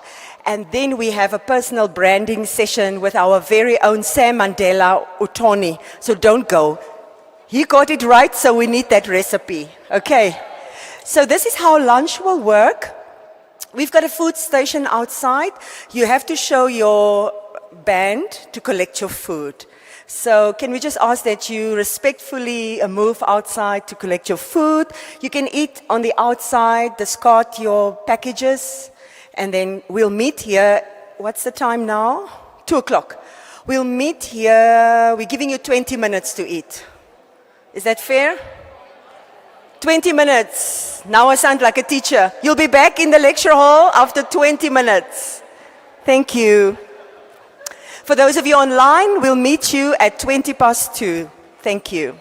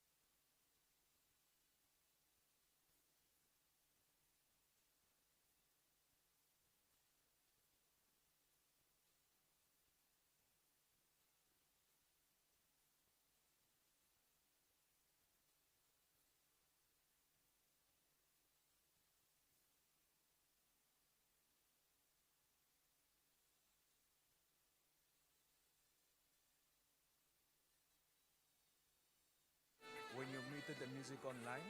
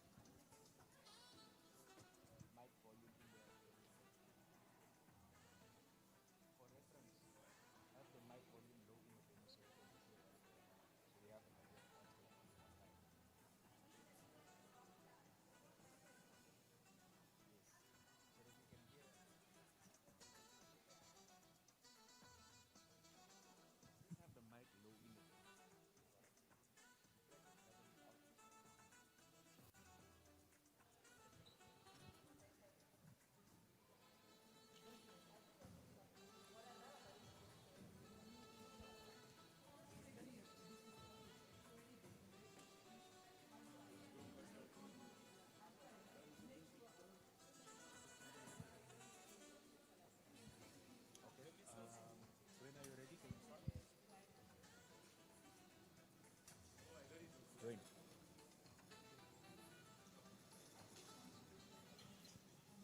Just stand for me already, yeah? Yeah, we just have just quickly check. Okay.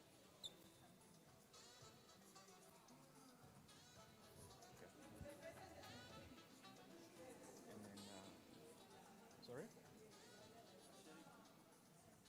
Sorry? Okay. Just let me know when you're ready. Mic check, mic check. Mic check.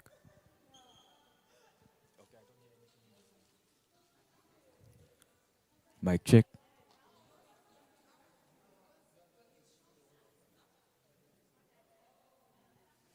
Check. Good afternoon. Are we good? Just make sure as I'm speaking. All right, good afternoon. We will be doing some Q&As for the participants joining us from the Indaba, the Old Mutual Foundation Youth Indaba.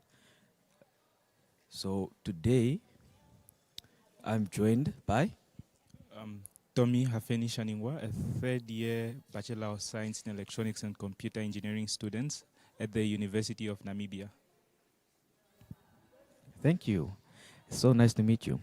So my first question to you is, how has the youth Indaba been for you so far? For somebody that is attending the Youth Indaba for the first time, I found it very informative, very inclusive, and very much youth-centered. We were equipped with many, many skills that we can utilize throughout our youth endeavors as youth and as students, and also as potential entrepreneurs and potential employees. Thank you. So what session or speaker stood out to you the most and why?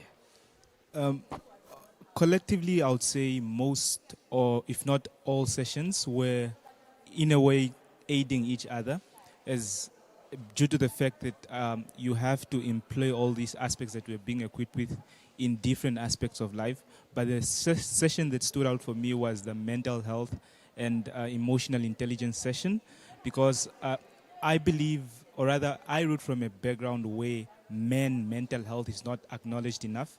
And you as a man in a workspace or in your academic pursuit, you have to acknowledge the fact that you have emotions and you have to be emotionally intelligent to maneuver through situations where you are disadvantaged emotionally. So that talk in itself stood out for me. Thank you so much, Tommy. That was very insightful. I have a final question for you. Is there one quote today that really stayed with you? I think I can name two quotes. The first quote was by one of the panelists, Miss Stacy, I believe. She spoke about how we should build a value for our name. It resonated around having your name being mentioned in a room, and when your name pops up, people instantaneously develop a positive trait or character about you. The second quote is, your career is your business. And you can utilize this quote from the education point of view. Your academics is your business. And I'm very, very much grateful to the organizers. Shout out to Old Mutual for bringing this opportunity to us. I think it's the first time an event of this nature is being hosted in the North. So we most definitely look forward to having more initiatives like this. Thank you, Old Mutual. Thank you, Tommy. Okay.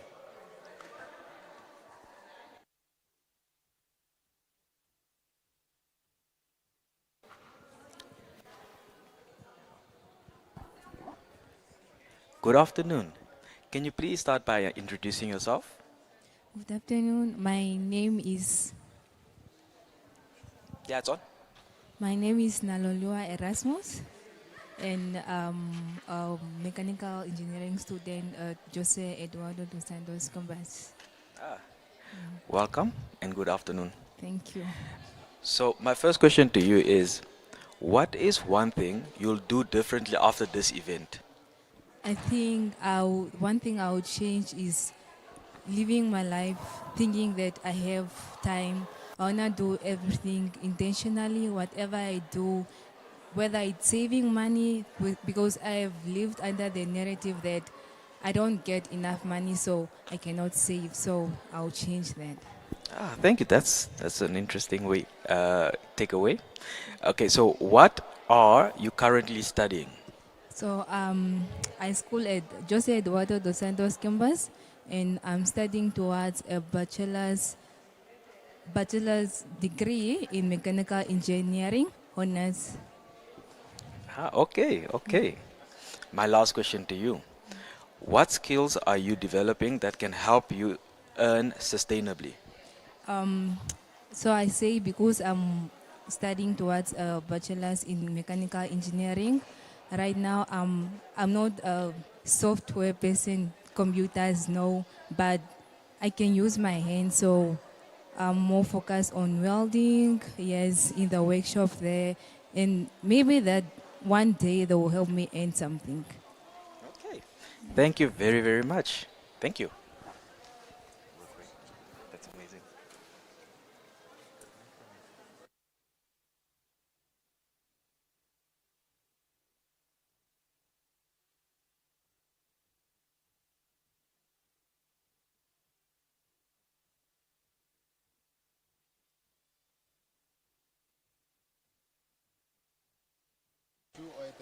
At the camera.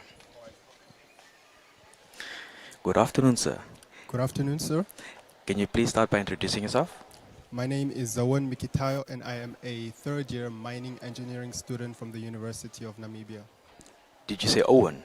Zawan. Zoan. Yes. Okay, nice to meet you, sir. So my first question would be, what passion of yours could become an income stream? Okay, so one of my biggest passions is content creation and photography. I'm a content creator for my campus, and I'm also the head of department of our content creation team.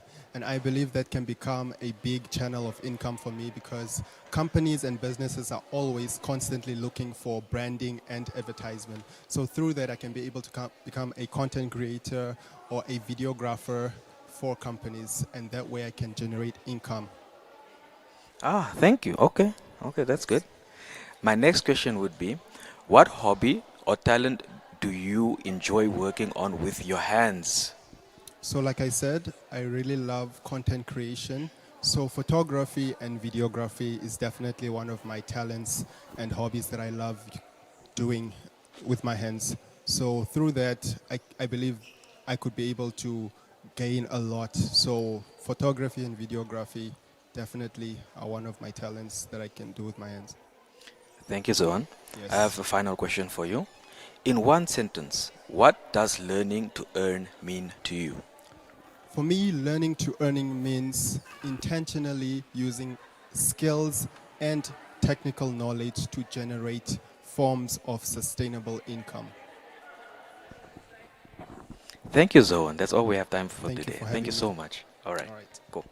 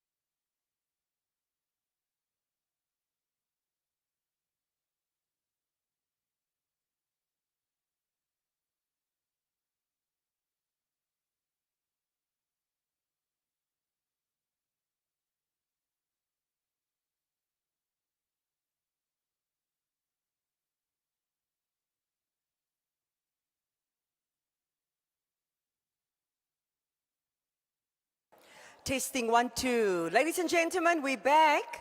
May I ask that you quickly settle down? Thank you. We're about to begin.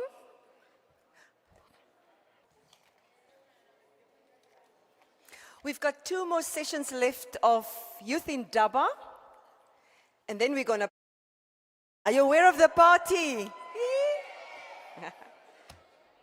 Yes, it's going to be fun. It's going to be clean, but it's going to be fun. Very much clean.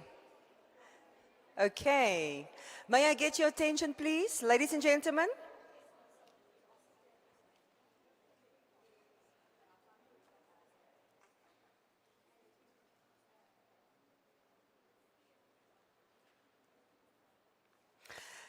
There we go. Thank you so much. Please take your seats. I hope you enjoyed your lunch and that you feel a bit of refreshment. You're fresher now. That it was refreshing to you. Okay. So we're ready to go online as well, ladies and gentlemen. Can I just get the KSR team? Okay. So we've got some viewers following us online, and that's the beauty of technology, because it doesn't matter where in the world they are. If this topic was of interest to them, if Old Mutual was of interest to them, they would definitely tune in as well. The greater part of it, the recording will always be available. That means maybe over the weekend you have more time, you want to go back on some of the speaker notes, go back to Priscilla's teaching or anybody else's teaching, and just go polish up your notes so that you can also share that link with any of your friends and family members that you believe will find it of value. Ladies and gentlemen, now we're going to talk about a topic that affects every single one of us, and we've heard this coming out throughout the course of this morning. It's the topic of money, money management, how we save, how we grow it, and how we use it wisely. Old Mutual has designed a financial education curriculum many, many years ago, and we present it to the nation free of charge. So we can actually come to the entire campus and present on the money to the rest of the students, to your lecturers, at your churches, because we believe it's very important that if we get the basic skills right, we will empower Namibians to live a financial responsible life. So with that said, I would like to welcome Michael Shapopi. I'm wondering, where's Michael? I don't see him. There he is, my colleague Michael Shapopi. He's from our Oshakati branch. Local is lekker. He will be the presenter of our On the Money session. Michael, welcome and enjoy. Thank you.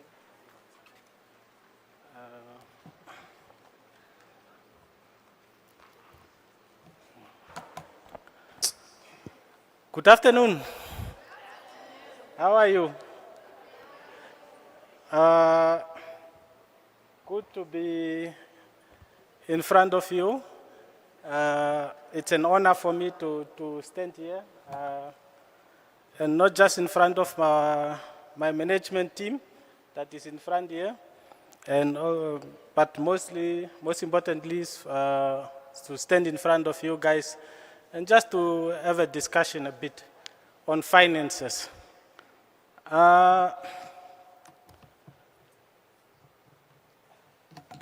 May I just ask, do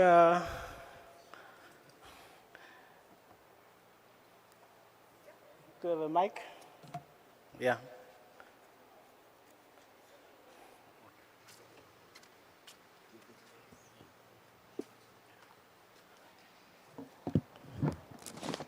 So,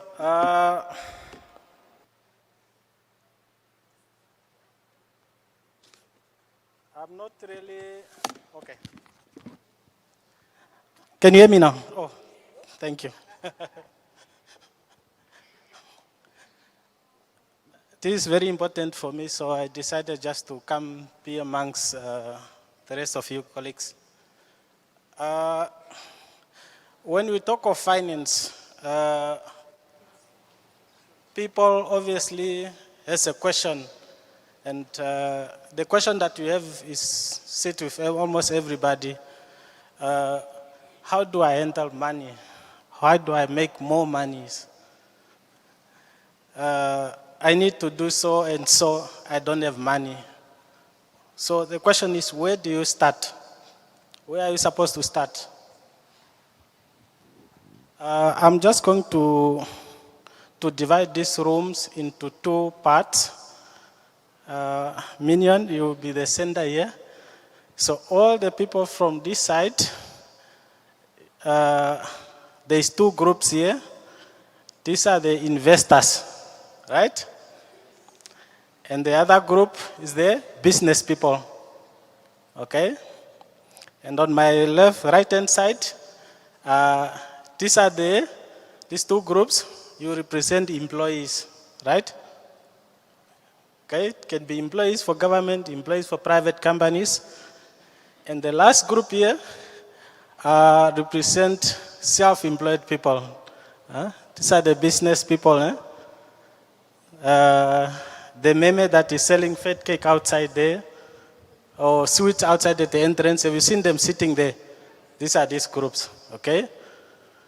So, now, I'm going to give you rule number 1, just one rule for this, okay? And the rule says, never lose money, okay? Please write that rule down. Never lose money. That's your first rule.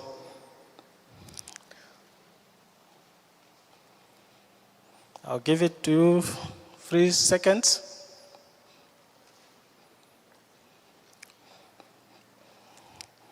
I'm also going to give you just few sentences to write down,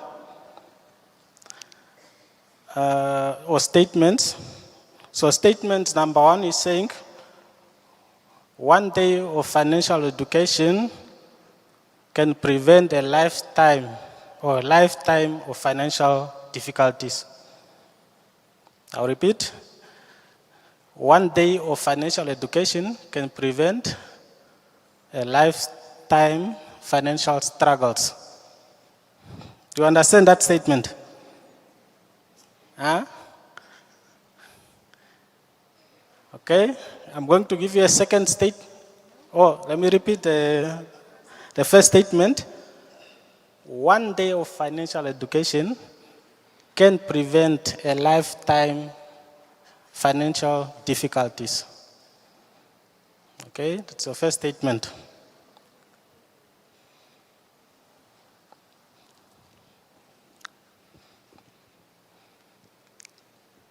Your second statement, time is money. I hope you have heard that one before. Time is money. Okay. The third statement, finance is personal. Okay, finance in general is individualistic. And I'm going to make references in my presentation to these statements.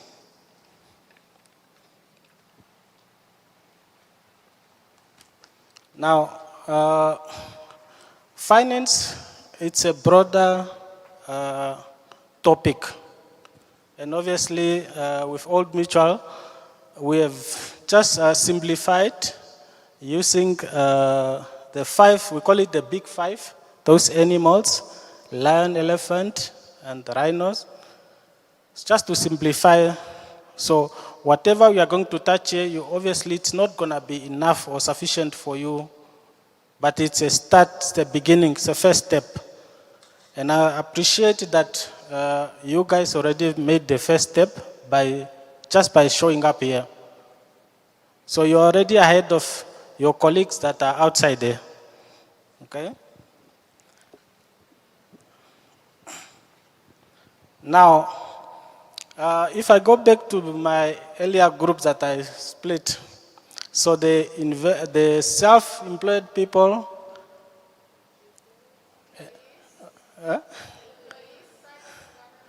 okay, So you guys are the employees and self-employed people, eh?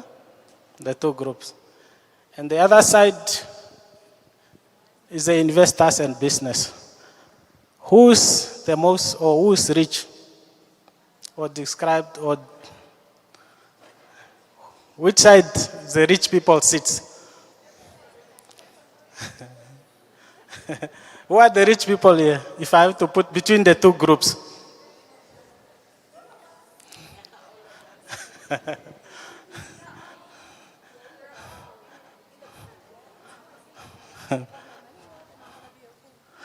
Why are you saying you are the richest? It kind of depends on how I use my money, isn't it? So it really doesn't matter what my circumstances are. At the end of the day is what I use with what I have, or what I do with what I have. Excellent. Do you agree? The employees, they agree. They are the richest. Okay? The investors and the business owners. These are the gurus. Huh? The Tatekambwa, them, the BH, the poop cavets, they are here. Huh? Do you agree with them that they are the richest? Of course I don't. I believe the investors would be the richest in this context. They would be the one giving money either to the business people, and then the business people would give money to their employees. Saying the money flows. Do you guys agree? So what does Michael think? I think, personally, you can differ. This is the only session where we can agree to disagree. It's okay. Money is individualistic, isn't what I said? So we can disagree. So Michael is saying that this side, these are the poor people. And this side is the rich people. And I'm going to motivate my reasoning. Okay? Now, when you are students, I just don't see the professor here. I'm not so sure when the curriculum was set up or how it was set up. But looking at most of us, when you are studying, what are we studying to do? What is the aim? Anybody? What is the aim for studying in the first place? Do you want to try? I don't know about anybody else, but I study to learn. Yeah, not for the money, but to learn. Okay, interesting. Huh? We might need a second mic just on the floor. So if I have to continue in this one, obviously most of us are studying to earn money at some point, isn't it? We all agree to that. You can disagree, but the reason why we are waking up every single morning is to earn money. And it's also very important that when you are studying, at least there is a discussion or there is a subject on money matters. In my time, I've seen few universities, but you maybe have a module that you have done. But specifically finance, that topic is absent in most universities. Now, if the idea is to study, to earn money one day, and you are studying to be employed, who is going to employ you?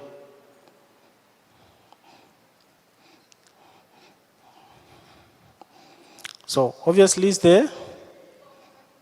This side, ne? So this side, they must create more businesses, more investments, so that they can employ the employees. Huh?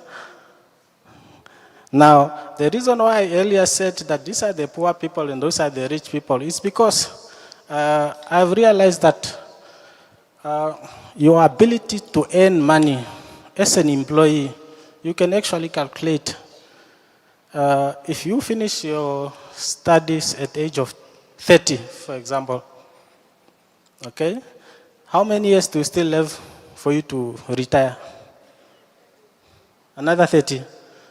So if you are employed as a nurse and you earn 40,000, so you can actually calculate in your lifetime as an employee, you have worked 2 million, right? Isn't it? Have you thought of that way? You can actually calculate how much money. I don't know how many years, Patty, you still have probably 5, 10 years. She's almost retired now. But obviously, I would know that how many years I still need to work, how much money I'm expecting to make. Very, very important. But for the business people, if I'm Opa in Dongo at the moment, this guy's money is endless. Huh? He's now lying probably in the hotel somewhere and he's still making money. Do you guys see that? So that's why we are saying this side is the richest because they have the ability to earn more money. Okay? So time is money. Your ability to earn money depends on the time. So the more you are wasting time now, probably you failed your first or second years, so you are delaying. Huh? Time is going. So you are losing that money, isn't it? Okay? So time is money. I'm here standing in front of you now, spending the time. What am I making? I'm making money. If it was not because of that, would I be here? Right? And you guys are also working on that because you are spending your time here. You are improving your time to have money in future. So time is indeed money. Right?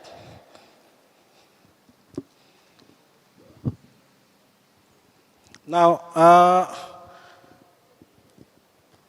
the presentation that or that we have from Old Mutual, I'm just going to run through it slightly. And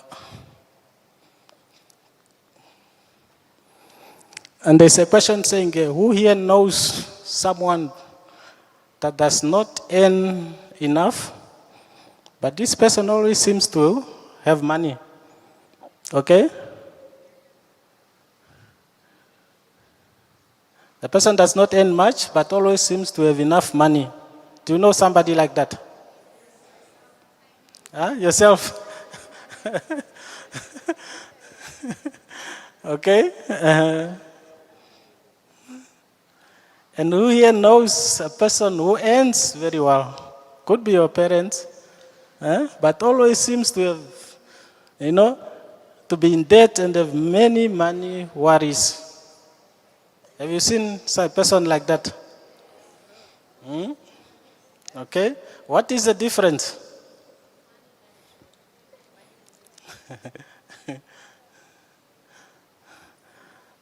What is that animal?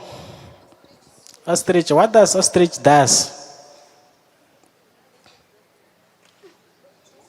What do they do?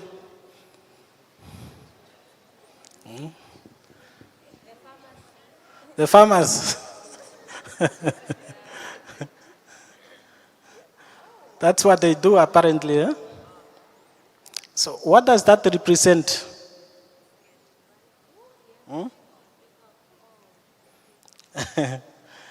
And that animal, what does it do? A peacock, what do? They show off. What is the statement saying there?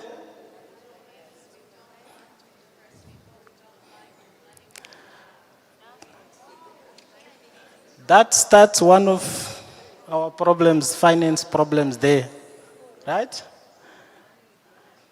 So we buy things we don't want to impress the people, the friends, the colleagues. We want to impress them, but the point is that these people, they don't even care about us. Once you turn your back, they point the finger, right? Okay. You can never be financially secure. That's is it true or false? Okay. Earning well guarantees that you become financially secure. It's false. For me, it's true. If I earn well, it's guaranteed, isn't it? What did I say about finance? It's individual, it's personal. So what is true for me might not necessarily work for you. That is one lesson that you have to learn from there. Okay?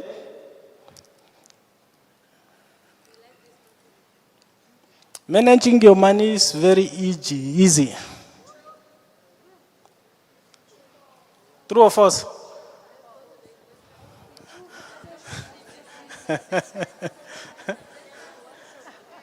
Guys, managing money is very easy. It's simple. Do you agree? Maybe hard for others, eh? Okay? If you reach the age of 40, it's too late to do anything about your finance. False. So you can still do something about your finances. Okay? What does financial freedom feels like then? Feels like heaven. Okay? So, two great sources of comfort when it comes to finance that you need to consider is emergency fund. Most of the people, the emergency fund is a next door cash loan. Okay? A good retirement or saving, obviously. So these two need to be taken into consideration. So time is money. The younger you are, the earlier you start saving, the more at the end of the year. Okay? Now, what does this animal mean to you? It's the king of the jungle. Why is it called the king of the jungle? Is it the strongest? Is it the cleverest? Is it the fastest? Is it the biggest? But why do you call it the king of the jungle all over the world?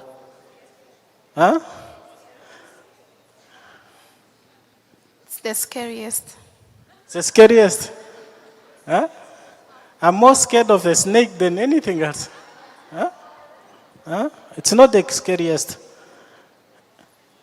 So the lion is called the king because it's the lion's attitude. The attitude. So what is the lion teaching us? Your attitude matters. Your attitude when it comes to things in life. Your attitude when it comes to finance. There are people that are negligent already when it comes to finance. Okay? Then afterward they wonder, why is my finance not in order? Because of their attitude.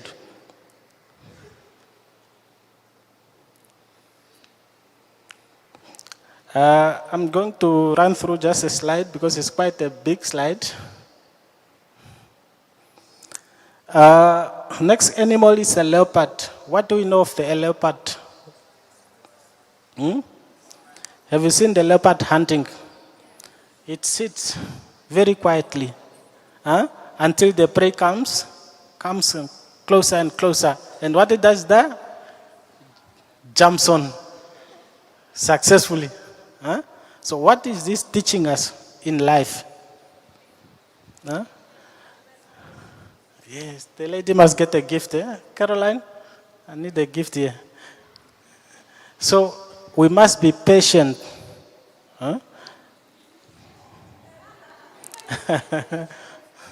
Just raise your hand for the lady there. Yeah. So we need to be patient with our goals. Okay? You cannot be rich over one night. Unless you steal. So we need to be patient and you need to have goals, right?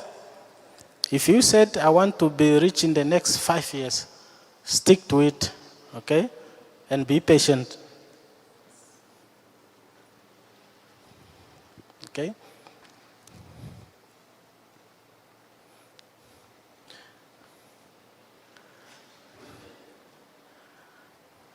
Just allow me to run through the slide. But at Old Mutual, we have realized that obviously we go through stages. Like any other thing in life, our lifestyle starts somewhere. Most of us might be in this area or this stage at this for now. So which means from here you need to have, you are thinking of your PC, your iPad, your smartphone, and there will be a time where you will be here. And I think Petty just somewhere here. Okay, so along your life, you need to plan your goals now along this queue or this line to say by the time you reach this age, you must have so and so in your life. Okay?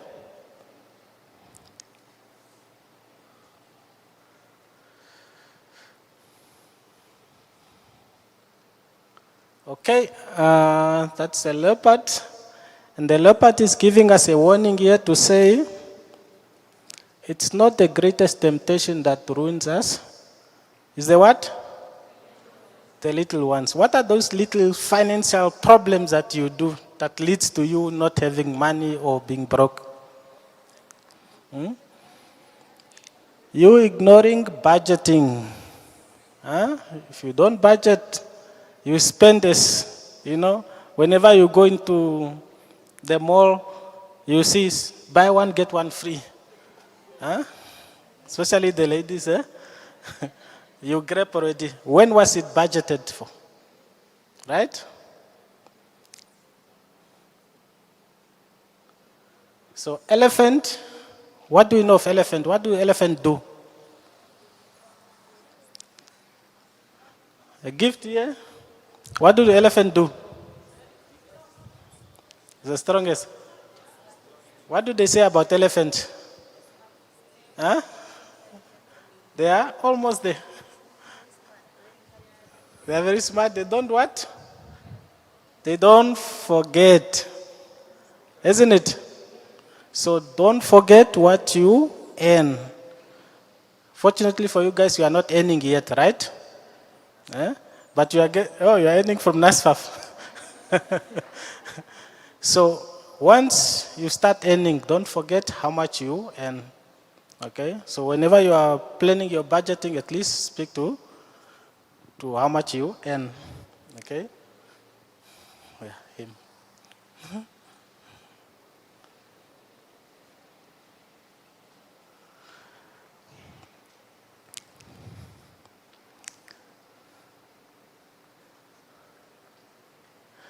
So the elephant is teaching us that we need to create a budget. And this budget obviously must have the fixed budget and the variable aspect. Variable means that is those things that you only pay once in a while and maybe disappeared. But there are those things that you need to pay constantly, like your students, obviously your data is a fixed, and your taxi to and from school. Okay. Yeah. So budgeting is very important, so you can't ignore on that.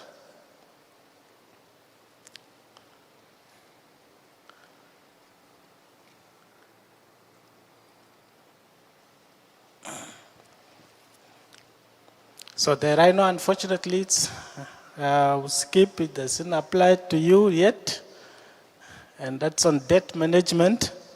For some of us, that is debt.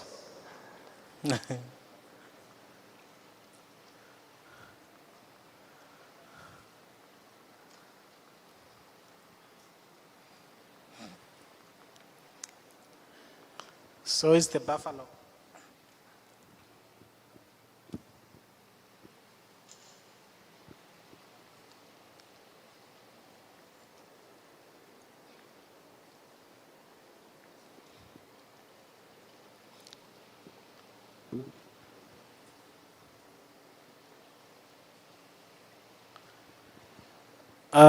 Just a statement from Albert Einstein. So the most powerful force in the universe is saying is compound interest, those that are saving. So it's when you save little by little. Okay.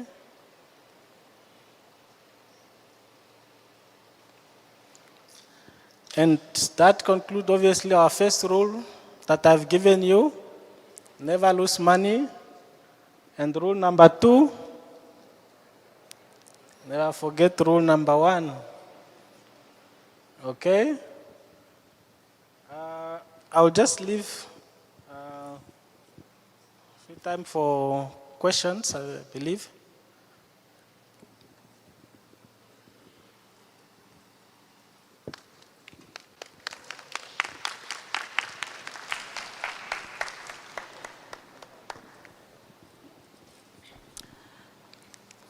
I have a question for, here I am, Nganguka. So we're dealing with students and they have what we have, their financial support could be from parents, of course, or what they're having is NASFAV.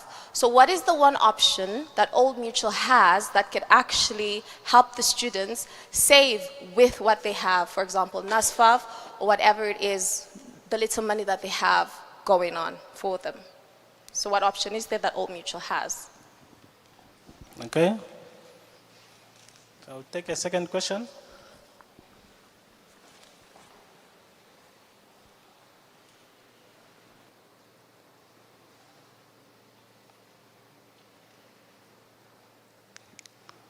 The second question there.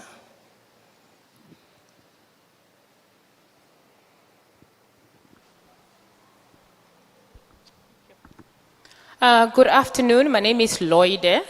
So I work with students. I'm a campus missionary, and most of the time students will graduate, and in between graduation and securing a job, you have to go for interviews. So my question is, as a student, what can they practically do to save towards that time when they are looking for jobs?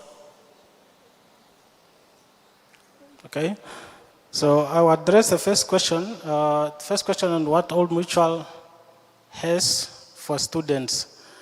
I'm looking at your ability to earn income, obviously. And most of you do have allowance from parents, those that has. Others, you do get a once-off from NASFAF. But once NASFAF is paid, there is usually also a little bit of change. I've seen figures sometimes even as far as 10,000. So what Old Mutual has that is applicable, that student can use, obviously we can make use of our unit trust. It does allow you for a once-off deposit or that amount that you can put onto your unit trust over time to generate something. But the unit trust also allows you to save as, to open it, you need at least $300, which is in most reach of the students. For those that are also maybe doing small business, you are selling your fat cake, $300 a month, you can afford to have that saving. So with a unit trust, because there is no, it's a bit flexible and you are not forced to save for 10 years or so. So that is a thing that student can make use of. I hope we answer that question. The second question was on the, is it similar to, did I answer that question as well? More or less. Yeah. Unless Petty or Minion has to add something on that point, but I think that's the only product I can think of for students to save, for as far as Old Mutual is concerned. Yeah, unit trust, yes.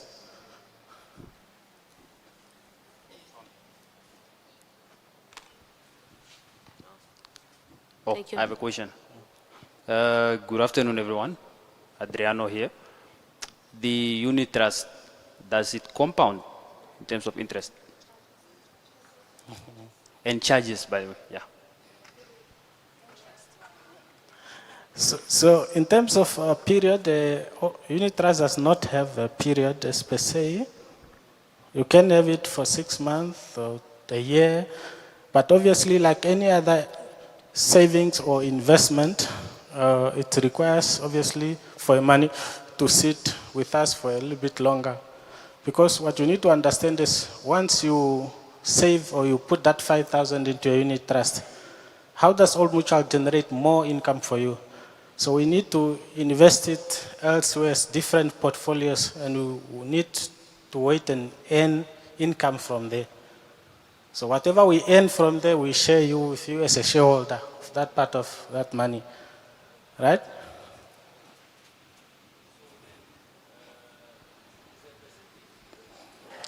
Yes.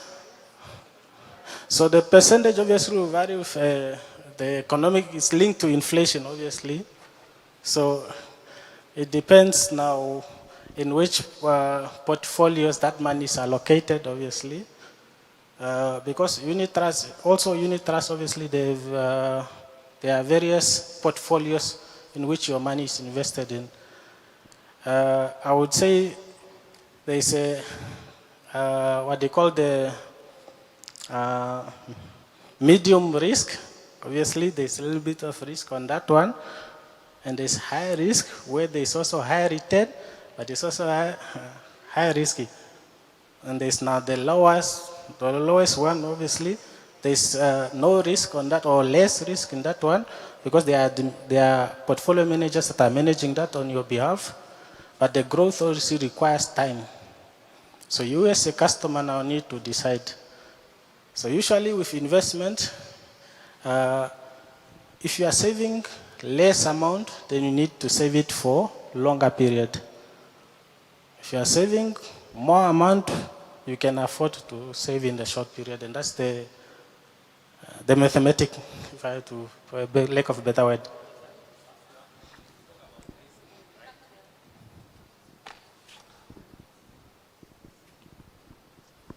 You spoke about levels of risks. So what risk are you looking at? Like, yeah, as a student now, is there a possibility of losing your money?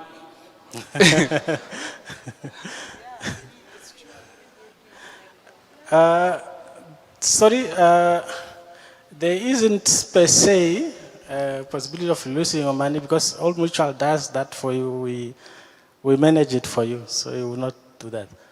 But we just want you to understand how the market works in a nutshell. Yeah.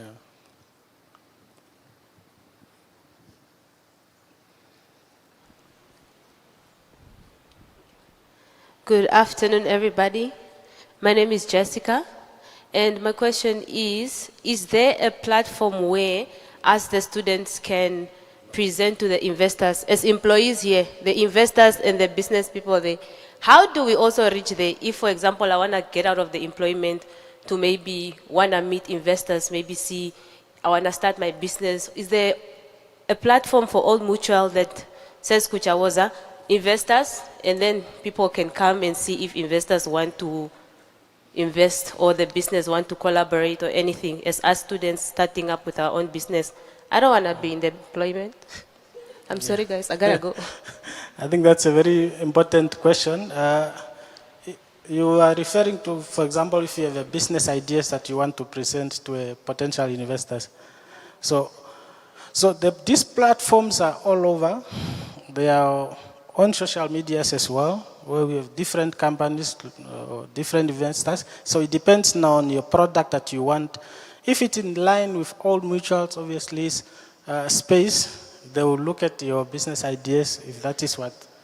If it's, you are in, for example, in the space of agriculture and there's an investor that is in that line, so you can present your product there.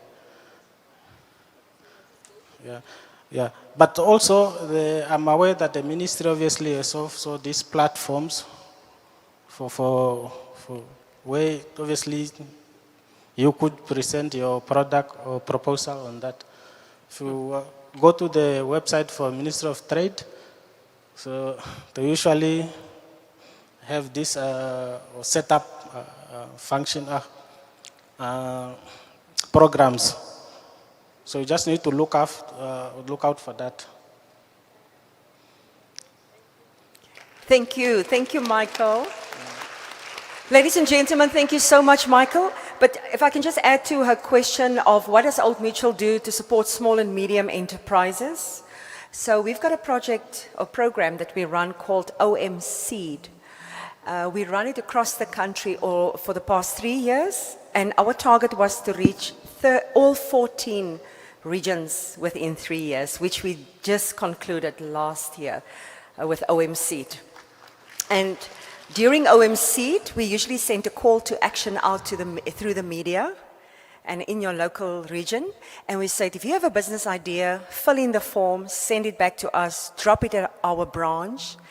And then we had a panel of judges that review the applications. Then we come to your region and you show us what you're busy with: agriculture, beef farming, charcoal farming. And then we go through a selection process, and then we select the top 3 winners in each town. So we've finished all 14 regions for the past 3 years, and then we give you capital, seed capital, to grow your business. And we take those small and medium-sized businesses through incubation training. We take them all to Windhoek, give them support in marketing, finance, management, and everything that they need to grow their business. And then they have seed capital in cash to buy what they need to buy to help their individual unique businesses to grow. So we've done that. We've just concluded all 14 regions last year. But I've got something nice for you. Students always appreciate stuff. I've got a house full of students. So if you go to the last page of your On the Money booklet, please do make sure when you get home to read through the big 5 animals. Each of their characters represent a principle in financial management. But the last page, Old Mutual Rewards, you must have heard of it. This is now where you can earn free stuff. We like free stuff. All you need to do is, but listen first, you scan the QR code, then you sign up as a rewards member. You don't have to be a client of Old Mutual. You don't have to have any products with us. Go through that process. It will ask you whether you're South African, Malawian. Choose Namibian. With your Namibian ID, you sign up. Then we have some financial quizzes for you. Every time you participate in a quiz, you earn points. With the points, you can buy data from MTC. I mean, who doesn't want free money? With that points also, if you build up enough, you can go shop at the Fashini Group. Sports Scene, Stearns for Valentine's Day. You know all the Fashini Group members? Let me just check. I don't know all of them now by heart. Total Sports, Sports Scene, Fashini, Relay Jeans, Markham, Jet. The people who take part of rewards have been shopping, free money, million, how many millions? Is it 2 million in shopping? 3 million in vouchers we've issued to Namibians the past 2 years. I have to repeat that, guys. Free money. 3 million Namibian dollars have been spent on Old Mutual rewards in our country by people who sign up as a rewards member, participate in the activities. If you have a product like a mom, and she's got a unit trust and life policy, say, Mommy, scan the code. If you have products, you earn more points. But even if you don't have products, you can actually just participate in our financial wellness quizzes and everything we present there. And go buy your airtime without, that money is invisible. You didn't earn it. You just got it from Old Mutual for free. Okay, who's going to try that? Yeah, man. The hustle is real, the student life hustle. Ladies and gentlemen, I don't want to keep you further. You've met him this morning. He's from our hometown, Ongwediva. Sam Mandela Utoni. He's our last presenter, and he's going to help us understand the importance of personal branding. And especially that part sustainable, because we want to be making sure what we learn here today will be consistently applied in our lives. Let's welcome him once again.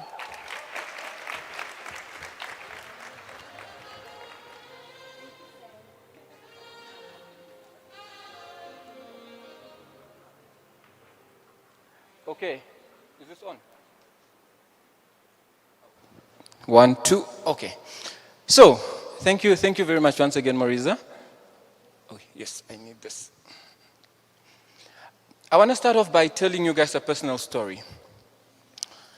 In 2020, in February 2020, the COVID year, and there's been a lot mentioned about what happened in the COVID year. In February 2020, I was at Avani Hotel for a conference, and then I got a call.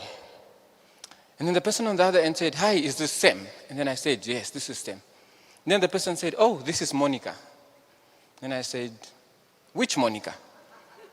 And then the person said, "Flon." I was like, "Oh, hi, Flon." Flon is, of course, the former First Lady of Namibia. So Flon called me and she said, "You know, my CEO at One Economy Foundation is leaving. We tried to advertise, but we didn't quite get the person for the job. And I think you are the right person for the job."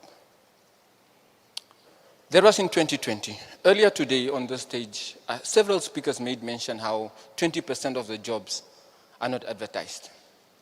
That's how I got my first executive role. I was 26 years old at the time, and I was CEO of one of the largest foundations in Namibia. And thank you. And what she said was, "No, I've seen the work that you've been doing online, and that's why I believe that you are the right person for this job." That was in February 2020, and I joined the One Economy Foundation as CEO in June 2020. And I preface with that story to tell you guys the power of personal branding, why it's important to safeguard your name, like Stacey was saying, to make sure that you treasure your name and your brand, but also to make sure that you back it up with work and with excellence. So, let's get into the session on personal.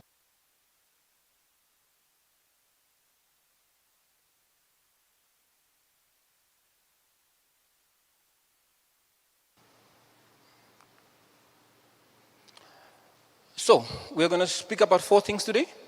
The first one is why personal branding matters. We're going to speak about your digital shadow, because we all have a digital shadow. Whether you have created it or not, it's there. We're going to speak about your brand without Wi-Fi. And then we're going to conclude it off with a couple of winning recipes from a very interesting book that I saw on personal branding. So why does personal branding matter? On a daily basis, we're encountered with these headlines. Job hunting, how young people spend over 1,000 monthly looking for jobs. And that is what they pay for traveling, for interviews, sending application forms, making copies, etc. On a daily basis, we see this type of headlines. 500 job seekers competing for 8 positions, or 100 people competing for 1 position. On a daily basis, we see this type of headlines, the struggle of unemployed youth. And of course, there's different solutions at different levels, right? So the government, private sector companies, different entities are trying to increase the amount of jobs that are available. But what I want us to focus on this session, what I want us to focus on in this session is what you can do to make yourself part of the 8 that get the job, right? What is in your control? How are you able to set yourself up for success? We know that degrees are common, but unfortunately opportunity is not. Our statistics tell us that we have between 18 and 22,000 young people that graduate every year that enter the labor force every single year. Our economy is not growing as fast as it should. So now the key question is, where are all these young people going? How are they going to get jobs? How are they going to be productive? And of course, we know that from the census data last year, we know our unemployment figures, particularly for youth, is at 44.4%, which is half of the youth demographic, right? So these are young people that are able to work, that are willing to work, that in most cases have qualifications, but are unable to find opportunities. Again, different solutions at different levels, but what can you do? So these are the graduates by study program. Who here is studying education? let's see, let me see by hands, who's studying education? Education in Namibia, we have on average 4,000 graduates every single year. These are statistics from the National Council on Higher Education as well as the universities. Our medical school in Windhoek produces between 60 to 70 graduates per year. Nurses, anybody is doing nursing here? I think there was some people that were talking about nursing, exactly. The different universities that we have that offer nursing, we have about 1,300 young people that enter, that graduate every year from that program. Engineers, we have 400. We have some engineers, I think, on the other side. And then courses or graduates in business, economics, and management, including accountancy, etc., 4,500 every single year. From IUM, from NAST, from UNAM, and all other private universities and colleges alike. So with statistics like this, one of the key questions that we need to ask is not just, oh, how can the government create more jobs? How can private sector create more jobs? How can we drive growth? Because again, some of that is long-term. One of the things that we also need to ask ourselves is, what can I do as a young person to ensure that if I go to an interview with 4,000 other education graduates, I'm part of the 20 that rise to the top. Okay? Great. So, your digital shadow. I want to tell you a quick story about this lady. This is Justin Sacco. Justin is an American PR executive. And in 2013, Justin was flying from New York to Cape Town for an event. And then when she transited in Heathrow in London, she went on Twitter. She didn't have a lot of followers. She had 170 followers. She went on Twitter, wrote something funny, and then went on the flight, didn't think anything about it. What she wrote was this. By the time Justin landed, she was the top person trending on Twitter. She had been fired, and her life was basically a disaster. So while Justin was enjoying the 10-hour flight, the world was ripping her tweet and basically her life apart. And I say that, I point to this example, and we've had cases like this in Namibia where people have tweeted some unflattering remarks, to say the least. I point this out to say that a single mistake like this can ruin your life. A single act like this can be the reason you are not getting opportunities, or employers or companies distance themselves from you. So we all have a digital shadow, and part of my plea to you is to treat that with respect. Be careful of what you send out, whether it's on Twitter, whether it's on TikTok, Facebook, WhatsApp, etc. Even when you're amongst your friends, because sometimes people are recording things and you don't know. And unfortunately, the internet doesn't forget. Even after you delete, a screenshot might still be there. A lot of employers, when I worked at State House, and also the First Lady, and even after that in the UN, when we hired somebody, we do social media background checks.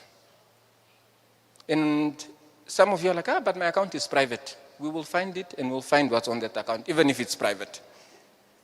So we'll do social media background checks before we employ people.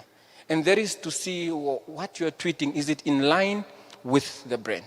And of course, there are some people that say, oh, I'm not my tweets, da-da-da-da. But the reality is also that as an institution, we choose who we want to be associated with, right? And if you are tweeting things like this, or perhaps not this extreme, but still some unflattering views, it can be the opportunity, it can be the reason you don't get opportunities. And we have seen it, I've experienced it. There's been young people, unfortunately, that we have disqualified because of what they have said online.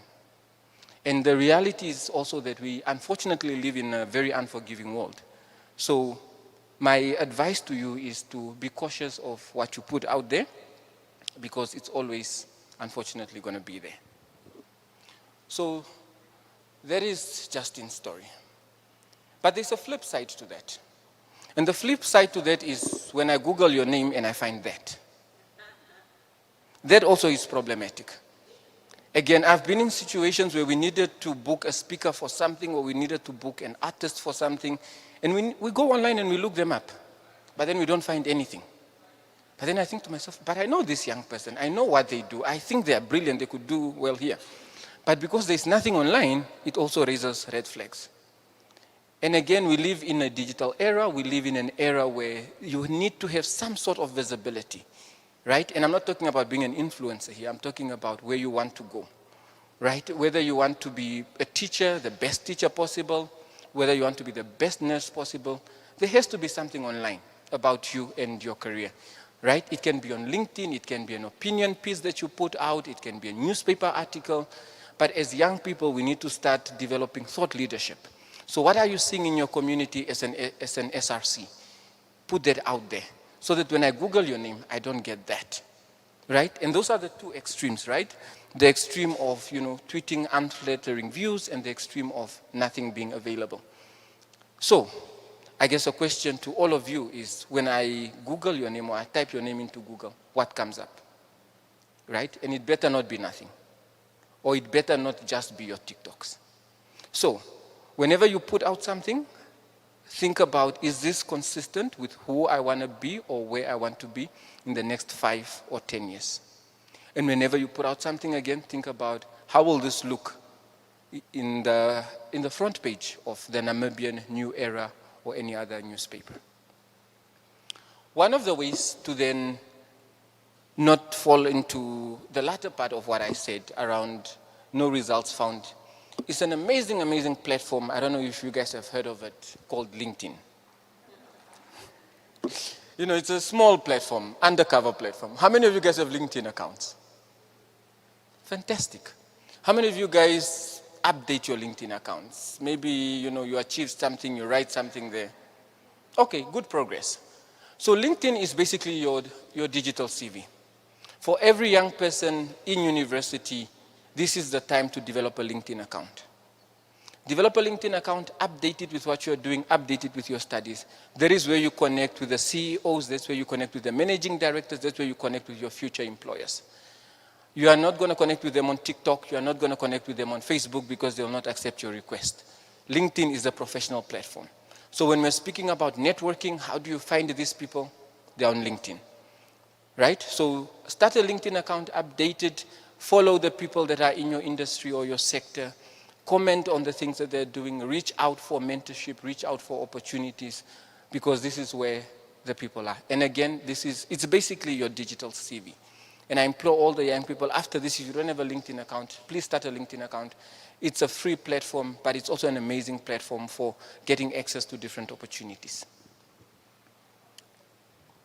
And all the speakers that were here today are on LinkedIn. So if you are saying, but I won't have any followers or any connections, you have about 6, 7 people that you can go and connect with that are all on LinkedIn. The third thing about your digital shadow is consistency between your online and offline brand. A lot of the times we see young people that online say one thing, but in person do a different thing. And again, that's a red flag for employers, for companies that want to work with you, for professionals. As a young person, you need to maintain consistency between your online and your offline brand. You cannot be tweeting one thing, but then in person you are a different thing. There has to be that consistency. And of course, you're allowed to, have fun and do what you need to do. But then, unfortunately or fortunately, we live in a world that requires that consistency, and you need to be able to demonstrate it. And then the last thing I want to speak about here on your digital shadow is quality over quantity, particularly when it comes to LinkedIn. I think on social media, there's this pressure of, I need to post every day, or I need to post every week. And even that can get overwhelming, right? And we're having a conversation outside today around, how often do you post on which platform and what do you put on there? And really focus on quality over quantity. So it's not about writing something every day on LinkedIn. Even if you're writing once a month, twice a month, but it's something of substance, it's something that you have observed, it's something that you have learned, it's someone that you have met, that makes an impression, rather than, spamming people. And then maybe just to conclude it off with this, that online branding is not about advertising yourself necessarily. It's about giving people information to enhance their trust in you. And that's ultimately what it is, right? It's all about building trust. And sometimes you trust someone although you haven't met them or you don't know them. But it's about what they put out there and the trust you develop with them as a result of that. So next up is looking at your brand without Wi-Fi. So we are living in a digital world, but part of personal branding is also what you do offline. And on this, I have about 5 points I want to touch on. How do you build a solid offline brand? So the first one has to do with competence. When we enter the workplace, I think Lisa mentioned it today, around when you're in an interview, you sell yourself, you say all the amazing things that need to be said, you get the job, and then you drop the ball immediately, right? So as young people, we need to be competent. We need to ensure that when we get these opportunities to walk into these rooms, you need to remember that you're one of 4,000 teachers that wanted this job. So you need to do it to the best of your capabilities. You need to give it your all. You need to give it 110%. It's very easy once we get jobs to, rest on our laurels and think, okay, I already have this job. It's a government job. I can't get fired, etc., etc. But you are doing yourself a disservice and you are doing the people that you are serving a disservice. So we need to constantly ensure that we work on our competence. We need to ensure that we do our best when we are presented with opportunities. We need to ensure that we go above and beyond. The second one is around reliability. So doing what you will say you will do when you said you would do it. So again, in the workplace, I have seen a lot of young people that would make excuses. No, I couldn't do this because of that. I couldn't do that because of that. Part of your brand is on how reliable you are. You want people to know you as a reliable person. So when people say Lisa, they know, yes, Lisa is going to do what she said when she said it. And that's part and parcel of building a solid offline brand that will then complement your online brand. And then the second one is professional conduct. And not forgetting where you are. As young people, sometimes we get excited. I see, especially in the workplace when we have end-of-year events, young people get carried away and they start drinking and dancing, thinking they are with their best of friends and they are having the parties of their lives, etc. So when you enter into the workplace, maintaining that professional conduct, knowing that these are not my chummies that I can laugh and dance as I want with, I'm still in a professional setting and I still need to maintain that.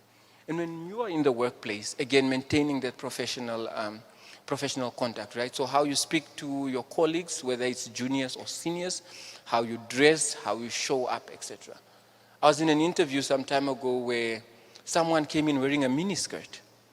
And as panelists, we thought to ourselves, but A, how did they think this was right? But also B, did they not have anyone at home to say, you can't wear this?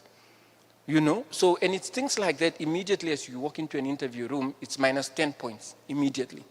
Because again, this is a professional setting. If this is how you're showing up to an interview, how are you going to show up when you actually get the job? And the next one is around learning. And by learning, we've touched a lot today around skills and how you need to upgrade your skills. But I see in the workplace a lot of young people being very focused on what they're supposed to do. Let me say you are a finance officer, you're working in an engineering company, you are thinking, no, my job here is just finance. But part of building a solid brand and part of building your competence is learning. So whatever business you are in, doesn't matter what your role, learn that business. If you're in an engineering firm and you're finance, learn what do we exactly do as an engineering firm? Who are our top clients? How do we get those top clients? How do we service those top clients, right? Because you want to have a comprehensive understanding of your business. And in that way, that also helps you do your job better. So don't limit yourself and say, no, it's not part of my job description, or I'm just here for logistics.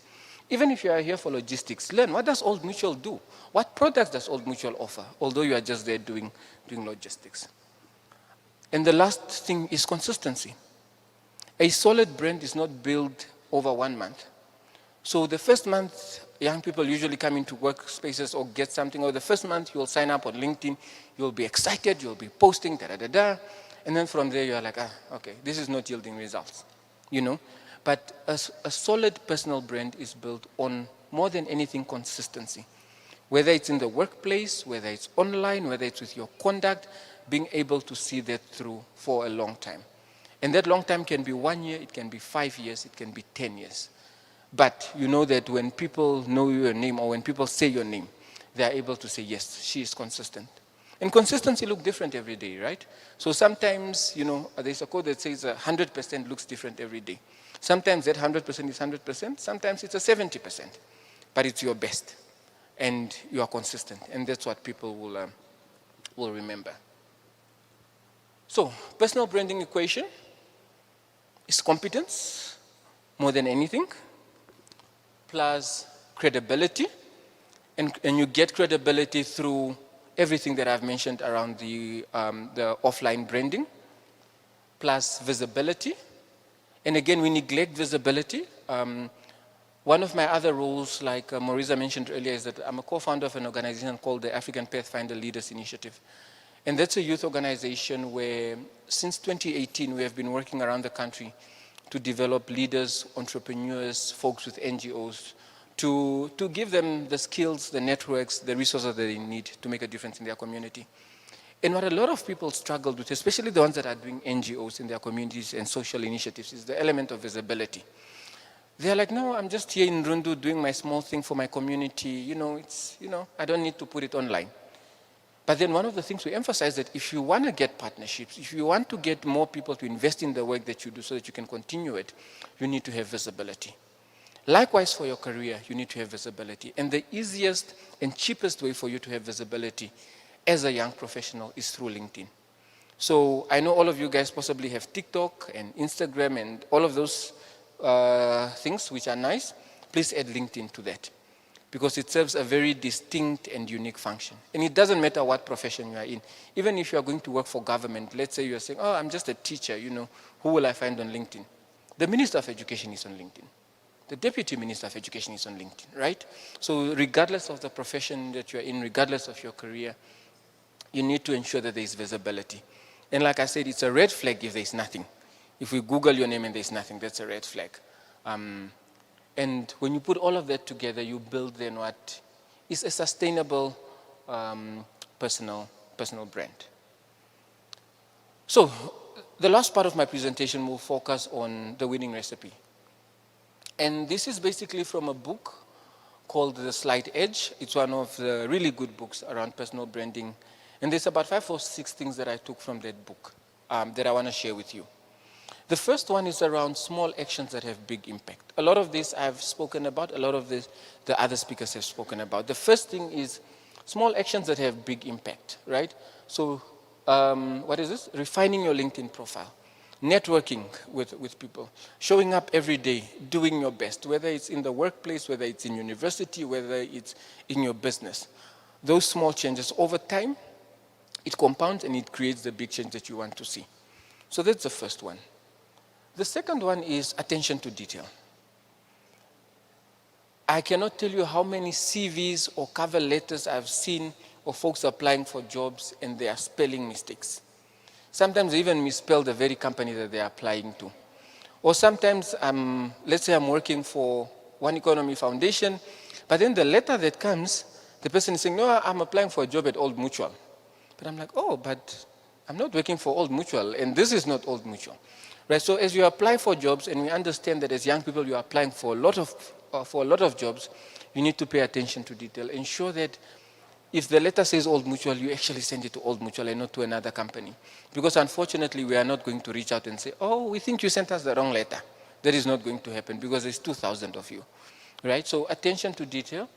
And again, the other stuff, right, focusing on how you dress, whether it's for interview or for work, focusing on your body language, focusing on the timing of your posts. If you're on LinkedIn or whatever it is, you don't want to be posting at 11 p.m. because who's on LinkedIn at 11 p.m. And so focusing on just those small details, because again, they make such a big difference. The third cheat code is around consistency, like I mentioned. Consistency is ultimately what will build trust. So it's important to align your personal brand, A, across platforms, but also B, offline and online. Again, there shouldn't be any contradiction. So the person you are on LinkedIn, if I go on Twitter, on Facebook, or X now as they call it, and I look for you and you are tweeting different things or even harmful things, then that becomes, red already, right? You're already on the other side. So again, it's about consistency, and in that way you are able to build trust and you are able to build reliability. And then the last cheat code is around the growth mindset. Again, I think my plea again is to, We live in a world where we need to grow, we need to keep learning. It's the only way we're going to move forward, it's the only way we are going to be able to add value in our workspaces, in our communities. So please embrace continuous learning and adaptability. And that can mean doing an online course, it can mean going back to university, it can mean learning from the people around you in the organization. Like the example I gave earlier, if you are working in a firm and you are focused on finance, don't just learn about finance. Understand, what are the salespeople doing? What are the marketing people doing? What is our core business? What brings in the most money, right? And that is particularly important because the higher you go in your career, you are required to understand the full function of how a business works. You won't find a CEO that will tell you, no, I only know finance, right? As a CEO, you need to know finance, you need to know governance, you need to know people management, you need to know all of that. And the part of how you do that is already when you're at entry level, you interact with all your other colleagues and you understand what are the different pieces that make up this business and how does it all work together. So, to wrap up, I want to say two things.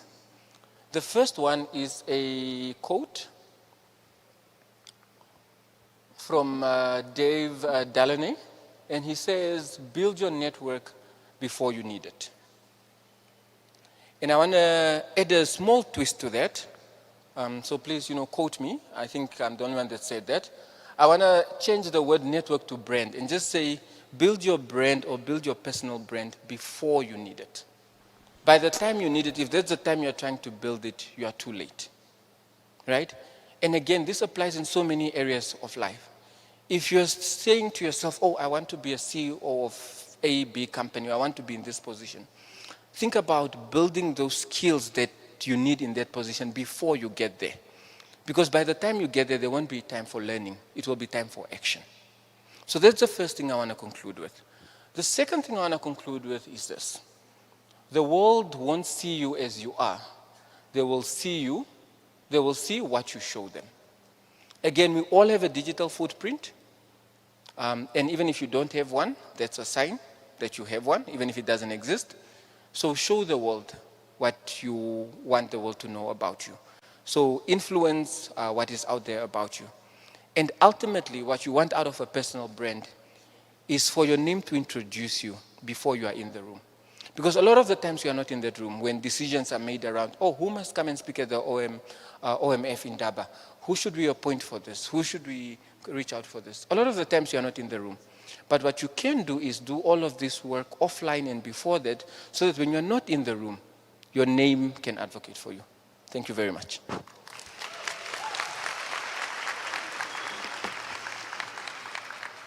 Do you have time for questions? I'm not sure. Okay, we have two questions here.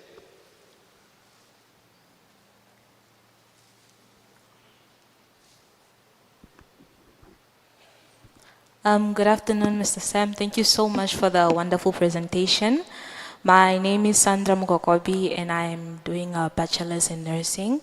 I have a question regarding LinkedIn, because throughout this entire workshop, various speakers have spoken about LinkedIn.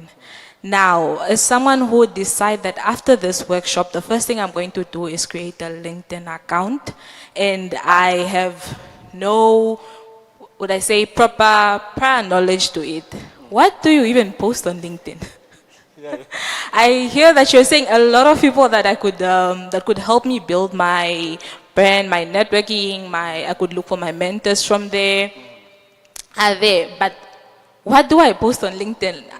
Let's say I'm a registered nurse. I'm working a normal job. Like, for me now to really also want, I also want to be out there, right?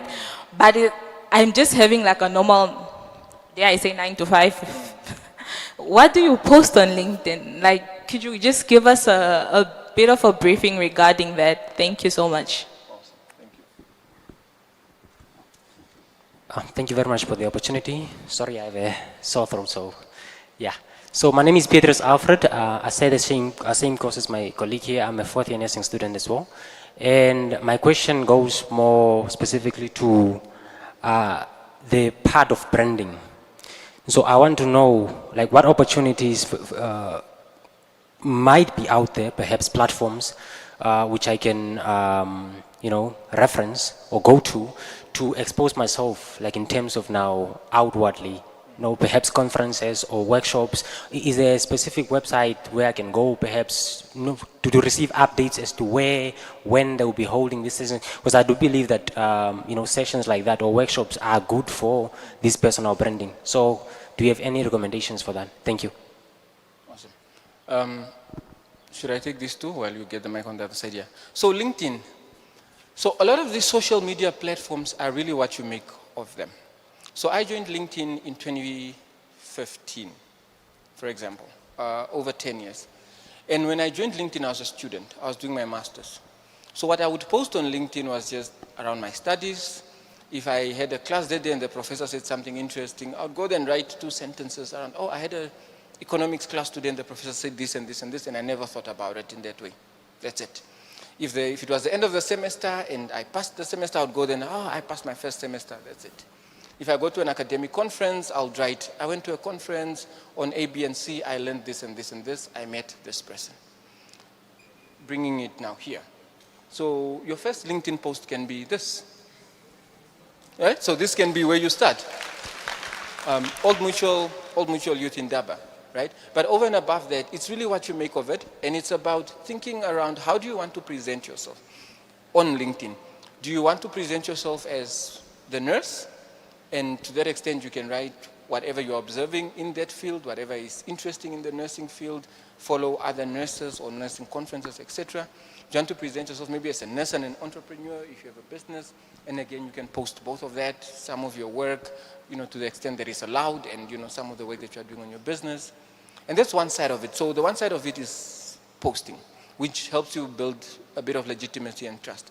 But the other side of it is also interacting, right? And by interacting, I mean following people that you want to follow, and either sharing the things that they're saying if it's interesting, commenting on what they're saying, etc., liking, da-da-da-da. So there's one side where you post, but there's also another side where you interact with different people.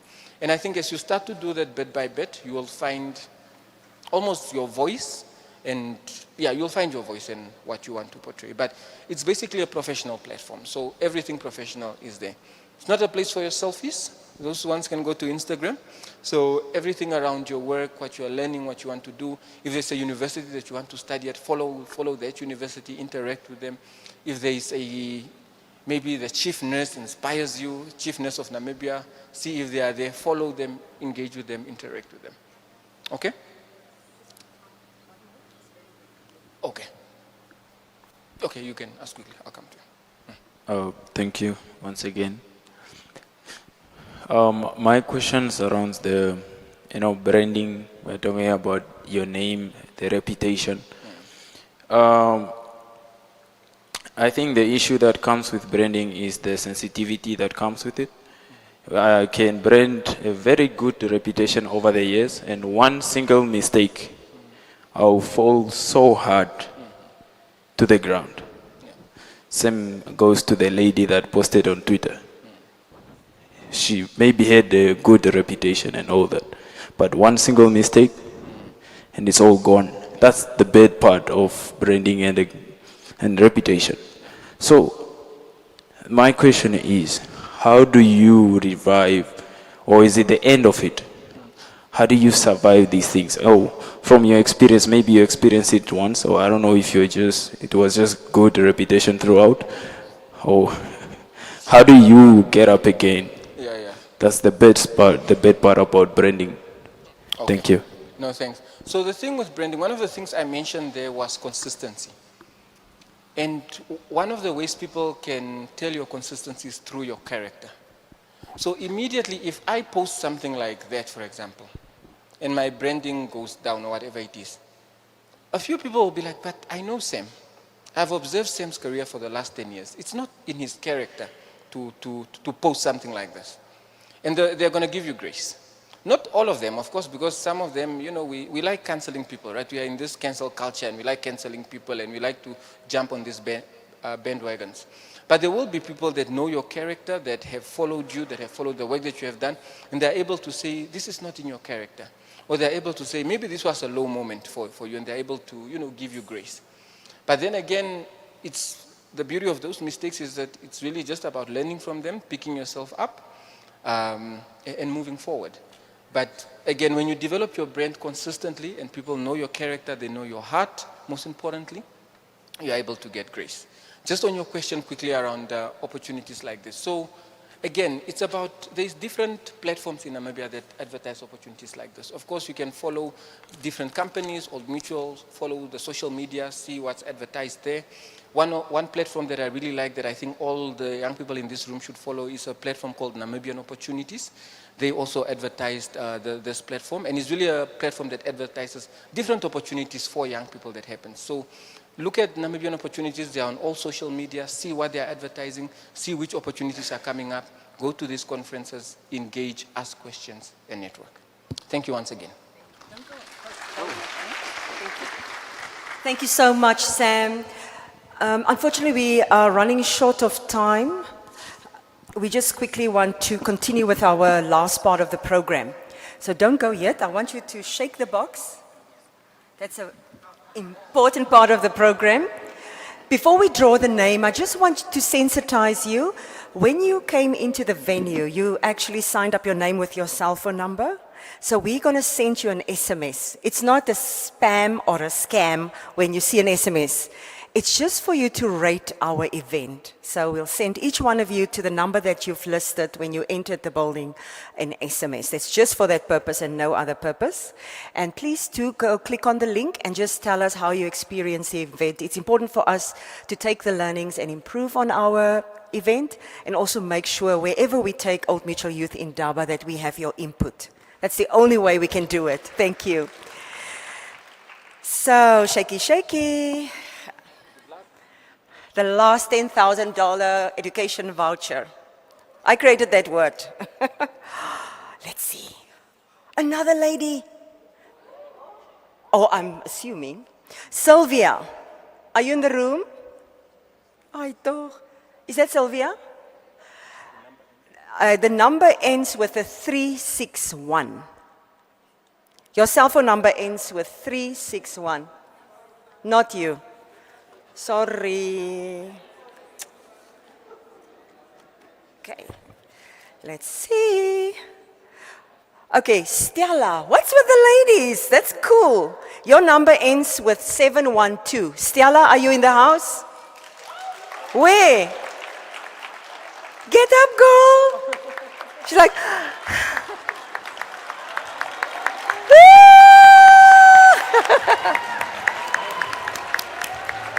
we need to call 911. Can somebody help Stella come up the stairs? She won $10,000 from Old Mutual Foundation for her education. It's actually rhyming. $10,000 from Old Mutual Foundation for education. A quick photo, quick photo. Tell me your phone number.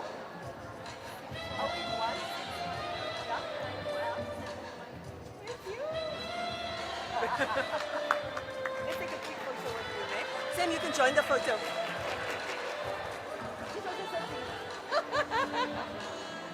Okay. So we're going to take a photo with her.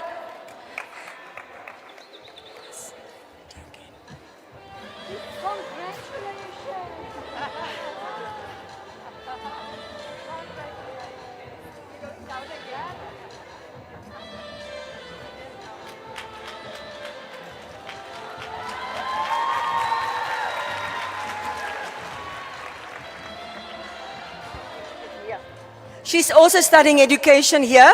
Which year? Second year. Congratulations. We'll reach out to you. Thank you. Be slow, ne? Go slow, Stella. It's yours. It's really yours. Okay, ladies and gentlemen, we've come to the end of this program. We also want to say goodbye for now to our speakers, presenters. They'll be leaving the room now. We wish everybody a safe trip home, and for the rest of us on the campus, you need to come join us now for our happy hour. But please, guys, please respond on the SMS. Because otherwise our chair lady might say, no, Old Mutual Foundation, Youth Indaba, I don't think the people really want it. Please respond on our SMS to show our chair lady that it's an important engagement. We need to take it to other regions. Will you respond when you get the SMS? Thank you, Patricia, and everybody else. They're leaving now. So for the rest of us, this is how the proceedings will work. And for the people online, just a second.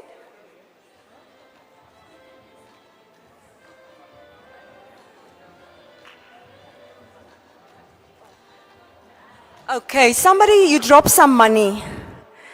We just want you, if you feel your pocket, if you lost some, it's $1, one note. I won't tell you the value. Please come see us afterwards. Okay. So, ladies and gentlemen, I was saying to everybody online, thank you so much for joining the 3rd edition of Old Mutual Foundation Youth Indaba. This is now where we will say goodbye to each one of you. Thank you for your participation. For the rest of us, we will be enjoying the evening with some entertainment.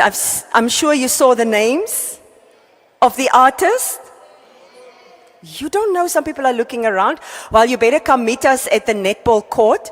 You have to show your green band to come in, and then we'll offer you some drinks and snacks there on the inside.